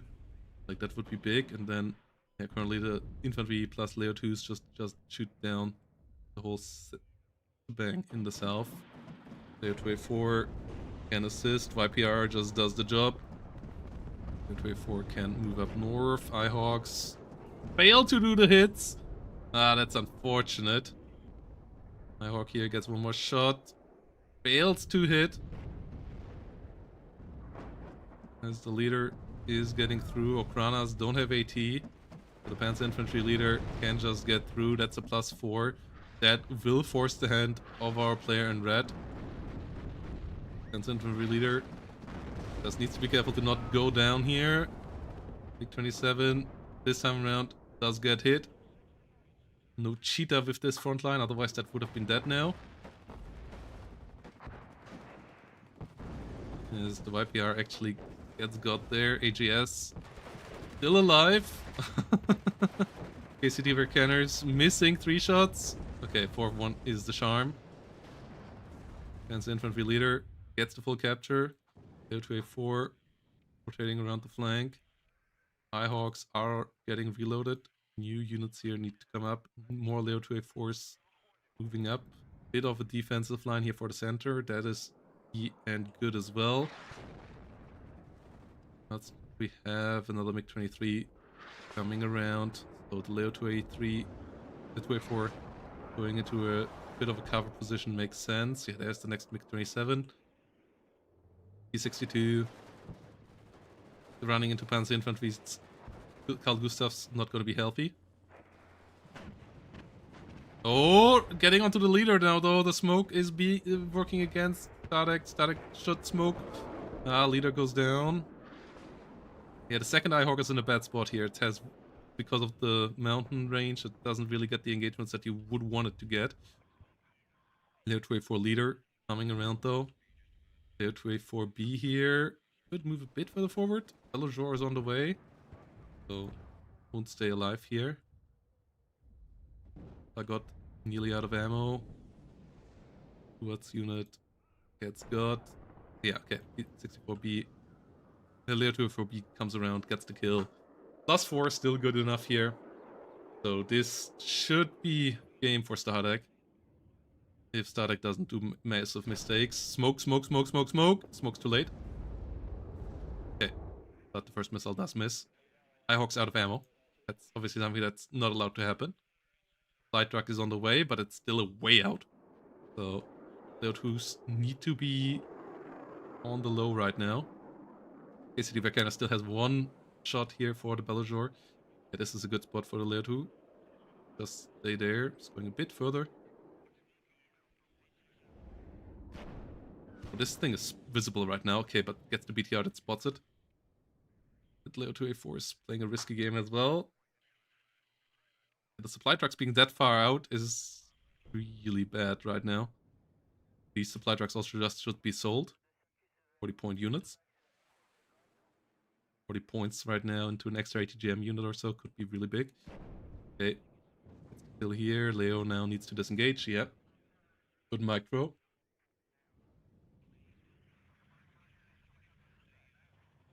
IPR smoking around. This is key. But yeah, Scoof not using the northern unit right now to go deep here. Bit of a mistake as well, but obviously doesn't quite know how little there is here right now. And doesn't want to just run into units and then just get counter pushed. But might have to do something there. Ooh, Leo 2A4B is out in the open. 27 actually loses line of sight because Strellas are blind as hell. So yeah, they don't spot it. This Leo 2A4 did go down finally. And the Ihawk still not reloaded. So the Leo still should stay the heck out of line of sight here. Oh no, no, no, no, no. This is a bad moment for the Leo 2A4 leader to come around. MP2 there in the middle, still around. Fly, still on the way. The YPR running into the BMP2. Oh no, no, no, no, no, Stardekk. Okay. This one is out of AT missiles. This one still has one. Leo 2A4B there. Playing a risky game. Winning risky prizes. It goes down to it, but at least kills the infantry. Skyhawks finally being reloaded. Oh no, some light truck! Why are you staying there? Oh, that's bad. that's really annoying. YPRs moving forward. Highhawks not getting the hits. Leo 2A4 can now take fights here. It can take out the BMP2. Next BMP2 moving around. Stardekk now is ahead on points. So just needs to hold this rear zone now. A4B disengaging. Runner under fire. IPRs.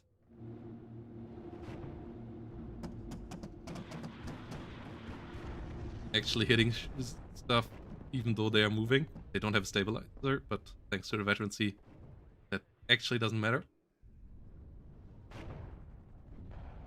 Legend Nikki here pushing over the open field. Yeah, not a real line action that was needed, and that Stardekk wins game number 2 here. Gets back, yeah, shows that he is a really strong vertigo player. That one missed decision there with the push north was scary, but in the end, heavy MR10 division still prevails, even against 56. Really, really good play from Stardekk here. Good micro from start to finish. Goof did play a solid game as well. Just, yeah, the lack of action there in the late game, and then a couple of bad engagements early on, where he didn't get to control the center and so on. That did cost him, and obviously a really ballsy but successful opener for Stardekk there. That also took a bit away from the speed that Scoof could have gotten otherwise. That F5 bombing run against Stinger enemy infantry, just relying on Scoof not unloading early. Really working out. That was really good. And yeah, well-deserved victory here for Stardekk, getting us to a 1-1, meaning that we will go to the decider game, which I hoped we would get to, because this is going to be a weird one as well. Airport, 6 Leger Blindé versus 6 US Infantry. This should be a fun one.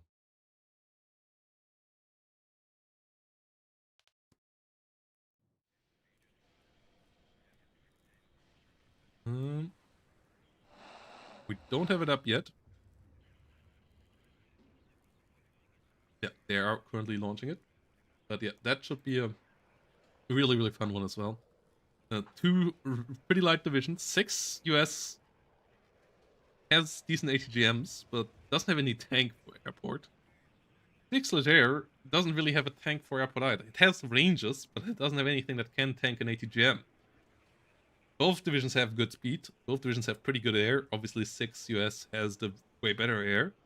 Having special forces infantry that can assist there as well. So I'm really interested to see how, especially this matchup will work out. Like those are two divisions that are both really all class cannon, and it's going to be interesting to see which class cannon will crack first and who can prevail here in the decider game.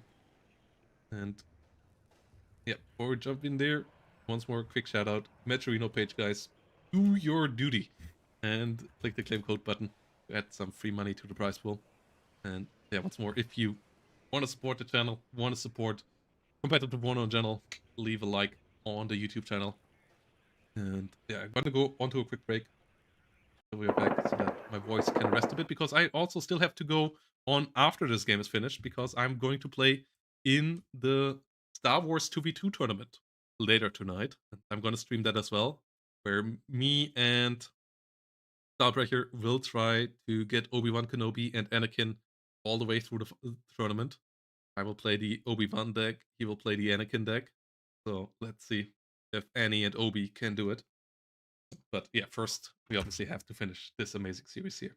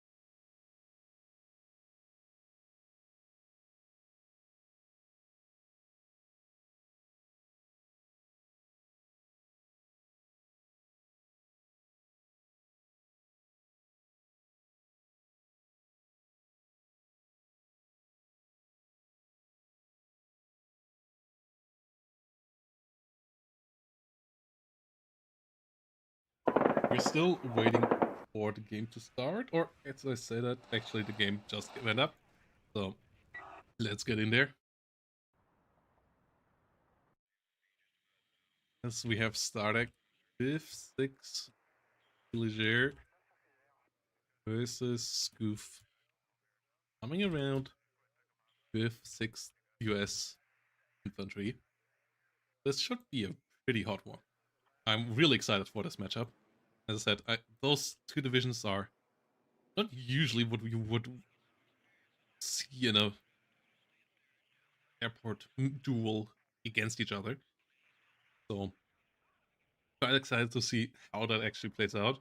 Okay, this is a really aggressive Stardekk opener. Just completely trying to crash the enemy here. Trying to get enough AA out to assist all of this. And yeah, I'm pretty interested to see how Scoof will try to attempt it. You can't just dive it because the Celtics are the best AA helicopters, outperforming the OH-58s by a good bit, as they have more range on the missiles, meaning also that they have better chances of getting the missiles out because they have more aim time and can rotate. Don't need to rotate as much around, so planes flying by are more likely to be shot. Scoof here with airborne leaders coming around, getting one with an 84 here out in the north. Airborne leader with M16A2s and smoke grenades to capture the first spot. More for the rear. Will counter it with his own recon tanks. And those, when they get into range, will be able to do okay in the fight against the enemy AMX-10s. Issue is that they don't have smoke and they are slow, so chances of them getting into that range are relatively limited. You need to get them through the right spots to actually get there. Well, on the other side here, the push towards Foxtrot, towards Bravo, is going to escalate quite quickly. AMX-10 RCPC moving around here. Legionnaires with Apilas moving up north, so this should be an interesting one. As we have a good amount of gambles here. People believing in Stardekk so far. Interesting. Yeah. We'll have to update that. Right.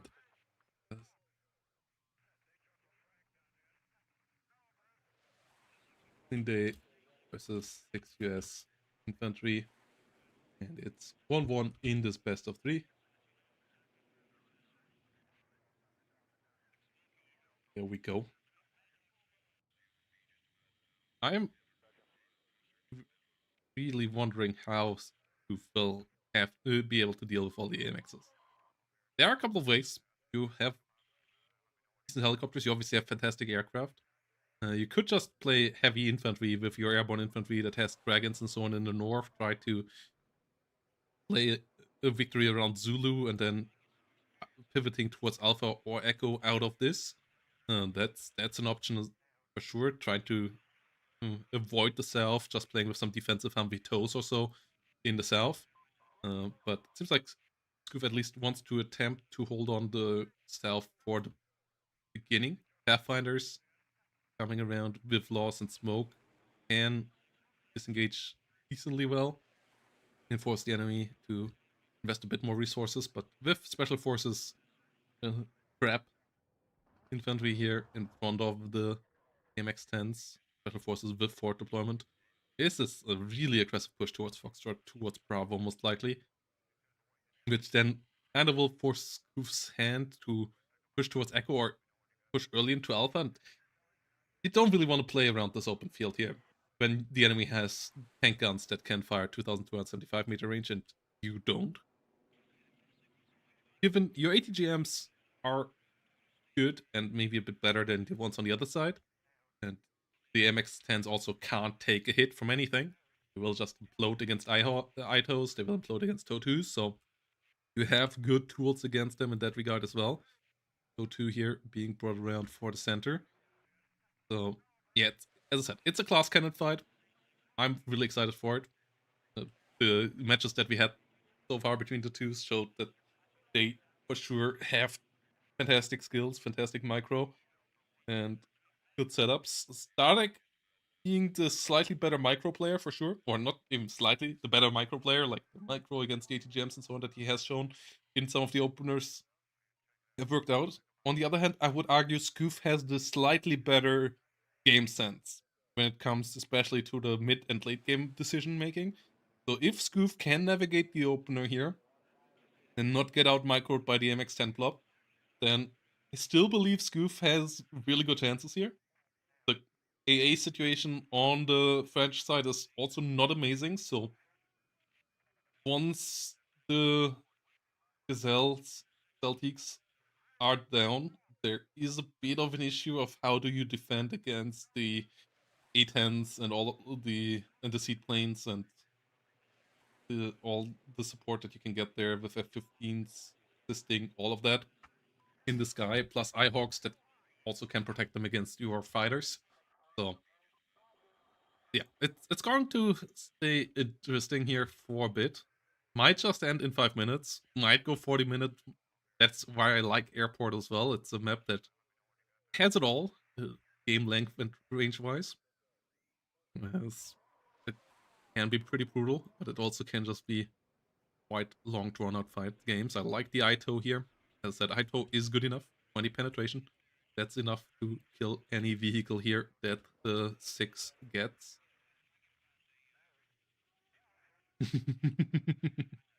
And yeah, YouTube chat, what do you think? Who has the better division here? Twitch chat already is deeply involved in the conversations, but I don't see anything on YouTube here. Which division do you believe has the better shot here? Let me know. And yeah, let's see what the Totu can bring around here to the front line.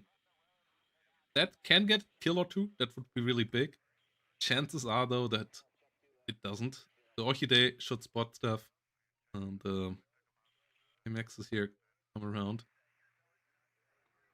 I believe there's enough room here for another tech aircraft or so on the side of Stardekk. So it's just to see like what that is going to be. Trophy's still going to deploy more. On the other side here, Goof deploying all around the board here now. 2 Ito units coming around just as a bit of a picket line and to catch enemy vehicles moving over the open field. Well, have a good amount. 7.6 millimeters here. Stardekk avoiding the infantry fighting morph completely. Zulu will likely fall. Like only one. Well, there's a 7.6 millimeter MG now coming around, but yeah, the Legionnaire with the Apilas to catch any enemy recon vehicles pushing a bit too deep. Like killing an M48 here would be big. Every M48 being killed means you take away the staying power completely of 6US.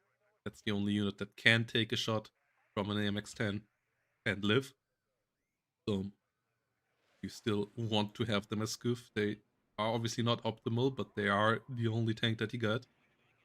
And yeah, Scoof still tinkering a bit around here. Stardekk did a bit of stuff around here lately as well, but Scoof just doesn't seem to be quite sure about how to approach this either. I like the setup in general though.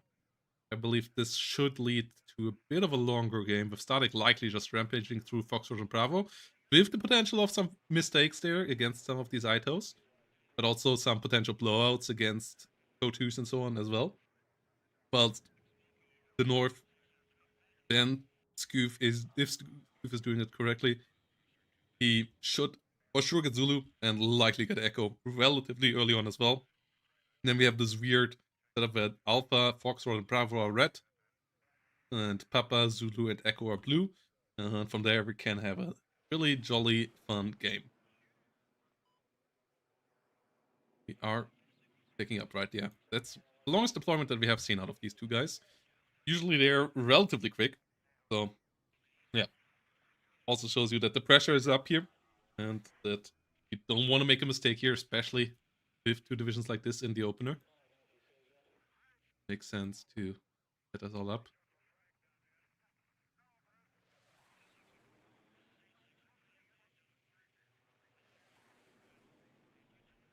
Pathfinders move around. Itos here in good spots. H58 can move around here and do some dirty little.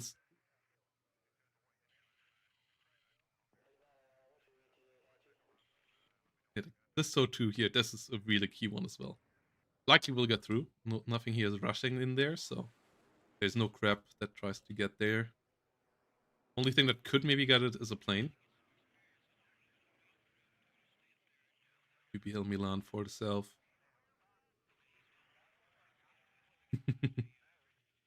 They keep us up with the anticipation here.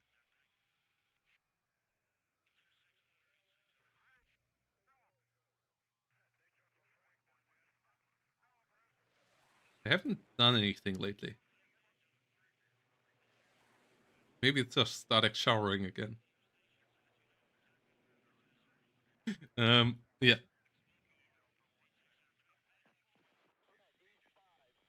Ah, our teammate Dragon appearing. Okay, there we go. Final unit being dropped onto the battlefield. Oh, oh, okay. Realizes it. Certified Maddie moment there. That up F4, German F4s here. Tornadoes on the runway. Wage coming up. Ohide flying ahead. Got a bit cheaper lately. Last patch. Sexy little helicopter here. With that big radar on the bottom of it. Giving it the exceptional optics. Maybe Stingers will push it back here. Yeah, a lot of radar thingies are spinning in WARNO. And also on helicopters especially, there are a good couple of moving parts, like Mi-24s also putting in their gear and so on. Like, it's not quite as much as in Broken Arrow. But it's not like Fusion didn't do anything about it. AMX here doing a good job overwhelming the TOW2. So Scoof likely should just retreat for now. Is firing the HGM nonetheless. The gun damage on the MX-10 is not amazing. It's only a 105mm gun. BBL Milan here, moving around. The airborne TOW does go down. ITO unit does go down as well. Goof not with any successes against any of the MXs yet. But yeah, gets the success here. And the ACAF could do something here. Re-aiming. Gets spotted though. And shoots later. Oh! First MX is going down. TOW2s did push forward. That's a great move here by Scoof, realizing the situation. Yeah, gets the first one. Goes after the CV1. Oh, this would be big. It gets the kill there. Stardekk too slow with the smoke. Smoke coming out too late. Fireteam Dragon goes down. And it needs a resupply truck for these guys. You can't run around with them without smoke. Jaguar is a great move here though. Will get the whole shebang. Fireteam Dragon, AP-02, and the 50 cal Jeep. So that's a great find here. Pathfinders in trouble. So the south here for Scoof. Yeah, starting to get overwhelmed. And still 4 AMXs here around. Not the CV anymore. First Celtic or second Celtic already going down. So that will enable the airplay here a bit more for Scoof. Pathfinder should have just smoked and then get back in here and just be annoying non-stop. Yeah, didn't do that, so will just die out in the open. It's light rifle RCLs trying to get into the middle. ITOs trying to go to the front. They are a bit late. They need new orders. Let's see if Scoof does realize that. Mirage 2000, RDI coming around. Those are the high quality ones. 30% ECM. Super 530D missiles and the Magic 2s. Not quite on the level of an F-15 on the other side, but a pretty good fighter nonetheless. Oh, F-15 Eagle. What? Oh, both spot each other now. Mirage does stay in the fight, has the better turn radius, forces the Eagle back home. Can it finish the job? Yes, it can! Massive success for Stardekk. Yep. Miss micro there by Scoof. If he would have realized what happened there a second earlier, could have gotten the kill there. Now needed the second F15, losing one already. Loses the CV here in the south as well. VBL, Milan coming around too. The light rifles getting a bit too close. Second one at least should unload. VBL Milan getting too close. MX is the one that gets hit. Aito coming around here for the kill. Will get the kill. Okay, so Scoof still with some important kills here. In the end, Jaguar HE coming around. F15 coming in for the kill. This didn't drop its bombs on the right target. F15 should be able to finish it. Yes, gets the Jaguar HE.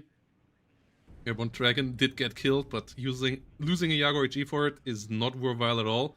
And now the Celtic is the next victim here. Crowdfunding finds a hit though. Can it find a second one? Would be huge. No, it cannot. F15 does stay alive.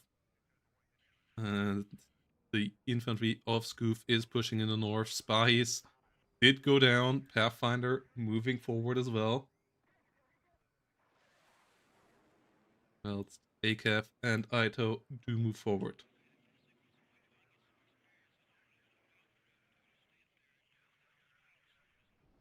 Airborne leaders in a good position. Crabs coming out, but they are on their own. The MX is still a good couple of them around. P4PC tries to get into the middle. Oh, this is a great another Jaguar HE bombing run. Does find its target again. Will be out for 2 minutes, but will allow the full capture here. CV went down, no capture in the north, so this will be a nice little take now for our player in red. Oh, but no smoke here. No smoke! The Aito, yep, the lack of resupply, or maybe even got resupplied? Yes, TRM 2000 here. No, it's still full of supply. Yeah, big mistake there. BBL not moving away as well. So the RCL get around with it. OA10 can go after the MX10. Getting good hits. Croatel out of ammo. Mirage trying to get the kill here. Oh! Don't finish the job. E4PC doesn't go down in the middle again. It overstay. Didn't switch to the Foxtrot zone. So no tick for Stardekk after all. MX is here in trouble. Do move away. VAB with the 50 cal got cheaper again. Oh no, this is actually the transport one. Right, this is a VAB, not the VBL. But yeah, VAB with 50 cal killing off the Aito unit. As both sides here losing important units. The front line is insanely fragile on both sides here. So it's a tense game here. And yeah, Stardekk losing the P4, not being able to move it to Foxtrot, not being able to move it to Bravo now to get the point lead. Instead, even soon losing more points most likely, because this will get the capture here on before the MX of Stardekk can get around. And yeah, this line here is a bit obnoxious for Stardekk as well. Never being able to get a CV into the north will set up a decent defensive force in the south. This is a good spot as well. Legionnaire pillars and so on. Pushing this out won't be easy. Losing the Coratel here, actually. Oh. Yeah, Aito get the kill there. That's unfortunate. Where even is it? I'm not quite sure. But the Coratel went down nonetheless. And yeah, you need all the AA you can get to deal with what 6 US can throw at you late game. Oh, good micro there. Landing in time with the OH Scout. And the next Eagle is out. And the Mirages can't stand to fight. Disengaging now. Are slower. It's not the F1C 200 with the same speed as the Eagles. So you really have to be careful with how far you go out with him onto the map. MX is here not able to get the kill. F15 could even deal some damage there. Yeah, you don't want to overdo it here as Stardekk.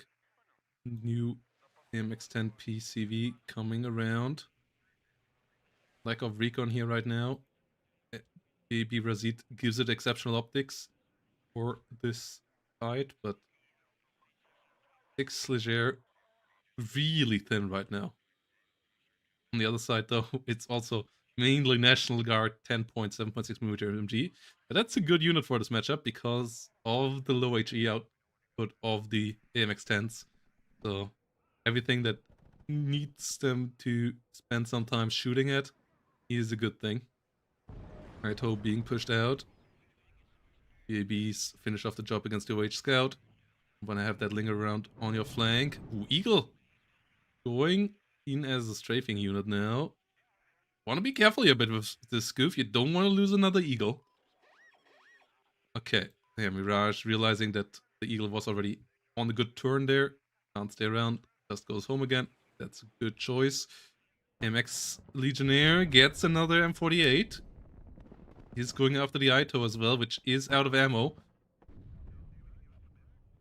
That's great for Stardekk here right now. Iago HE though goes down. What? Why does it even come out? Okay, Mirage now getting behind the F-15, but the French missiles are absolutely terrible, so not able to get the kill there. A-10 might even kill it in return. Be careful there. A-10 not being forced to fall back, but heavily stressed out. Next F-15 coming around. You don't want to take these fights here. Okay, can get behind the F-15. Can out dogfight it. Gets a hit here, but the next Super Magic 2 would need to get on target as well. Yeah, Mistral or 2 would be really, really helpful to actually make this a lot easier.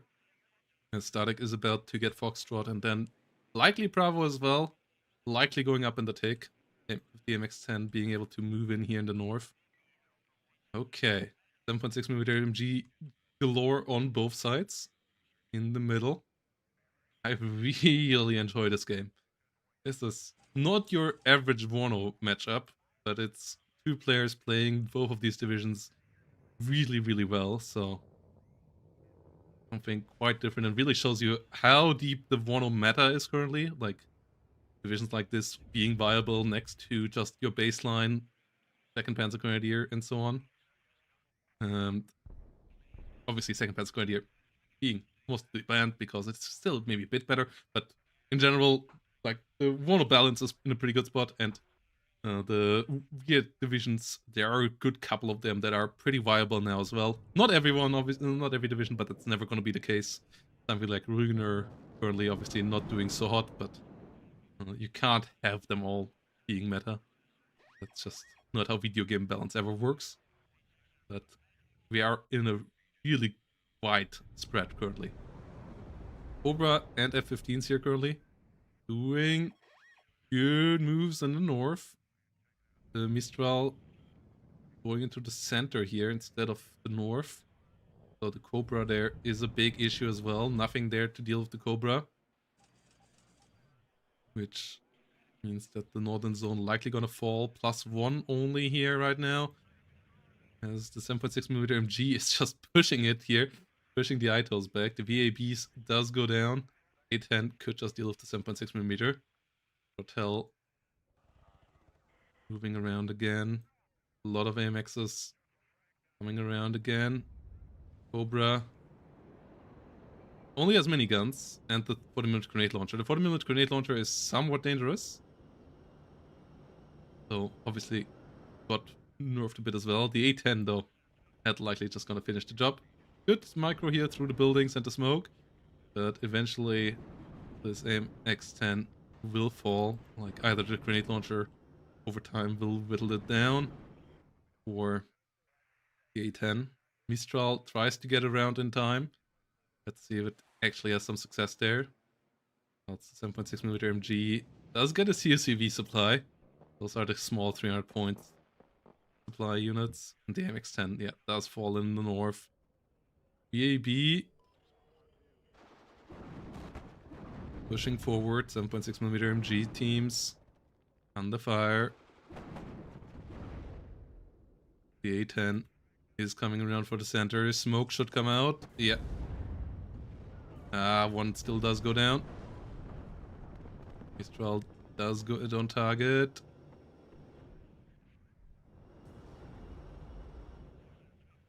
Mirage.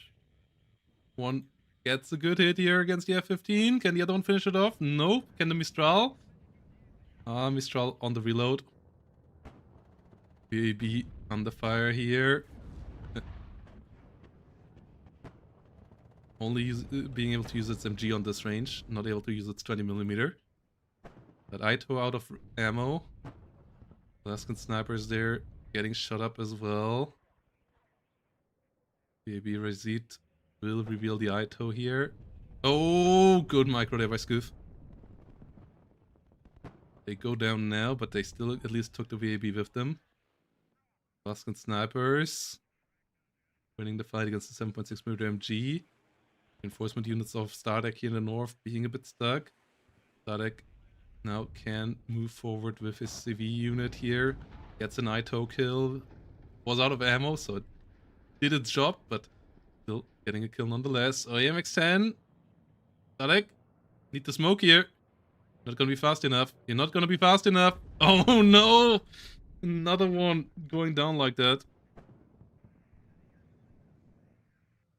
The Humvee in the middle there, a bit of a consolidation prize, but if you're Milan going down, Mistral likely just gonna get strafed here. Breaks line of sight there. Warfare Seed Prowler coming around. And yeah, that's the scary part. 13 ACAV goes down. Fahis moving around. O2 though, that's a problem. Smoke gets out. The second likely gonna get another missile out here on target. Another Ito coming around. You have great artillery as well as 6 Leger. Oh, but yeah, you need to be able to afford it. And currently you still need to hold the front line. No tick here right now for Stardekk because of the loss of that AMX, which is really frustrating. VAB Razit going down as well. Might be time to get that artillery piece out. Otherwise, you're just gonna fight into granite here. And that already might be the case.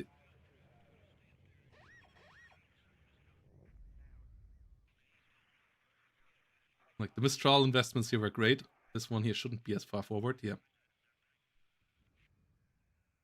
You need Mistrals to be able to help out against the F-15s and especially the low-flying planes. Otherwise you're gonna be in trouble. Satchel Charge doing a good job against the airborne troopers here. Way 10 coming around.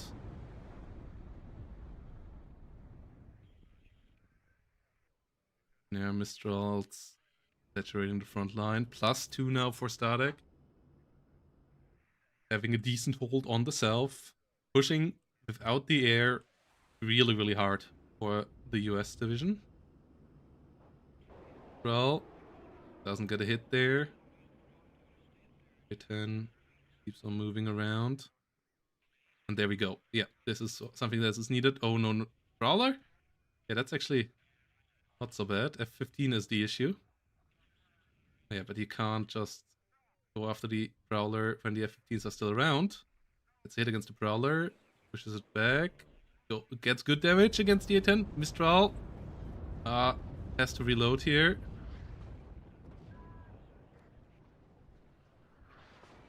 Gets a hit and a rout against the Eagle before the Eagle can get behind the Mirage. Gets the Cobra here. Artillery doing a good job. O2 does disengage though. The ABs here pushing forward, but the ACAF troopers with the RCL doing a good job.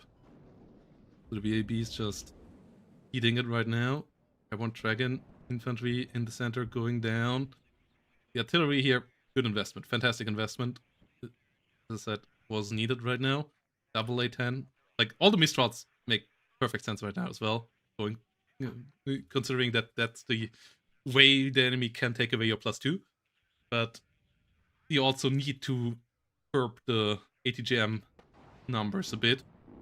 Otherwise, that just makes your A10 impossible to move around. And oh no, Okay, this one is routed. At least means that it will be moving away on its own speed, but yeah, routed also means that it moves really slowly, so it might not be fast enough. Okay, it's fast enough. HGM breaks line of sight. Or does it? No, it does not! Oh, oh, the Ito one did, but the other one didn't. Another AMX-10 RCPC going down. Another painful loss here for Stardekk. A10A moving in. Mistrals on the defense. Doing well. Mirage can finish the job.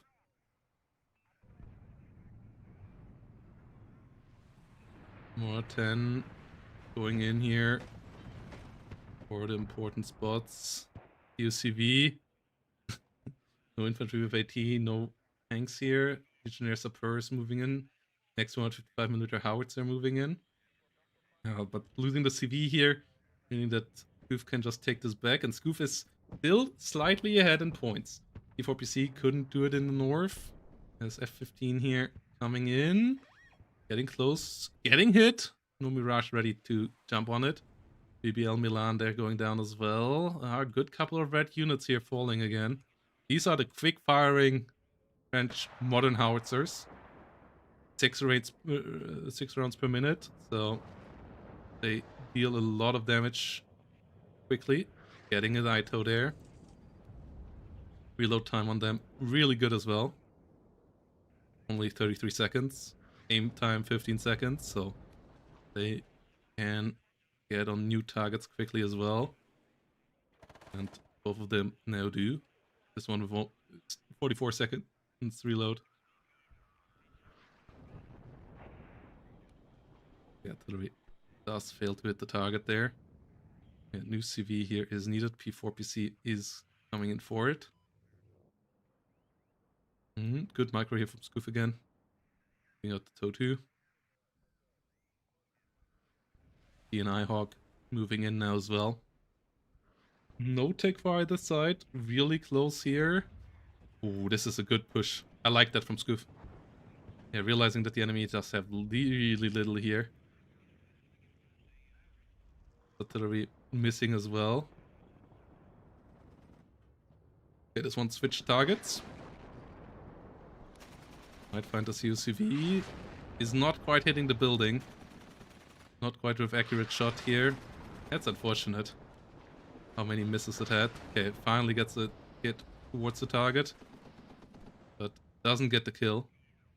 One of the advantages of TOW teams is that they are 3 hit points instead of 2 hit points. So they can actually tank a 155mm shell directly landing on them. Both of them going after the Airborne Dragon team here. The enemy tries to get a CV into the zone. Actually might be able to do so. A slow one, so GM might have a shot. No. Bahis, be careful there as well. Both sides using a lot of planes again. Mirage does get hurt. You don't want to lose the Legionnaire Mistral here. It's done now. Spahi is just unloading directly on top of it.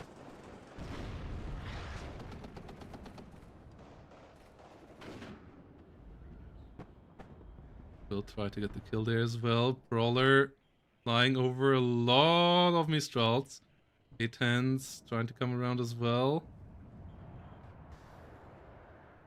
Finally gets got. Was a bit too much. F15 gets pushed back as well. TP goes down, so P4PC can get back. But nice +4 here for a bit. The 155mm howitzers going to town here now. Once more. As the A10, the airborne troop getting moved away from there. Smoke being used here to recapture these positions. And yeah, no fire support here really for Scoof. A couple of the QCV AGLs, but that's it. Second Prowler goes down. Now the Crowdfinding can come around and just stay turned on again.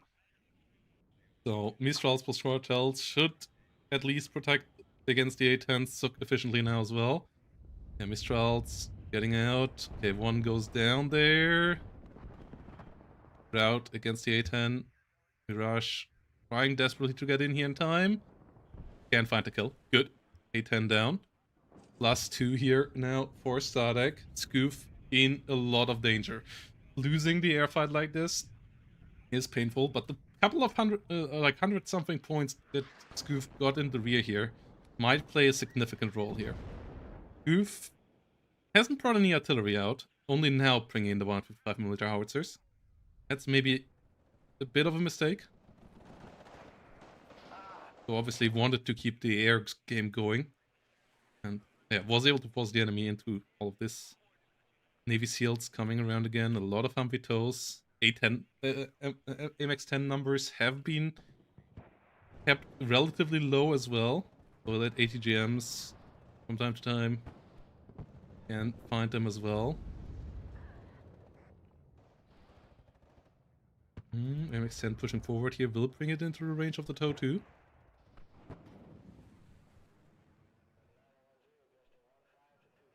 F-15s and Mirages. Mirage is going to strafe here? No. Actually going to try to bait the F-15 over, but iHawks, yeah. Not quite sure what the Mirage was thinking there. iHawks at least don't get the kill. Maybe try to get the iHawks? No. So focus is on the leader as it should be. Stardekk still needs to get the 150 extra points.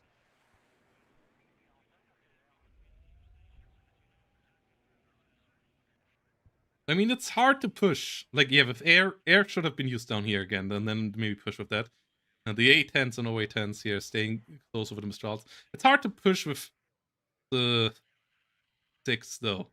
And against AMXs and so on, that makes sense to try to play the more infantry focused part where you have the better infantry. As 6. This Navy SEALs now gonna show that. Legion Suppers just getting absolutely rinsed there.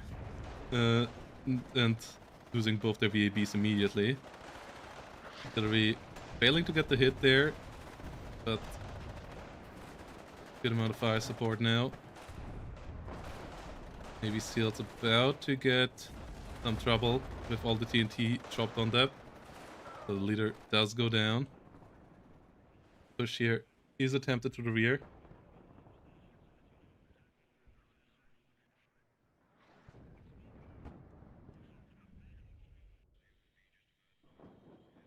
Fire Team Dragon.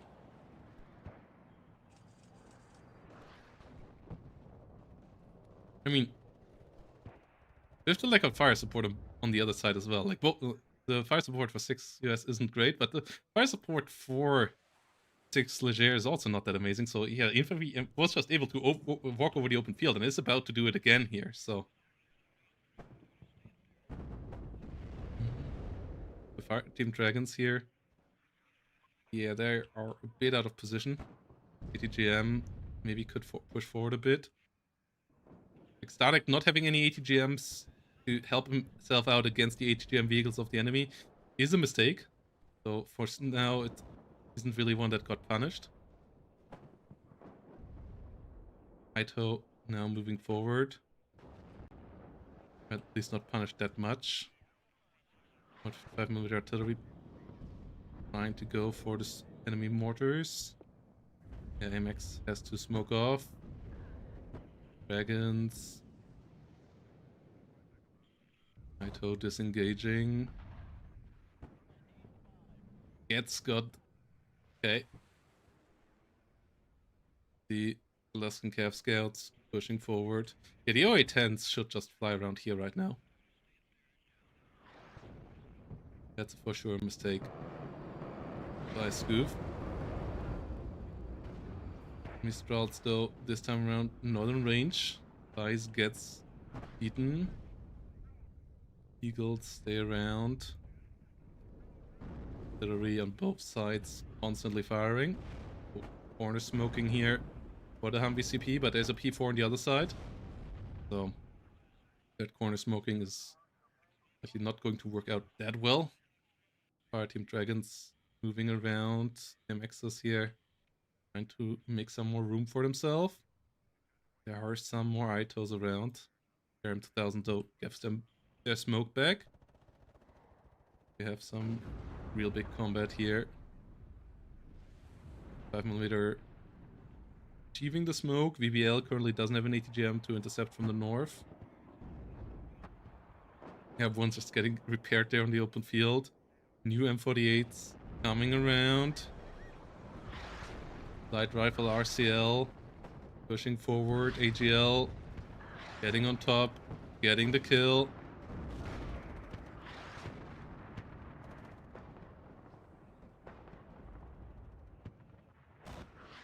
AMX-10's dodging it a bit. Jaguar cluster coming around. Get the cluster dropped off. iHawk should be able to finish the job here, right? Together with the Eagles at least. Okay, it doesn't get out. Obviously, we did go down though. Light rifle getting around. We have a +1 now for Scoof for a second, but that stops with the kill here. 5mm immediately will aim on this, so Scoof can't stay there with the Humvee.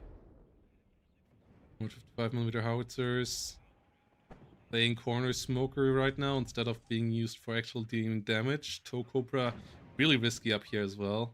Should be around here right now. Oh, there's Crowdfunding there too. So yeah, it's all a bit dangerous. Apilas still around with Apilas. TV did move out after capturing. 4PC can move in from the other side though. We have another Humvee CV coming around. Mistral's too good. Cobra won't do jack. AMX goes down. The AGLs go down. Humvee Toe go down though. That's painful. And yeah, these units not gonna do anything. The M48s can't go in there. They still try, but that's not gonna work. So Stardekk on a good way here now. F15 does get a kill.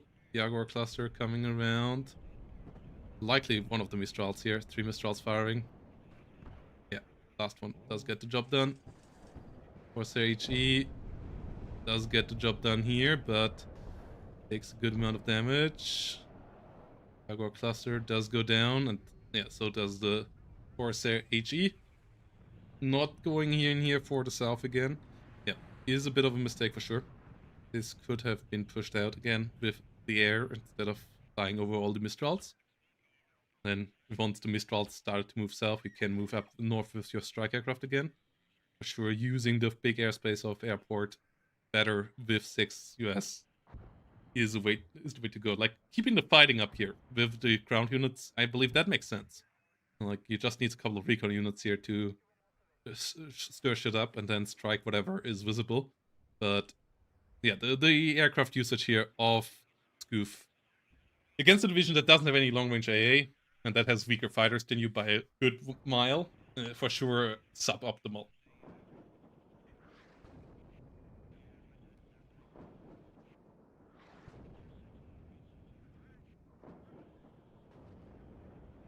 So yeah, Stardekk here with the 6 Leger on a good way now. 7 minutes to go, 200-point lead. And the whole situation in the north here now, the infantry of Scoof is just running out. The artillery usage here of Scoof also, like the weird corner smoke with 155mm, that's not what you want to do with these. They're supposed to kill the Mistrals, they're supposed to kill the enemy mortars or enemy 155mm even. Not corner smoking. Like, Scoof seems to be a bit out of ideas and just trying to bash the head into the wall. And yeah, after 2 already pretty exhausting games, that obviously can happen. But the game currently not going at all into Scoof's favor. And there we see it. GG is called. And Stardekk will win game number 3.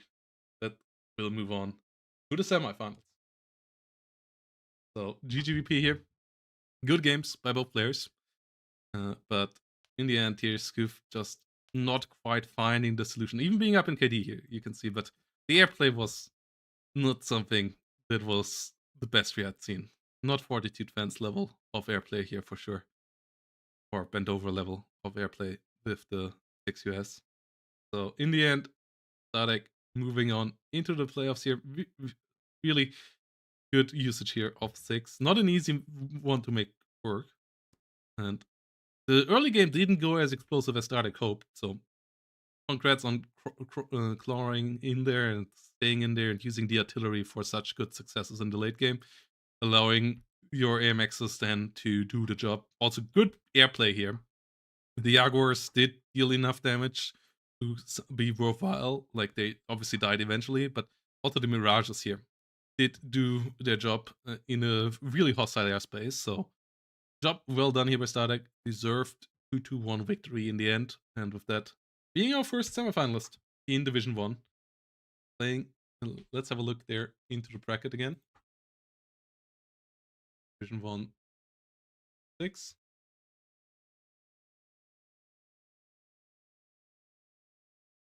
Where he will face either Fortitude fans or Griffin in the next round. So, yeah. And no, other way around.